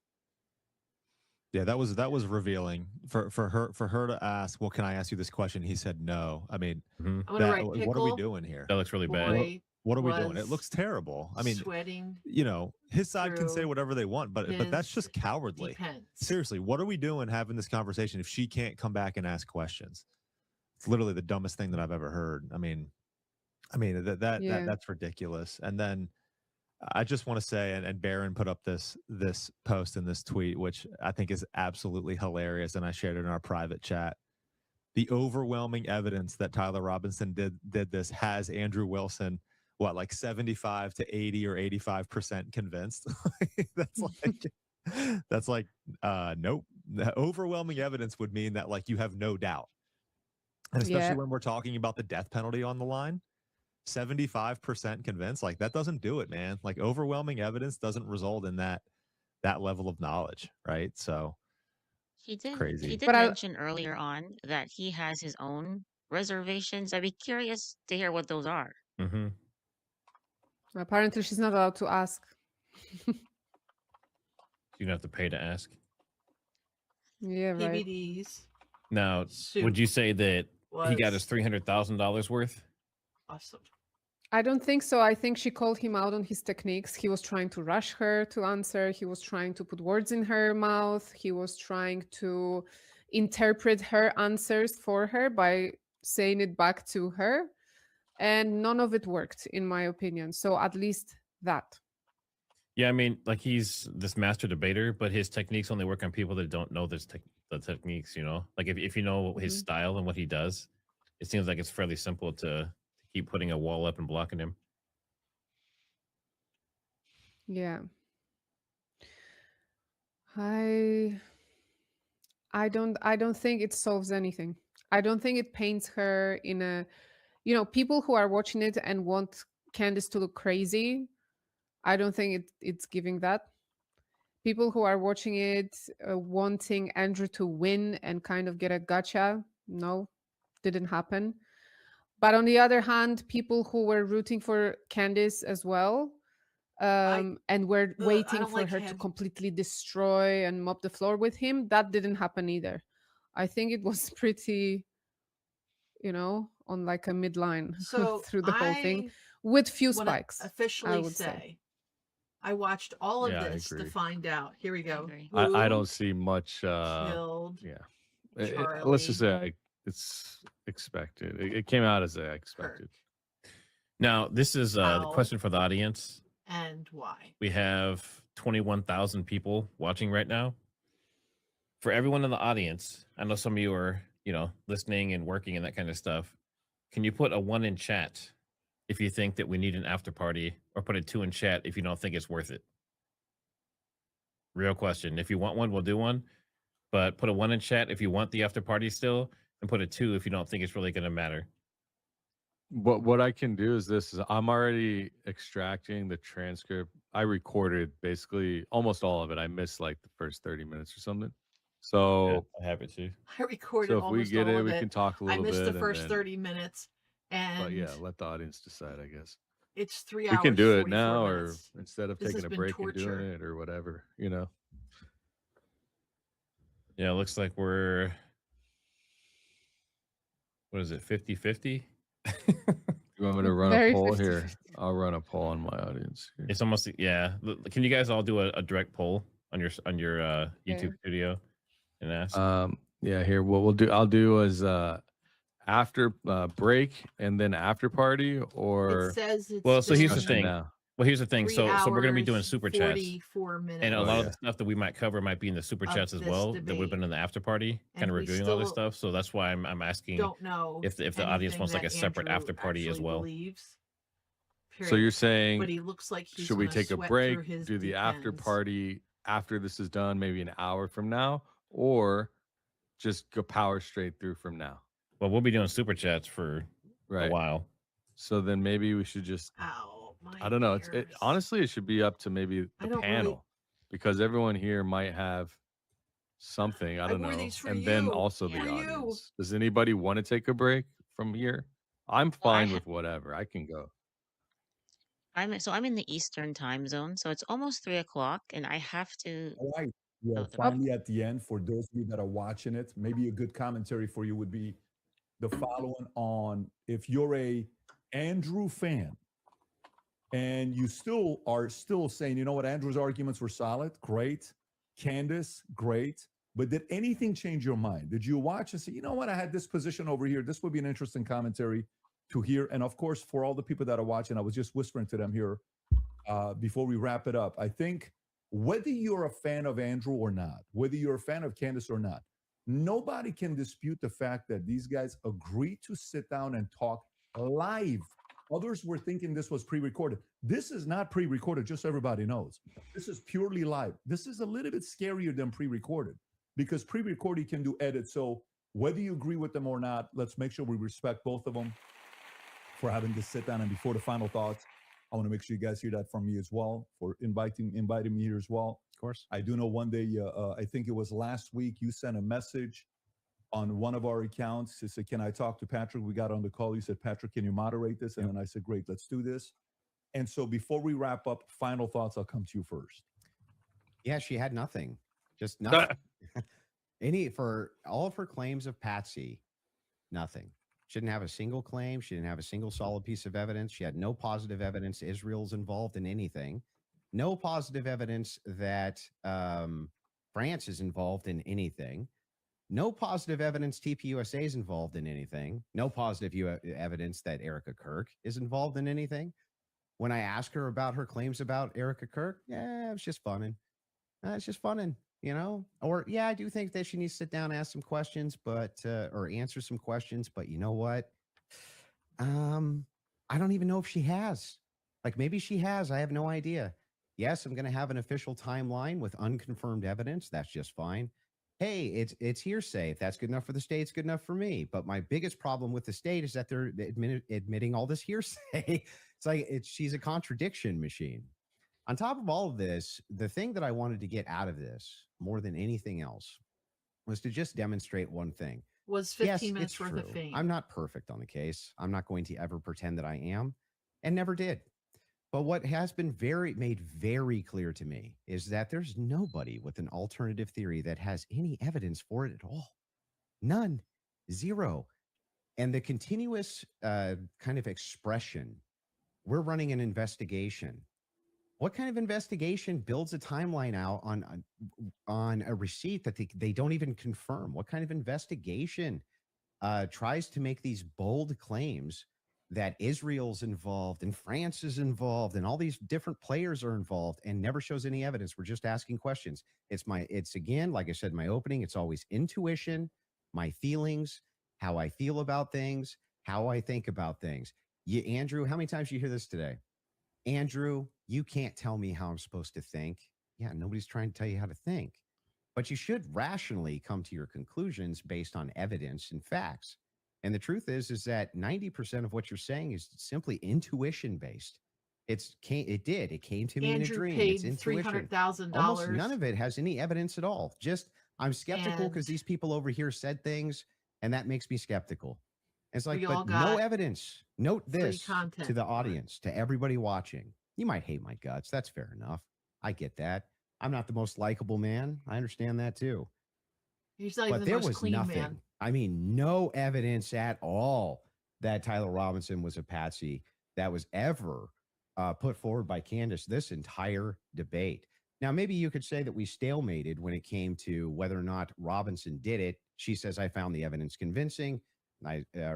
Unconvincing. Andrew says he found the evidence convincing. Okay, fair enough. Maybe you can't do too much about that, but there was nothing. She had nothing for Robinson being a patsy, nothing for any of her conspiracies, not a zero, zilch, and she backed away on a bunch of them. This is the first time I think she's ever really backed away from the Twigs thing. First time I've heard her back away from the Erica thing, back away from TPUSA, being very cautious about making any of those claims now, whereas on her show, much more likely to be making those claims. So she just had nothing the entire debate. All right, so here we go. Candace. So at 14. Well, I think that is quite a conclusion. Admitting somewhere, maybe we stalemated. It probably signifies what I've been saying from the beginning, that you didn't feel that you were strong on the actual facts and the evidence, which I was willing to engage with you. I wanted to go over the screwdriver. I wanted to go over the towel, the things that you've mentioned, and you wanted to then move the conversation into a defense of Erica Kirk and her character, and what I've said about Erica, which is my opinion. And I have not edited that opinion after discussing with you. I would like to extend a compliment to you for being willing to sit down and to have the conversation. I still walk away feeling that the people who are jumping on the bandwagon about this case don't care about this case. They don't care about Erica Kirk. It tends to be follow that they take a meeting with Turning Point USA and they come out and suddenly have a lot of junk to say about Candace Owens. And I do want to also stress that Turning Point USA tried to pepper him with something as a surprise. He showed clips that were meant to be a surprise. I did no such thing. I stressed to PBD from the beginning that I was grateful he was taking this on and that I wanted this to be a clean debate because I believe I can win this on the merits. And I believe that I did win this fully on the merits by engaging the evidence of what has happened. I do still believe that there is more evidence which supports that there are more people involved and that Tyler Robinson has been set up. And that none of the evidence that was presented was in any way overwhelming, which is why I think you wanted to move to end that discussion quickly and to speak to me about France and to talk about this Panguitch receipt and my timeline. I want to remind people that a lot of the at-home investigators, which you were open to, as you called them, internet sleuths, I think it was on a show that you did right after Charlie was assassinated, that internet sleuths would solve this. This is the reason why Charlie, a year on, is still a conversation every single day trending on Twitter. I knew Charlie. I cared about Charlie. I care about finding out what the truth is here. My heart is in the right place. I think anybody who watches my show or even just watched this debate knows that if I get something wrong, I'll instantly correct it and own it. I'm not arrogant. I don't need to sit here and pretend that I didn't misspeak on the Lance thing. It hasn't been ruled out. But you saw that he just really wanted to hammer that point. You know, part of being a well-meaning person is to concede when you are wrong, to take something off a timeline when you know it's not right. And I would like to think that that is why I have earned the audience that continues to follow me, because they know my heart's in the right place, that I deeply cared about Charlie and I deeply care about the answers. I want to thank Andrew's team who are providing the fact checks. It's a very small room that they're in. I want to, as always, thank my team who worked really hard to make this happen and flip this set. And to you, PBD, just for being a great moderator. I think very fair, letting us both speak and making sure that Andrew got out of this what he wanted, which is a little more than what I wanted. But I'm very content with how I dealt with this. And I trust, I don't need to convince the audiences with the magic trick of what they need to think about this debate. They can watch it and draw their own conclusions. Beautiful. Fair from both of you. I think the audience won. And again, from the beginning, all of this is because of how much love and respect we have for Charlie Kirk, a great man that's no longer here with us. His 1-year anniversary is coming up here. I can't believe it's that quick that is here. The audience, I think you also won. If you did, support the Crucible, support the Candace Show, support the PBD Podcast, subscribe to the channel. This is how you help these voices get out even more, especially going into future when this happens. You want a lot of independent creators to have these types of discussions. And last but not least, the two of you, I respect you guys again for having this conversation. It is not easy to do so. Hopefully, this will lead to more discussions. A lot of different things we talked about. I'm sure there will be a lot of follow-up. With that being said, take care, everybody. God bless. Have a great weekend. Bye. Well, we made it to the end. Oh boy, I love how at the end PBD goes. Yeah, it's because we all love Charlie. That's why we are here. It doesn't apply to Andrew Wilson. It doesn't. He didn't like Charlie, okay? And Charlie didn't like him. So it's not why he does it. He does it because Erica called him into headquarters, like Candace said. My opinion, from what I observed. I kind of agree with her opinion. From, was it the word that he used, moron? Is that the word he used for Erica? And the retard? The R word. Oh, retard. Yeah. Sorry, retard. Retarded. Both. It was both. You were right. Well, you don't go from calling someone things like that to defending their honor for free. I'll just say that. I didn't get any work done. You know, the thing is, everyone should understand first is the format, right? Andrew paid $300,000. I'm gonna go get some food. And wait, with the agreement that he can ask Candace questions while, you know, she defended her position, and that's kind of what we got. No. The thing is, the format was a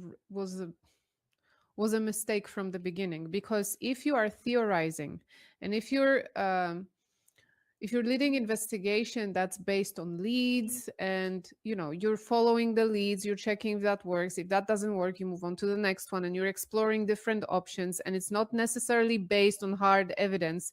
You're just ruling things out. You're checking what works, what doesn't work, what makes sense, what doesn't make sense. Then you cannot sit down and argue it and defend it as if it was hard evidence. It's just not gonna work. So I don't know why she agreed to this format. Cassia. I think it was doomed from the start, and she was on a lost position on the format only. I don't know what was in their agreement as well, because if she wasn't allowed to ask questions and cross-examine him back, which is weird though, because this is what he proposed at the beginning. He wanted an hour for each person to be able to cross-examine each other. So I don't know what happened there in between. Cassia, wait, where are you? Since here. All right, go ahead. Relax. I want to hear everybody speak. All right. Remember at the end of The Sopranos when they ended with that. I'm going to get some food. We're going to listen to Lionel. What? And people said, this is the worst. And then they waited and they said, you know what? That was pretty good. Candace was superb. I shall be back. If you wanted somebody to go for the throat and attack him, it's not her style. Would I have liked to have seen that? Yeah, I would. But it's not her style. It's not who she is. She's not one to go out. I think I would have been a prick. I would have done everything in my power to make him go nuts and to make him lose his mind. That's my style. I told you. I would have done things differently. But do you think he paid somebody paid him $300,000 for that? He paid $300,000 for that? She killed it. Let me just tell you something right now. She walks away. She owns it. She looked like she was debating a lunatic, like she was in a mental hospital. And this guy, and I thought for a while, he did a couple of things. And then towards the end, he lost his mind. He went off. Where is he going? So many things, just randomly. First of all, when he said, I hate women, what a prick. No, he's a dick. He's an asshole. He is a profound. Oh my God. Did you hear her say pickle? I did. Oh, Lordy, it was wonderful. It was glorious. And there's so many things. When he said, and I hate women, and I think fembots, he's a man. I don't know what this is. I don't know what, I don't understand what that whole thing is. Maybe because I'm not a 13-year-old, barely pubescent boy. I don't know. I don't know what the story is. But that's the part that got me. Right off the bat. Also, your reactions are incredible. Right here we go. Neil Opsis says, Pickles' body language. Yes, at the end of a severely beaten man, he should have recorded himself setting fire to $100 bills for 3 hours instead. Probably the best if he paid any of them. How do you know? How do we know? TPUSA does that. You go around here and I'm going to send this. Do you have here? You get this. Neff, you send it here. Do you have a big good? Do you have a Venmo? Who knows? This guy didn't have 2 nickels to rub together. This Jadrul. Did you see how his leg was twitching and fidgeting at first? Candace was so cool. So cool. She was just she had an equanimity. He had something in his ear. Very interesting. He very well could have. Well, put it this way. I think what he had in his ear was cerumen or earwax. How do you know why? Well, what'd you think? Oh, let me get my... Now do you know why I put that thumbnail ahead of time? Now do you know what just 4 hours? Did we do 4 hours? Roughly 4 hours? Is that right? Hey, 11, 4 hours. It is over. It is over. Now, first, relax. Wait, let me put a Take a deep breath. Just wait. Wait for it to hit you. Wait, relax. Relax. I want to hear everybody speak. Remember at the end of The Sopranos when they ended with that, what? And people said, this is the worst. And then waited and they said, you know what? That was pretty good. Candace was superb. If you wanted somebody to go for the throat and attack him, it's not her style. Would I have liked to have seen that? Okay. Yeah. I'm going to eat. Yeah. I don't want to eat on camera. But it's not her style. It's not who she is. She's not one to go out. I think I would have been a prick. I would have done everything in my power to make him go nuts and to make him lose his mind. That's my style. I told you.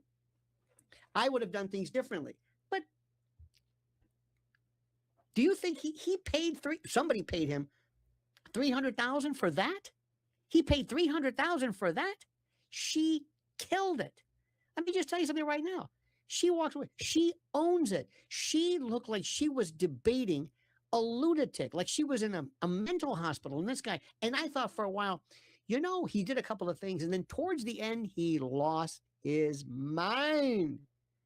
He went off. Where is he going? We should have listened to somebody else. So many things, just randomly. First of all, when he said, I hate women, what a prick. No, he's a dick. He's an asshole. He is a profound. Oh my God. Did you hear her say pickle? I did. Oh, Lordy, it was wonderful. It was glorious. And there's so many things. When he said, and I hate women, and I think fembots, he's a man. I don't know what this is. I don't know what, I don't understand what that whole thing is. Maybe because I'm not a 13-year-old, barely pubescent boy. I don't know. I don't know what his story is. But that's the part that got me. Right off the bat. Also, your reactions are incredible. Right here we go. Neil Upsis says, Pickles' body language. Yes, at the end of a severely beaten man, he should have recorded himself setting fire to $100 bills for 3 hours instead. Probably the best, if he paid any of them. How do you know? How do we know? TPUSA did say, you go around here and I'm going to send this. Do you have here? You get this. Neff, you send it here. Do you have a big good? Do you have a Venmo? Who knows? This guy didn't have 2 nickels to rub together. This Jadrul. Did you see how his leg was twitching, fidgeting at first? Candace was so cool. So cool. She was just she had an equanimity. He had something in his ear. Very interesting. He very well could have. Well, put it this way. I think what he had in his ear was cerumen or earwax. Because he didn't understand the facts of the case when he became priggish and became a complete dick when he said, oh yeah, what are the charges? Go ahead. What are the charges? And she says, no, wait a minute, take it easy. Wait a minute, hold it. I love when she says, excuse me, do you just start in the middle of, by the way, the editing was so poor. Whoever his editors were, they're like in the middle of his sentence, wait a minute, what, hold it, you can't, well, I didn't do that. They're your people. And he's all, well, do you know about the steak? Who cares about the panguich? The sandwich at the panguich. Who cares? What are you talking about? Nota Loca says, it was very entertaining to see a friend defend her deceased friend and to be very intellectual and disciplined with a man that clearly is compromised. Oh, yes, indeed. Sure, a source code says, well, the important thing is to me, at least shown was paid, let me try this again. Important thing to me, at least shown he was paid to be anti-logical and not be suspicious of known corrupt government lies. PTUSA gave him the $300,000. Well, I don't think that's the narrative, but I wouldn't be surprised. And if they gave it to him, well, what the hell is this GoFundMe thing for? People wanted, Mickey Moses, people wanted Candace to be more aggressive, but she had to watch out for the legal minds that Pickles tried to wrap her with. What a payday. Listen, I'm telling you, you're going to say right now, just like we did with the Sopranos ending, you're going to say, you know what? I think Jay, you know what? Come and think, you know what? She's got to stay within her style. She's got to be, I'm just irascible, iracund. I'm abrasive. I go for the throat. You know, it's my style. But we all would have done that differently. In fact, I probably could have ruined it. I thought at the end, everything was fine until he completely towards the end, just, I don't know what the word is. He just kind of, I don't know. By the way, how about a big, you know what? How about a big hand from Mr. Patrick Bet David? Wasn't he great? Wasn't he fantastic? He sat there. He could have set himself on fire. He could have gone full Vietnam monk, dropped gasoline on himself, immolated him, and nobody would have noticed. He could have disrobed, squat over a goldfish bowl. He could have disappeared. He could have just left, which probably was good. He didn't do his intro. How about, wait a minute, he starts off reading. He was reading. What was that? Off of a phone? Oh my. That's it. You're a debater? Pickles? This is Keep It Moving. Says Pickles is an idiot. He can't complain about Candace Owens not showing evidence. If he doesn't ask her questions about the case, he did everything in his power to stay calm, yes. And he talked about everything but the case. Mama Carrie says, not a fan of PBD, but at least he wasn't biased, in my opinion. Candace definitely kicked that pickle. He wasn't biased. He didn't do anything, which is great. He was terrific. In fact, when you look at him in action, he was great. Did you notice his countenance? He just was fantastic. How about that really cornball? You see when he had the Valuetainment little logo that somebody made at camp behind him? How cheesy was that? He said doze, doze. Listen, he's okay. This is no whiz bang. He is no Neil Bohr. That's all I'm going to tell you. It's my world. Bless your heart. Thank you so much. Says he could not name any of the charges. I know. I don't know what did he come to debate? What did he think evidence of complicity or conspiracy are? You don't have evidence of Israel. Well, okay, but what do you want? Some Mossad agent goes, okay, I must tell you, it was me. I was the one. Bibi called me and told me. Where do they think this is? I mean, just where? And then he says, do you have, what is it? Not evidence. ongoing live evidence, operative evidence. He had a word for this. And from Alabama says, who on earth would hire him as a debate coach? That's right. And he paid $300,000 for Who would this. hire? I hope somebody said that she gets some shaman or a priest or something to decontaminate that. Shrey said he was nothing in front of Candace. Giant versus inferior. Oh yes, I would like to see PBD and Candace talk. I thought he just no. This was his chance to shine, and also it's one thing if I say I don't understand it, I don't get it. You haven't shown me everything. What is he calling that? Operative evidence. Anyway, he doesn't. He is anyway. I'm sorry. I'm very excited. Ginger Mom. 4 hours I've been sitting here. 4 hours. I love calling him out on everything, on not knowing the charge. That was the best. And he says, "Go ahead. Let's see if you know this. Go ahead." Yes, I know this. Bob Law says, shaking like a leaf in the hands and all. PBD, weak, moderate, in my opinion. Oh, he didn't know what he was doing. Bless his heart. But you know what? For a guy who has such little talent, he's done very far. Seriously, you know what he is, by the way? He and to be honest, they're both the Rula Lenska of this. One day they showed up and they say, I'm PBD. Who the fuck are you? I'm PBD. I'm Iranian. I'm a millionaire. Look at me. I'm getting off a plane. Why am I talking like Count Dracula? I don't know.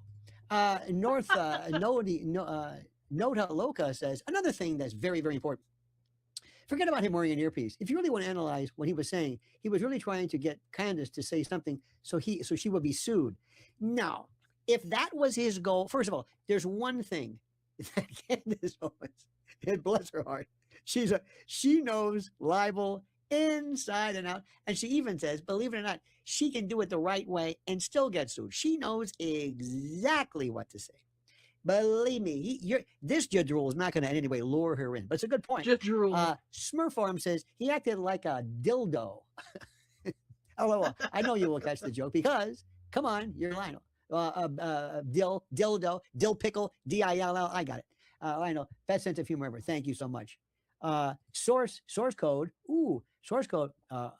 Not that late for you. It says Andrew isn't stupid, which somehow makes it worse. Thousands of years of history screaming, question those in power, and he's standing there like, nah, these guys seem trustworthy. I don't know what his thing was.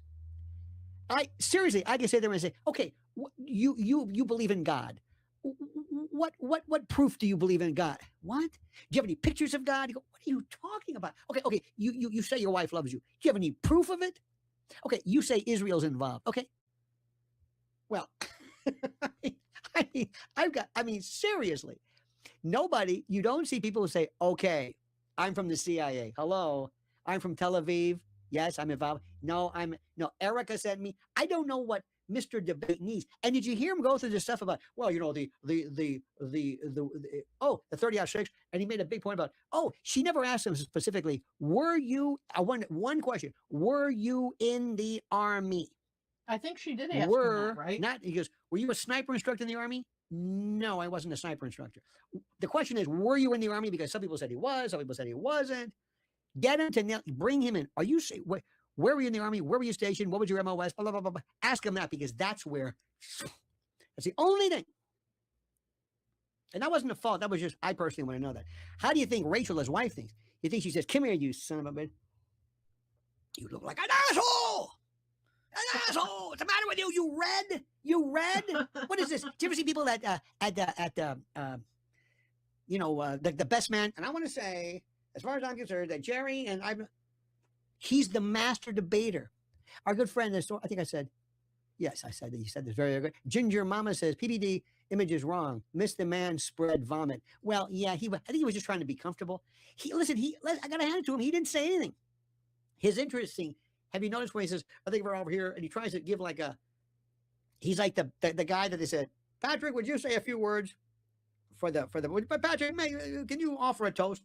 And he thinks he's kind of like he's glib or he's a man of letters or something. He's able to speak. He's not. I don't know where, but he started off at first and then he kind of stops. And that's why we realized today, because these incredible people. I said, anyway, let's go.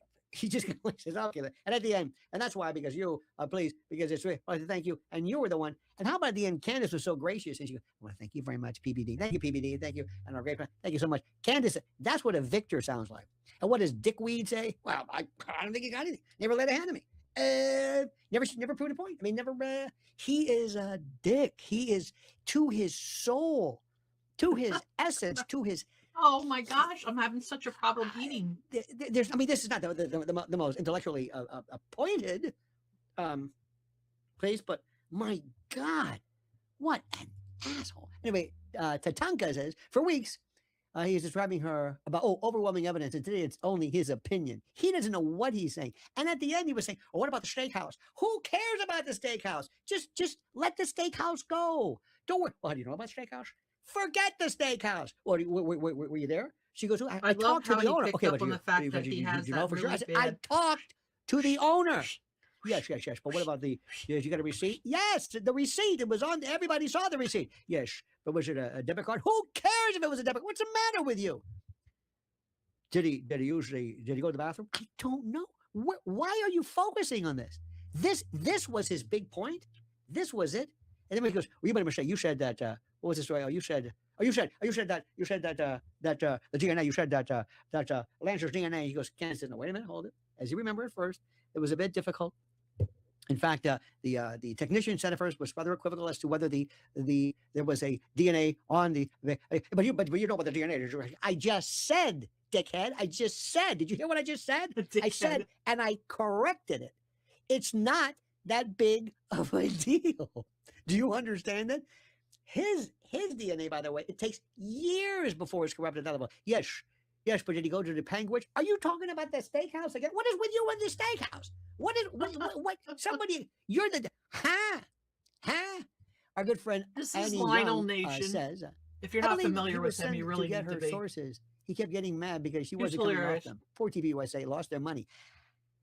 Now remember, he says it's his money.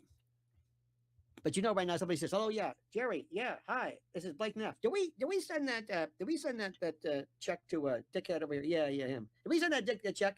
Yeah, about the debating. Yeah, well, cancel it. Did he cancel it? Good, cancel it. Yeah, and get his name off of anything. Yeah, we don't know him. Thank you. Very good. Yes, I went to TV USA and I was in the hallways and I saw. There I was. I saw Erica and I hung her. Excuse me, you said she was retarded. Yes, I said she was retarded. But so you think she's retarded? Well, I think all women are retarded. You think all women are retarded? And you know, backstage, Rachel, his wife, says, "You son of a bitch, you're killing us. We're down 300K, and now you're insulting half of the population of the planet. Even trannies are finding him. Did anybody like him?" Mama Carrie says, "I think Candace won over PBD." Oh, I think so too. PBD said, "Listen, I ain't saying pretty nothing." Girl. I got to tell you a true story by analogy. Years ago, I had a friend of mine who was a high school football referee. He went one. I'm sorry, don't take please. He went outside. And he is just kind of a nice size guy. He's like a red-haired Irishman. Like his name is like Rusty or something. And he's with another white Irish-looking guy. And they went to the inner city, sweetheart. And it was a football game, and they were there. And he told his folks, he goes, "I don't want to see a flag. I don't want to see nothing." You understand that? And he goes, "Why? Look where we are." And this was an inner city tough. This was a tough group. And these two white Irish guys with freckles are going to be dropping penalty flags. No, I don't care if they kill each other. We're not going to do it. You understand? That was PB Day. I'm going to sit like this. I'm going to sit like this. I'm just listening. Ben's got to know his limitations. I'm here. I don't know what's going on. I'm just here. I came to Nashville. I have no idea. I even wore his, like, you see his shoes? Why do men wear that? Why do you wear those shoes with like rubber soles? Come on, man. At least Dick Reed has his, he looks like he's, gonna PVD suit. What the hell do I know? Leslie Watson says 75 to 85%. Don't know what that means. 75 to 85% what? Rick Parker says his left foot revealed just how nervous he was. Yes. In fact, his right foot, because it was his right foot, because I could see that little red thing on his sole, he was doing the shaking. Oh, yeah. And Candace was like this, so cool, and when she does that little giggle, it's the most dismissive, the most beautiful of them all. Mizzy Lopez says he wasn't there to debate the case. He was there as a paid mouthpiece for Erica Kirk. If he was, they paid him too much. And if he was, he didn't even bring Erica Kirk. And like a dickhead, he says, "Do you have any basis for why do you believe in Erica Kirk?" He picked up on that list. And she went through it again. That's what I thought. And Erica was saying, "Thanks, Dick. Thanks." Now why do you ask her to tell everybody in case they didn't hear it the first time? Pickles, why do you do that? Why did you just say, yes, Candace, yes. In case somebody missed what you said, could you repeat all the stuff you said about Erica Kirk? If you want, You're the expert. Max Blow says, no doubt Candace's socials are going to get more fans from whatever PBD and Andrew live streams today. Oh, well, let me tell you something. You don't understand. He walked back to his car and he said, well, it's over. Nothing. He wasn't on the defensive. He didn't score anything. And there's so many things he could have done. There's so many things. Now that it's after the fact, he could have said something like, listen, Candace. I hope she says, get out of my home. Charlie was a friend of yours. And I understand it. But I want you to understand something. You and I are on the same page. I'm trying to find out who killed him. That's what I want to find out. I'm with you 100%. And I'm going to wait, and I'll always keep my mind open, but I don't think it's there, Candace. And I don't blame you, because sometimes it's hard to believe. This is the old argument. Sometimes it's hard to believe that something as seemingly insignificant as this twit, this goofy person, could have done something. To bring down a man is great. This is what they said about Lee Harvey Oswald. This is old. And I know what you're saying, because you can't believe that somebody as great as John F. Kennedy could have been felled by somebody as insignificant as Lee Harvey Oswald. I know this. I know what you feel, and I know what we've heard that before a gazillion times. It's just one of those things. I mean, there's so years ago, one time there was a woman. It was a prosecutor, and it was the mother of the defendant.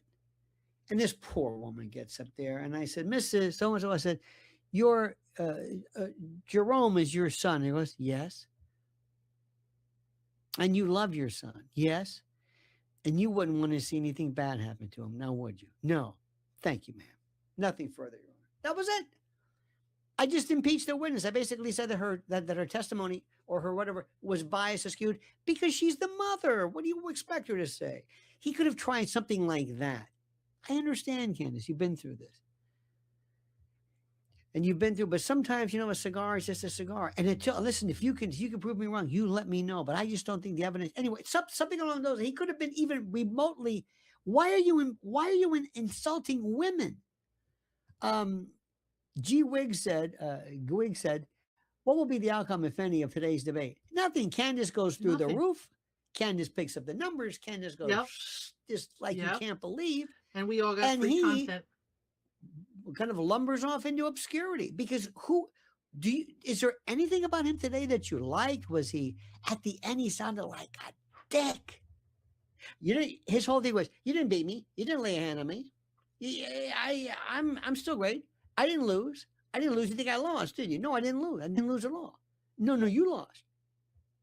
It's really seriously, mind-bogglingly.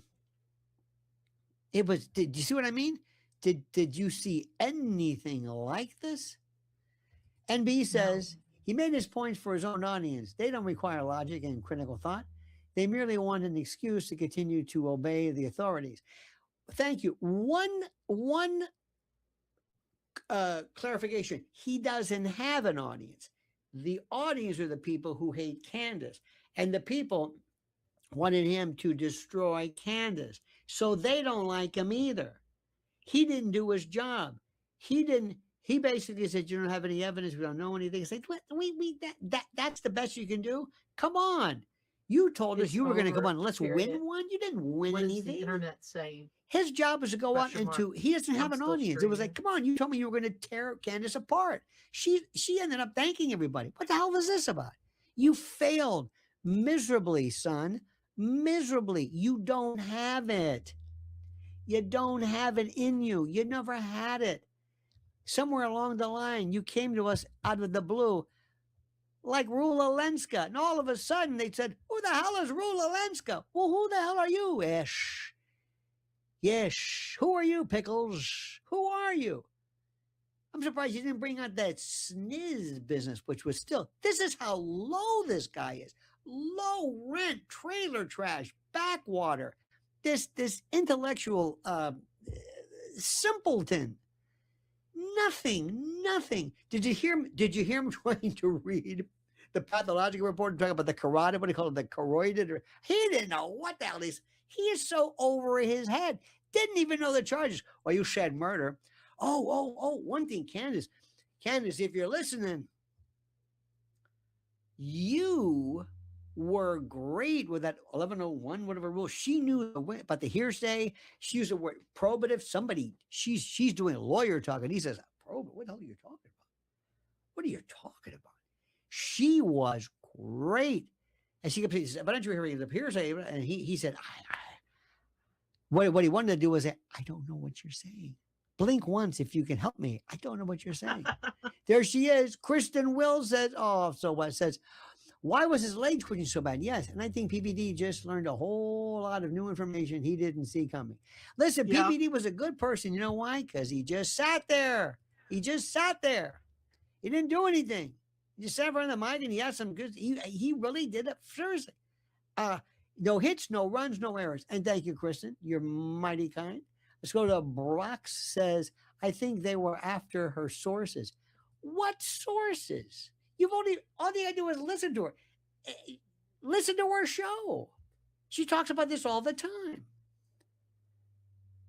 Do you understand how, whenever you talk about anything involving war or history or social matters, you sometimes say things where you really don't have evidence per se. You don't have evidence per se. I mean, to tell you, this is some of the most incredible thing in the world. This is brutal stuff. Brutal.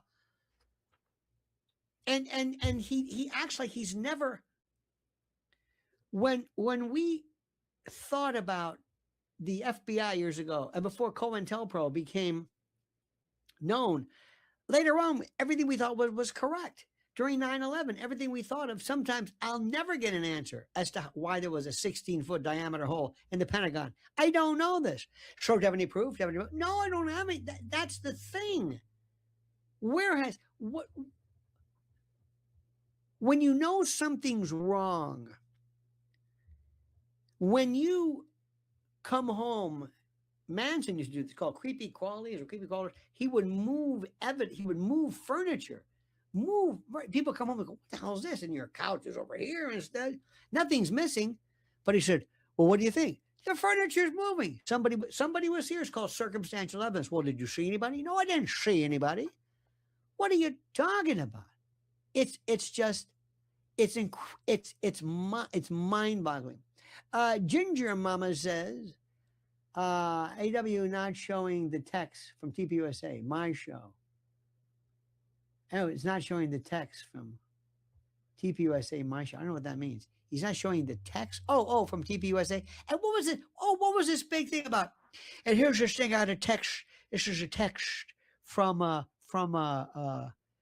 Charlie who says, be careful, I think the left's after me. Yeah. Okay. What does that mean? They're trying to say, see, it was Tyler. Tyler's not the left.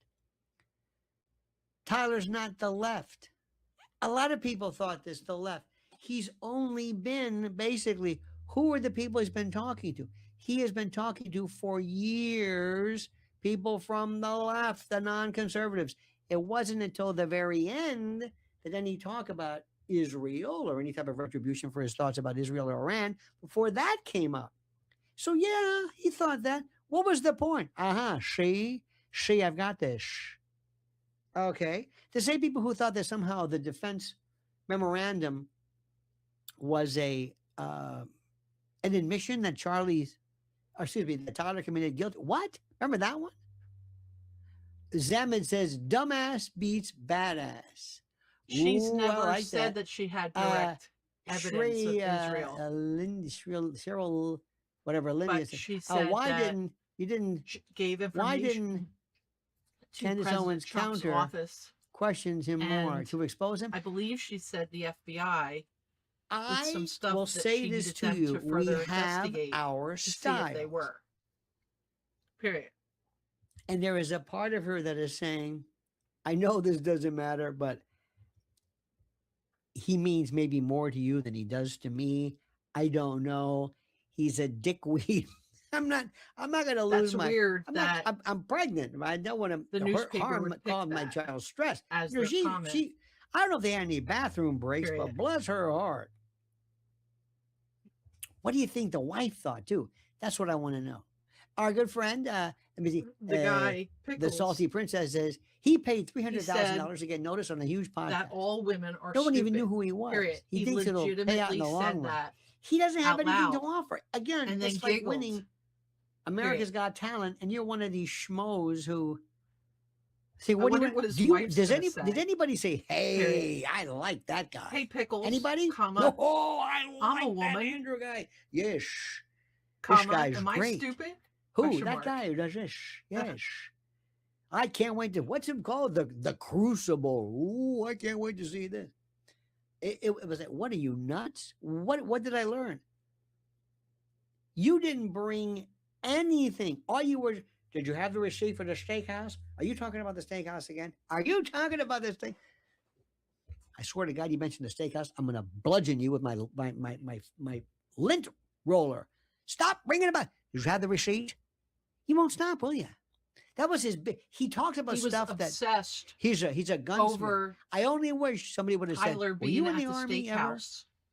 When were you in the army? Where were you assigned? Where He was what was your really MOS? obsessed What was about whatever that. it is? That's the only thing. Freakishly obsessed about Eric. Oh, I was talking about you. I was talking about you, my dear friend Eric Thaddeus Walters, one of the smartest people perambulating, locomoting, and peregrinating around our globe. He's from Italia. He says, everyone be like Jeff Bridges' character, the dude, the Big Lebowski scene with two art critics. Who the fuck is this guy? Yeah, indeed. I miss you, my friend. We must chat. He is one of the most. Watch him do. We did some great interviews about the Pope and the Vatican. Oh, he's the Vatican guy. Oh, he knows his stuff. It is scary. Let me turn my woozy back on again. This is how, my God, I put it on the 4-hour mark and it ran out. Mrs. L says, are you still doing this? Yes. Yes. Journey One says, I was waiting for Candace to get one of her kids to explain things. It's been 4 hours. That would be great. Yes. You say, Pickles, you got it all wrong, my friend. Look at this. You see, Mac, Pickles. Back Florida 911 gifted 5 memberships. Thank you so much, my friend. Benty says, him saying, yes, I'm fine without her asking. Too much fun. Yes, I remember that. Zaman says, anyone else fed up with Fed slop? You mean the term? Did you see his bingo? Seriously, go to his Crucible about his bingo card about things that are going to be said. I don't remember her saying half of that stuff. I don't think she ever watches him. Sam Bonadonna, a good woman, says, saying that you know something, then asking your opponent to say it first is the most juvenile thing you can do in the debate. He couldn't list the charges if a gun was pointed to his head. And I also think, by the way, remember, you know why you're there. They didn't spring this topic on him. They knew exactly what it was. And it goes to show, really, after the aggravated murder, it's just like Luigi Mangione is going to plead to stalking. Why? Because there's no murder. But he's looking at the same thing. Read what the charges are. Candace, I got to tell you something. She was talking probative value. She was talking hearsay. And she was talking about the evidentiary weights and everything like a pro. She's excellent. Source says, I hate the left-right stuff. I am 50. Been here long enough to see it's all a game of the same mission being pushed by so-called different views and the old game of division. It works. We must stop it. Thank you. And you are correct. In fact, what's very interesting to note about this is go back and check Carol Quigley, the book Tragedy and Hope, about the left-right paradigm, how we're going to throw the bums out and two sides of the same coin. You're right. It's an old trope, if you will. That makes no sense. Jessica Nicole says he offered Candace $300,000 to debate us. Days later, if you would help me in donating money to this financial burden, if you would help me in donating money to this financial burden, yes, he's the only one who basically says, I'm going to be doing this, and then please help me. It's like I've gifted a number of orphans, a number of people. And by the way, could you help me out with that? Well, mate, you said, yeah, I know, but I don't have the money. Well, why'd you do it? To look cool? Can you help me? Yes or no? Can you help me? I've got a GoFundMe. I got a help me out page. Please help me. That is the most low rent thing. Oh, and to help with other things as well. It's like you can't even do that right. Shrey India says, sir, that's what he did with Dave Smith. I'm out of That's why I mentioned him in your live yesterday. His minions called him winner when Dave was clearly so offended. Well, you know people are you know we have bots, not bots, but trolls. I don't understand it. You got to have that. And it's like, and they say that because nobody really believes it. He said, hey, come here. You really think this Jadrul won? No.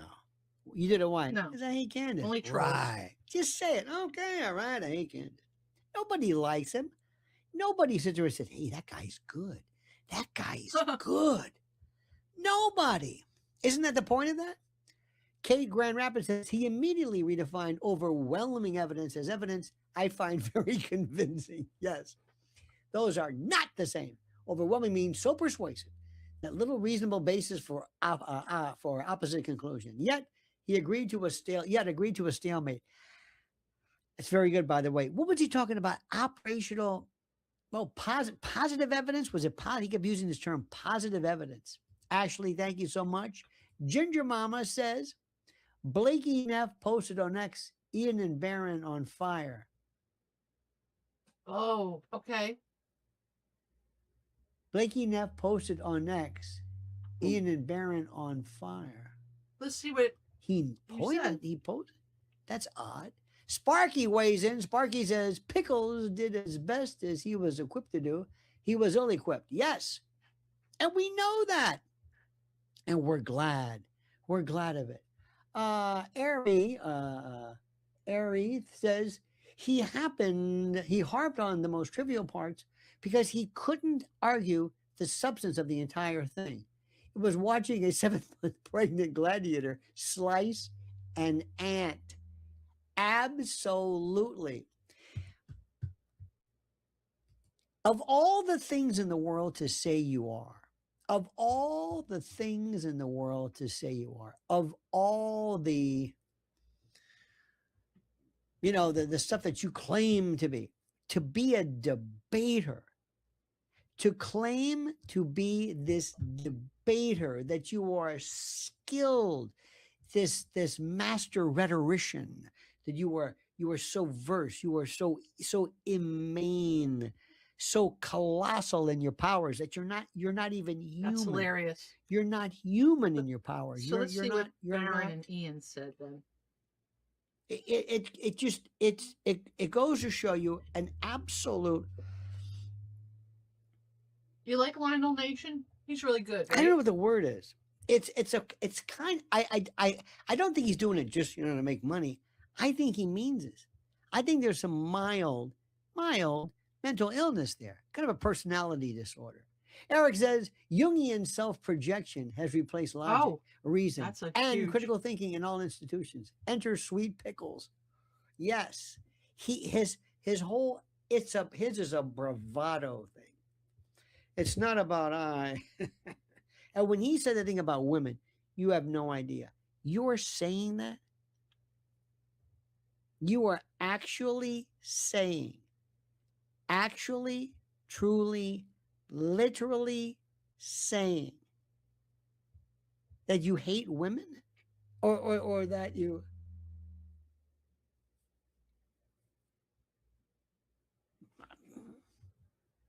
His wife's got to be just absolutely just disgusted by this. Hot Girl Walk says, now Andrew's give as go will get flooded as evidence that Andrew won.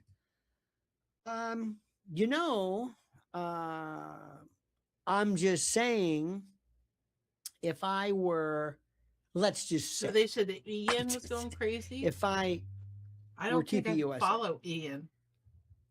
And I said, let's kind of make the money get cleaned up a little bit and sent back through. Maybe we might want to show. Either way, the fact that he's got to beg for money is sad. But remember, it's to sustain it. It's to sustain this. Candace goes through the roof today. She absolutely goes through the roof. Ginger Mama says, justice for baby bump listening to Pickles for 3 hours. Yeah, that poor, I hope that.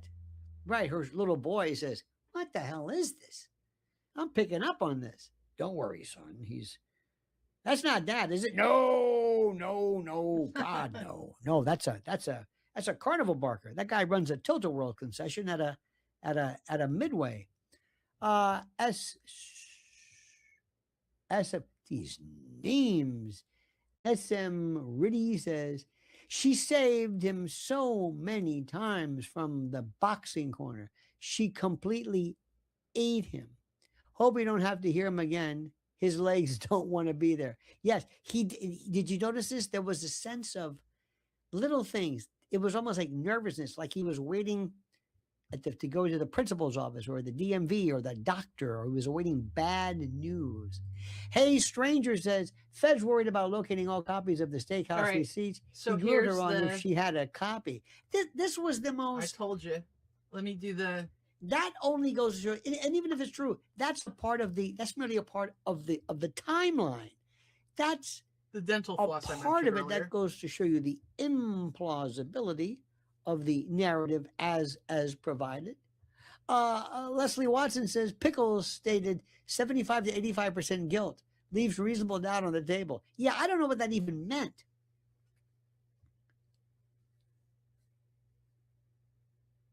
Oh, and he was trying to say that, well, he was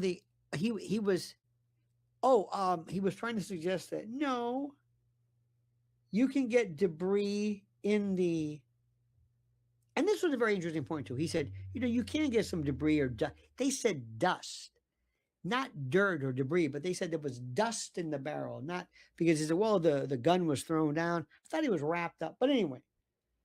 But when O'Brien, Rob O'Neill, the former Navy SEAL who supposedly dispatched bin Laden, when he comes along and he says, no, I think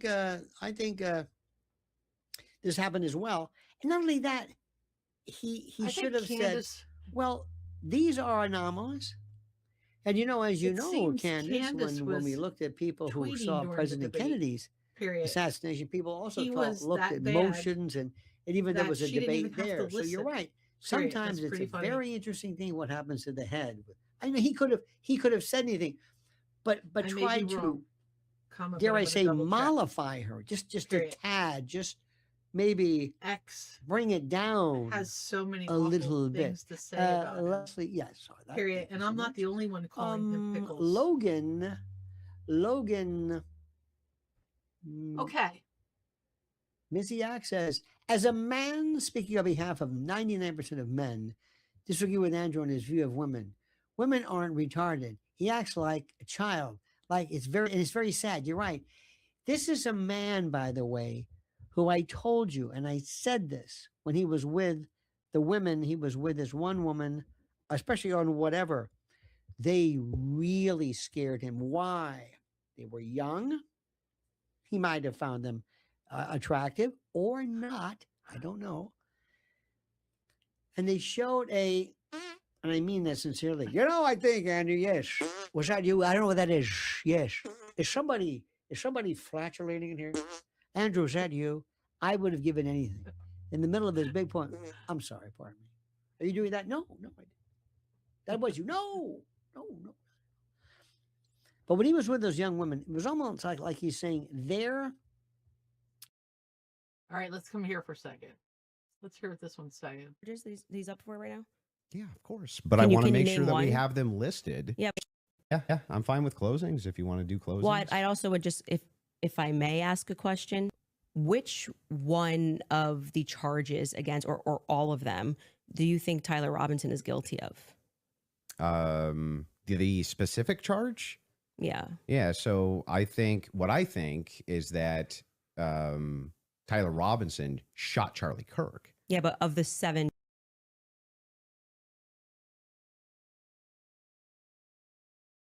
Erica's too retarded to kill her husband. Yeah. Would you like to explain?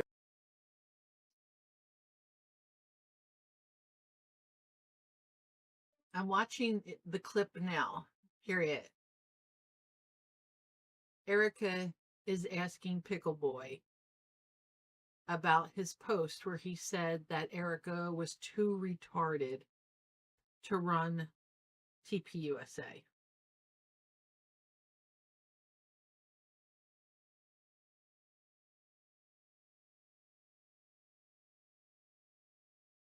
How you developed your evidence, your positive evidence for the fact that Erica was retarded. He's going to say all women are retarded. She said, asked if he has evidence that Erica is retarded.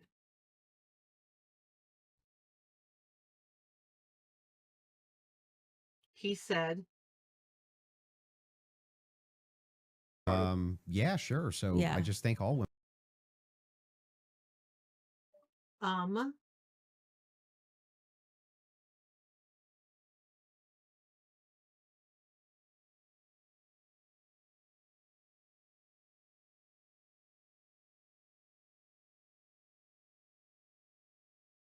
Yeah. I just think all women are retarded. I just think all women are retarded, period. And he sent himself into giggles. Oh, so you're allowed to just say stuff. Who knew? So, and by the way, what dramatically transformed? Do you think she's complicit in? Yeah. So when I say Erica's complicit, that's my opinion. When you tweeted Erica's too retarded to kill her husband, would you like to explain how you developed your evidence, your positive evidence for the fact that Erica was retarded? He's going to say all charges that he's being charged. Yeah. Can we list them real quick? I'll tell you exactly which ones. All women are retarded. Yeah, sure.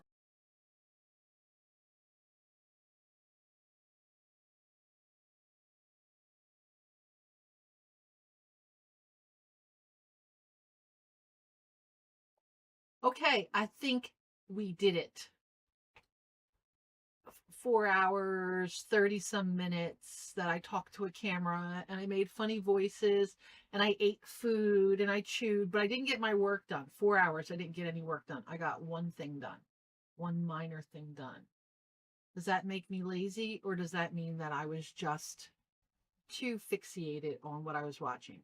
Period. Usually I don't watch something that's prominent in my head. I just kind of glaze over and I hear it humming in the background. Period. Well, I said period like I was dictating that. Can you tell I dictate stuff all the time? Question mark. Oh, okay. Have a nice one. Thank you. Thank you. Thank you. And I'm not going to pose or do anything. I'm just going to go off and I'm going to stop talking and we're going to leave. Wait, let's just hear. Andrew hasn't had an opening go that bad. This is since he tried opening the pickle jar. Oh, here's the thing pickle jar. Little boys try and men do. See, it's all about the pickles. In my mom era, says Erica sent Andrew to act how she does behind the scenes so she doesn't ruin her image. Erica sent Andrew we're gonna act go. How but she go does behind follow the Lionel scenes. Nation. Oh, I'm sure you already so he was like doing Candace. her dirty work. He's PVD like doing did really his, good. I followed him today. Kind of good cop, bad cop as say it were. that he did good. Notice, sad I'm glad to he say, didn't speak. Erica doesn't